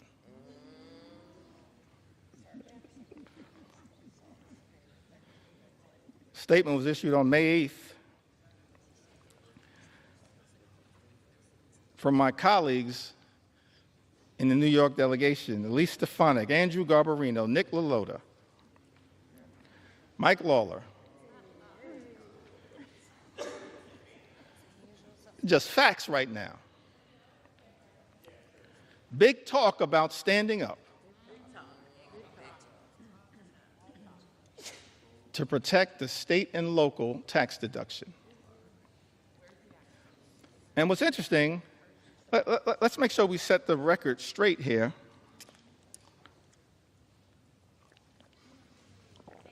As to what happened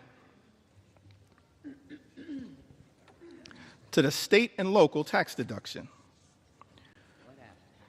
which impacts millions of hardworking American taxpayers all across the country, including in the districts represented by the individuals that I just named. The state and local tax deduction was decimated, Mr. Speaker, by Donald Trump, House Republicans, and Senate Republicans in 2017 in connection with the GOP tax scam that callously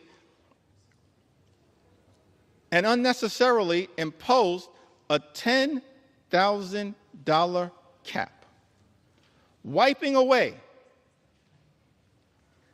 thousands of dollars a year for hardworking American taxpayers. Republicans did that. Mr. Speaker, let's set the record straight. And so, Mr. Speaker, there are people in this chamber claiming to be saviors. Saving what? From the devastation that Republicans have wrought by decimating the state and local tax deduction? And you know what's interesting about this is that people who are against this claim that the state and local tax deduction is subsidizing states in certain places to the detriment of others.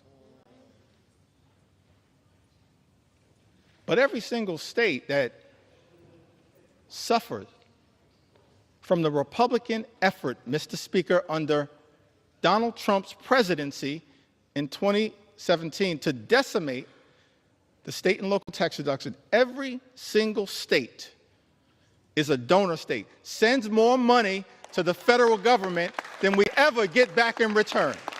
A donor state.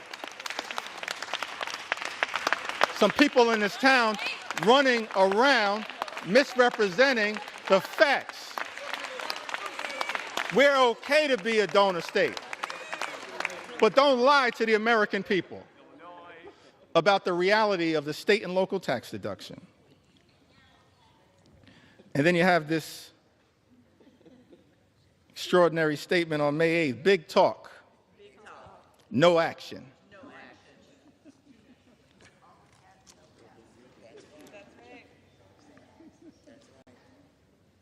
I guess in Texas they say all hat, no cattle.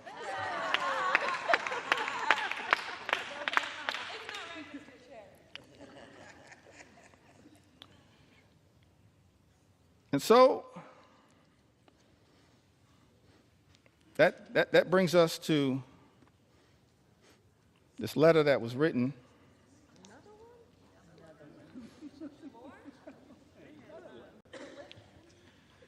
prolific writers, Mr. Speaker, in the House Republican Conference. On June 6th, I'm really confused by this combination of this particular letter, followed by an interesting statement that was made after the Senate passed Donald Trump's One Big Ugly Bill by Lisa Murkowski. And maybe somebody, Mr. Speaker, can help me reconcile these statements. Because all of us in the House and in the Senate were independently elected to stand up on behalf of our constituents in the chambers that we serve in. I'm going to get back to that point momentarily. So in the House, we passed this One Big Ugly Bill initially in late May. It devastated Medicaid, devastated nutritional assistance, devastated the clean energy economy that actually is benefiting red state after red state after red state in the United States of America. And so,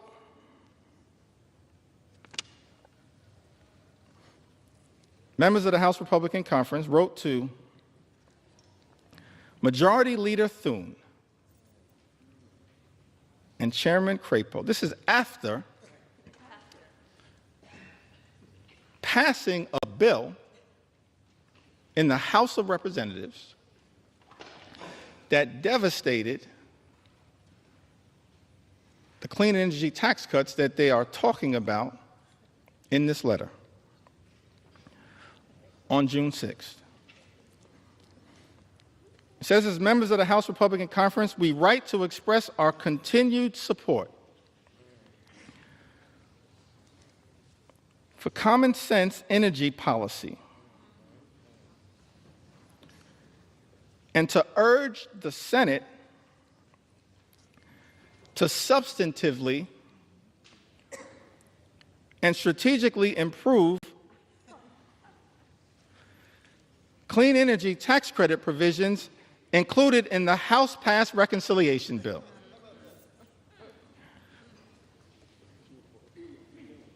I mean, what is happening right now?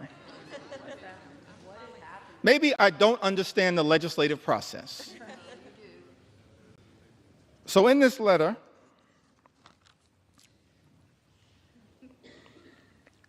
it goes on to say, in relationship to a bill that every single signatory signed and voted for. Our position has always been that the energy tax code should be modernized in a way that promotes fiscal responsibility and business certainty. Fully realizing that balance requires improvements to the House-passed version of H.R. 1.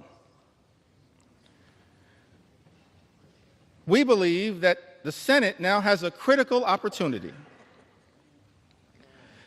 to restore common sense and deliver a truly pro-energy growth final bill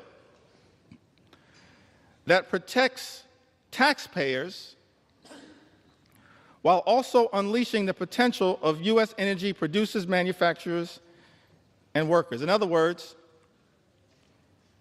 every single one of these signatories,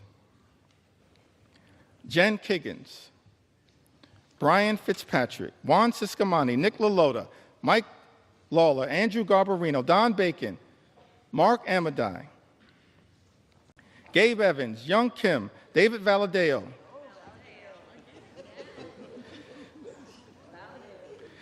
Rob Bresnahan, and Thomas H. Kane, Jr. Every single one of these signatories voted for a House bill that undermined the clean energy economy, noted that it would hurt their own constituents, voted for the bill anyway, and then begged the Senate to make a difference. That's not how we should be legislating in the United States House of Representatives. That's not how you legislate, particularly when every single House Democrat voted against the bill. It left the House, limped out of the House by a single vote. So every single signatory on this letter could have stopped the bill that you yourself, Mr. Speaker, indicated the signatories of this letter damaged the very thing they claim to be fighting for. I'm confused, perplexed, flummoxed at what the heck is going on. Extraordinary.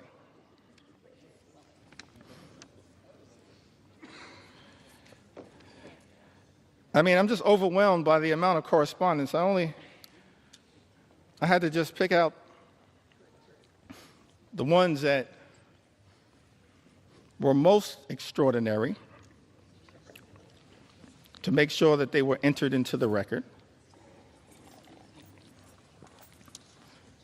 The most recent one on the subject of Medicaid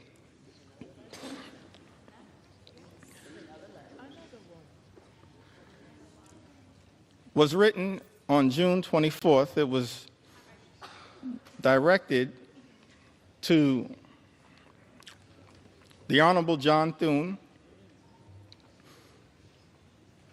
Majority Leader of the United States Senate, the Honorable Mike Johnson, Mr. Speaker, Speaker of the U.S. House of Representatives. I think it had, by my count, 16 members. No surprise, y'all. It was authored by David Valadeo.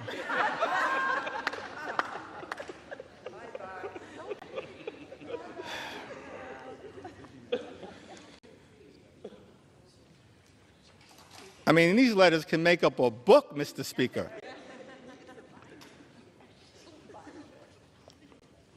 David Valadeo, Juan Ciscomani, Rob Bresnahan. Mr. Speaker, these are just facts.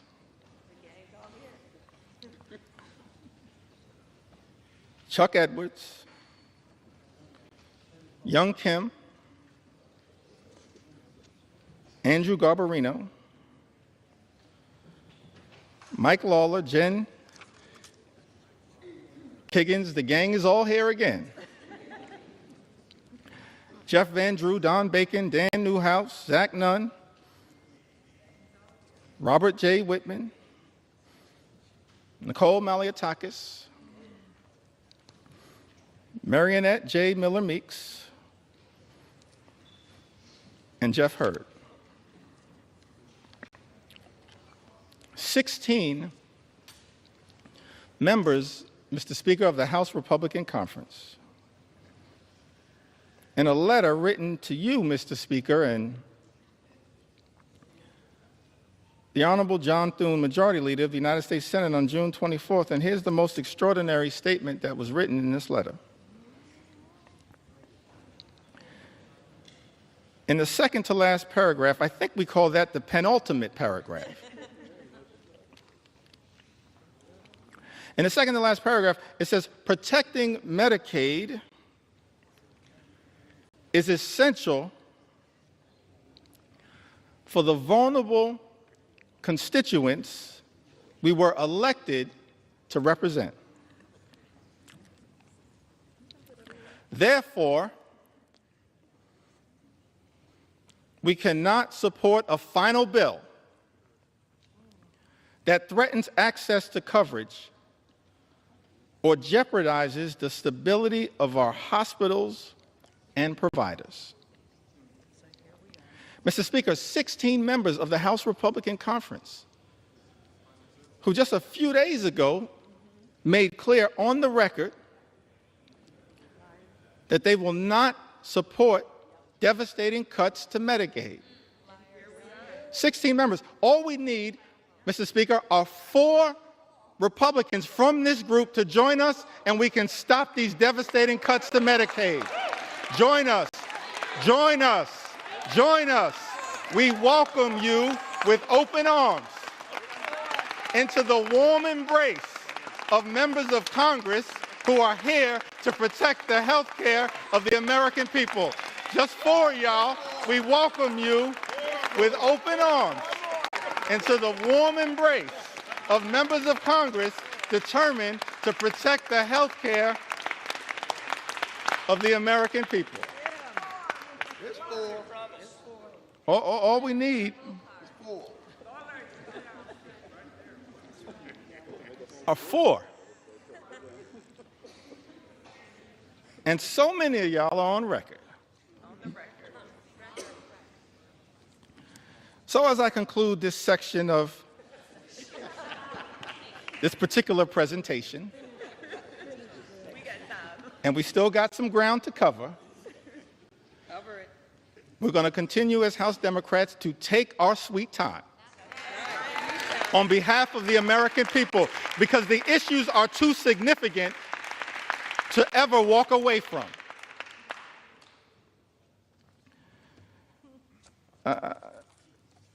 I just want to turn to a statement that was issued by Senator Lisa Murkowski. I want to give some love to the other side of the Capitol.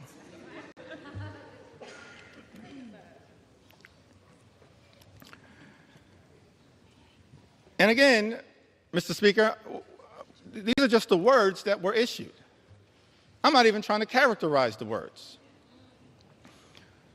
But the American people need to hear these words from the people that were sent to Congress to protect their interests. Senator Lisa Murkowski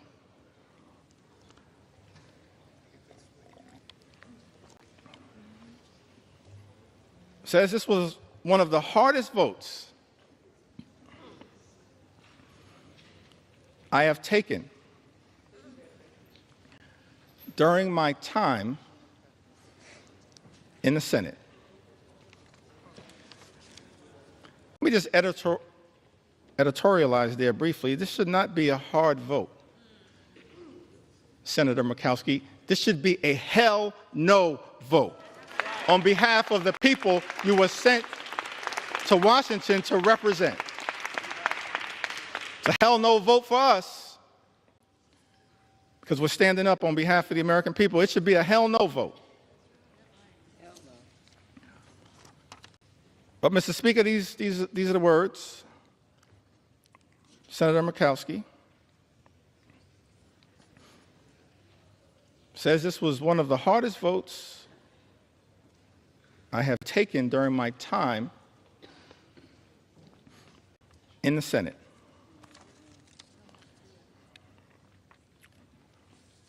And then she keeps it real. As far as I can tell, she says, but let's not kid ourselves.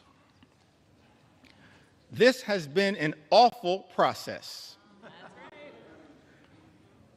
Mr. Speaker, those are the words of a Republican senator, not us. This has been an awful process, a frantic rush to meet an artificial deadline that has tested every limit of this institution.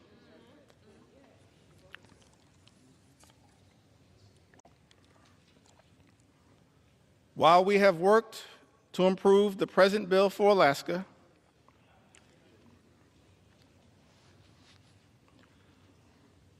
it is not good enough for the rest of our nation. and we all know it. Yes, Senator Murkowski, we all know this one big, ugly bill will devastate everyday Americans across this country. And yet, in the concluding paragraph, this comes after Senator Murkowski voted for this bill, the deciding vote in the United States Senate, says, "My sincere hope is that this is not the final product.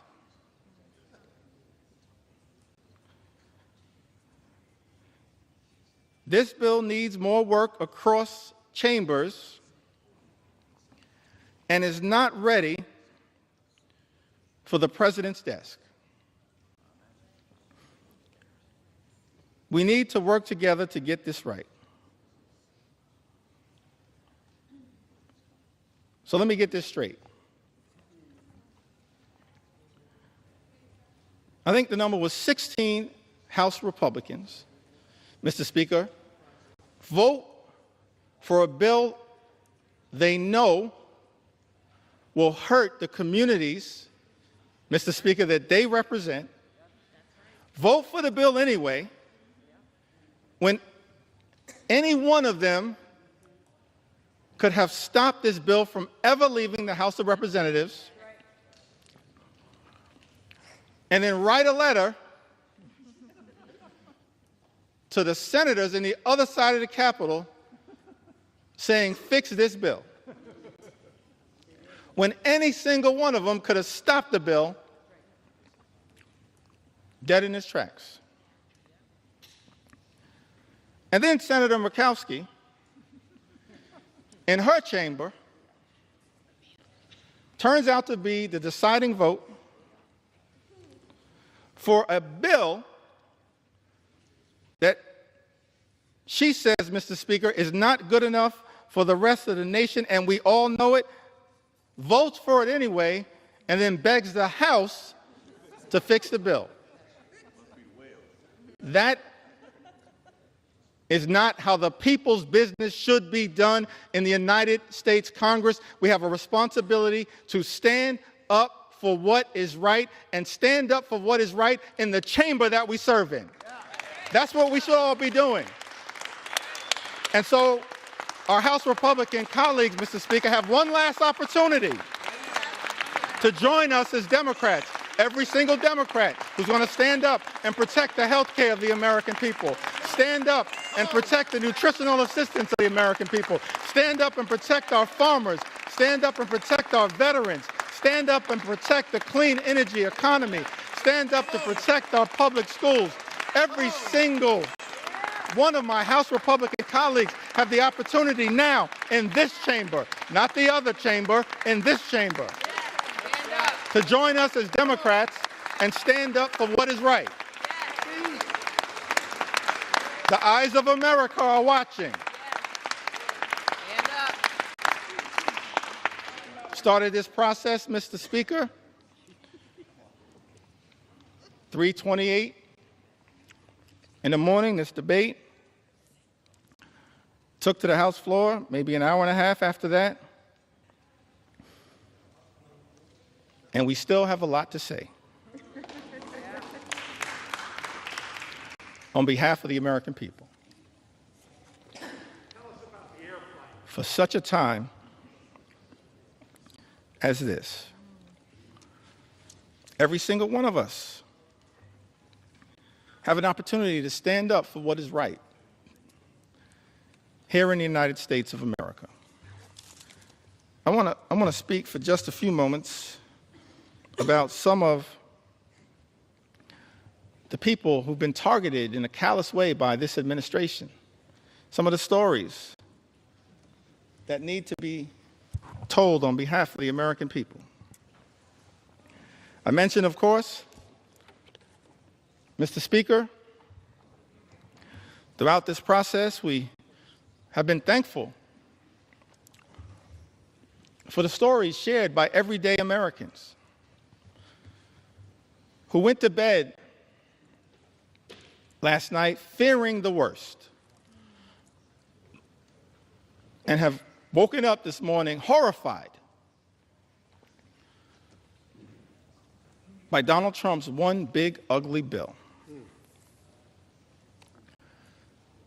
that will hurt everyday Americans and rewards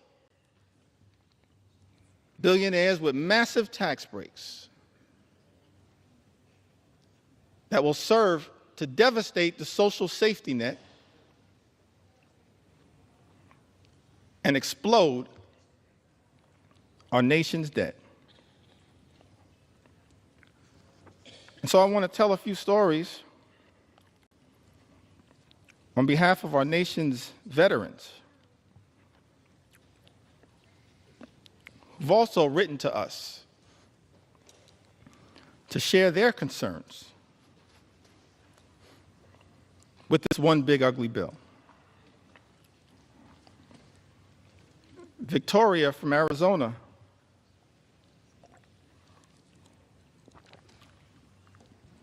wrote to us, Mr. Speaker, said, "My husband and I are patriots. We are both Army veterans who were disabled as a result of our service.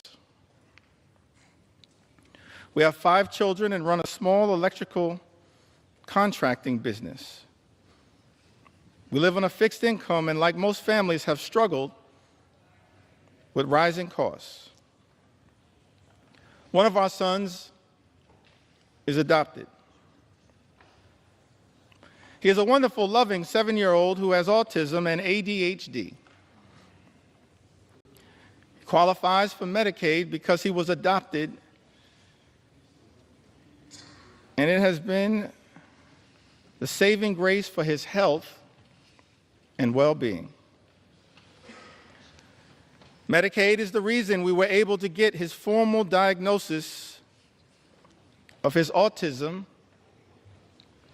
and ADHD. It also covers his regular doctor's visits and dental care.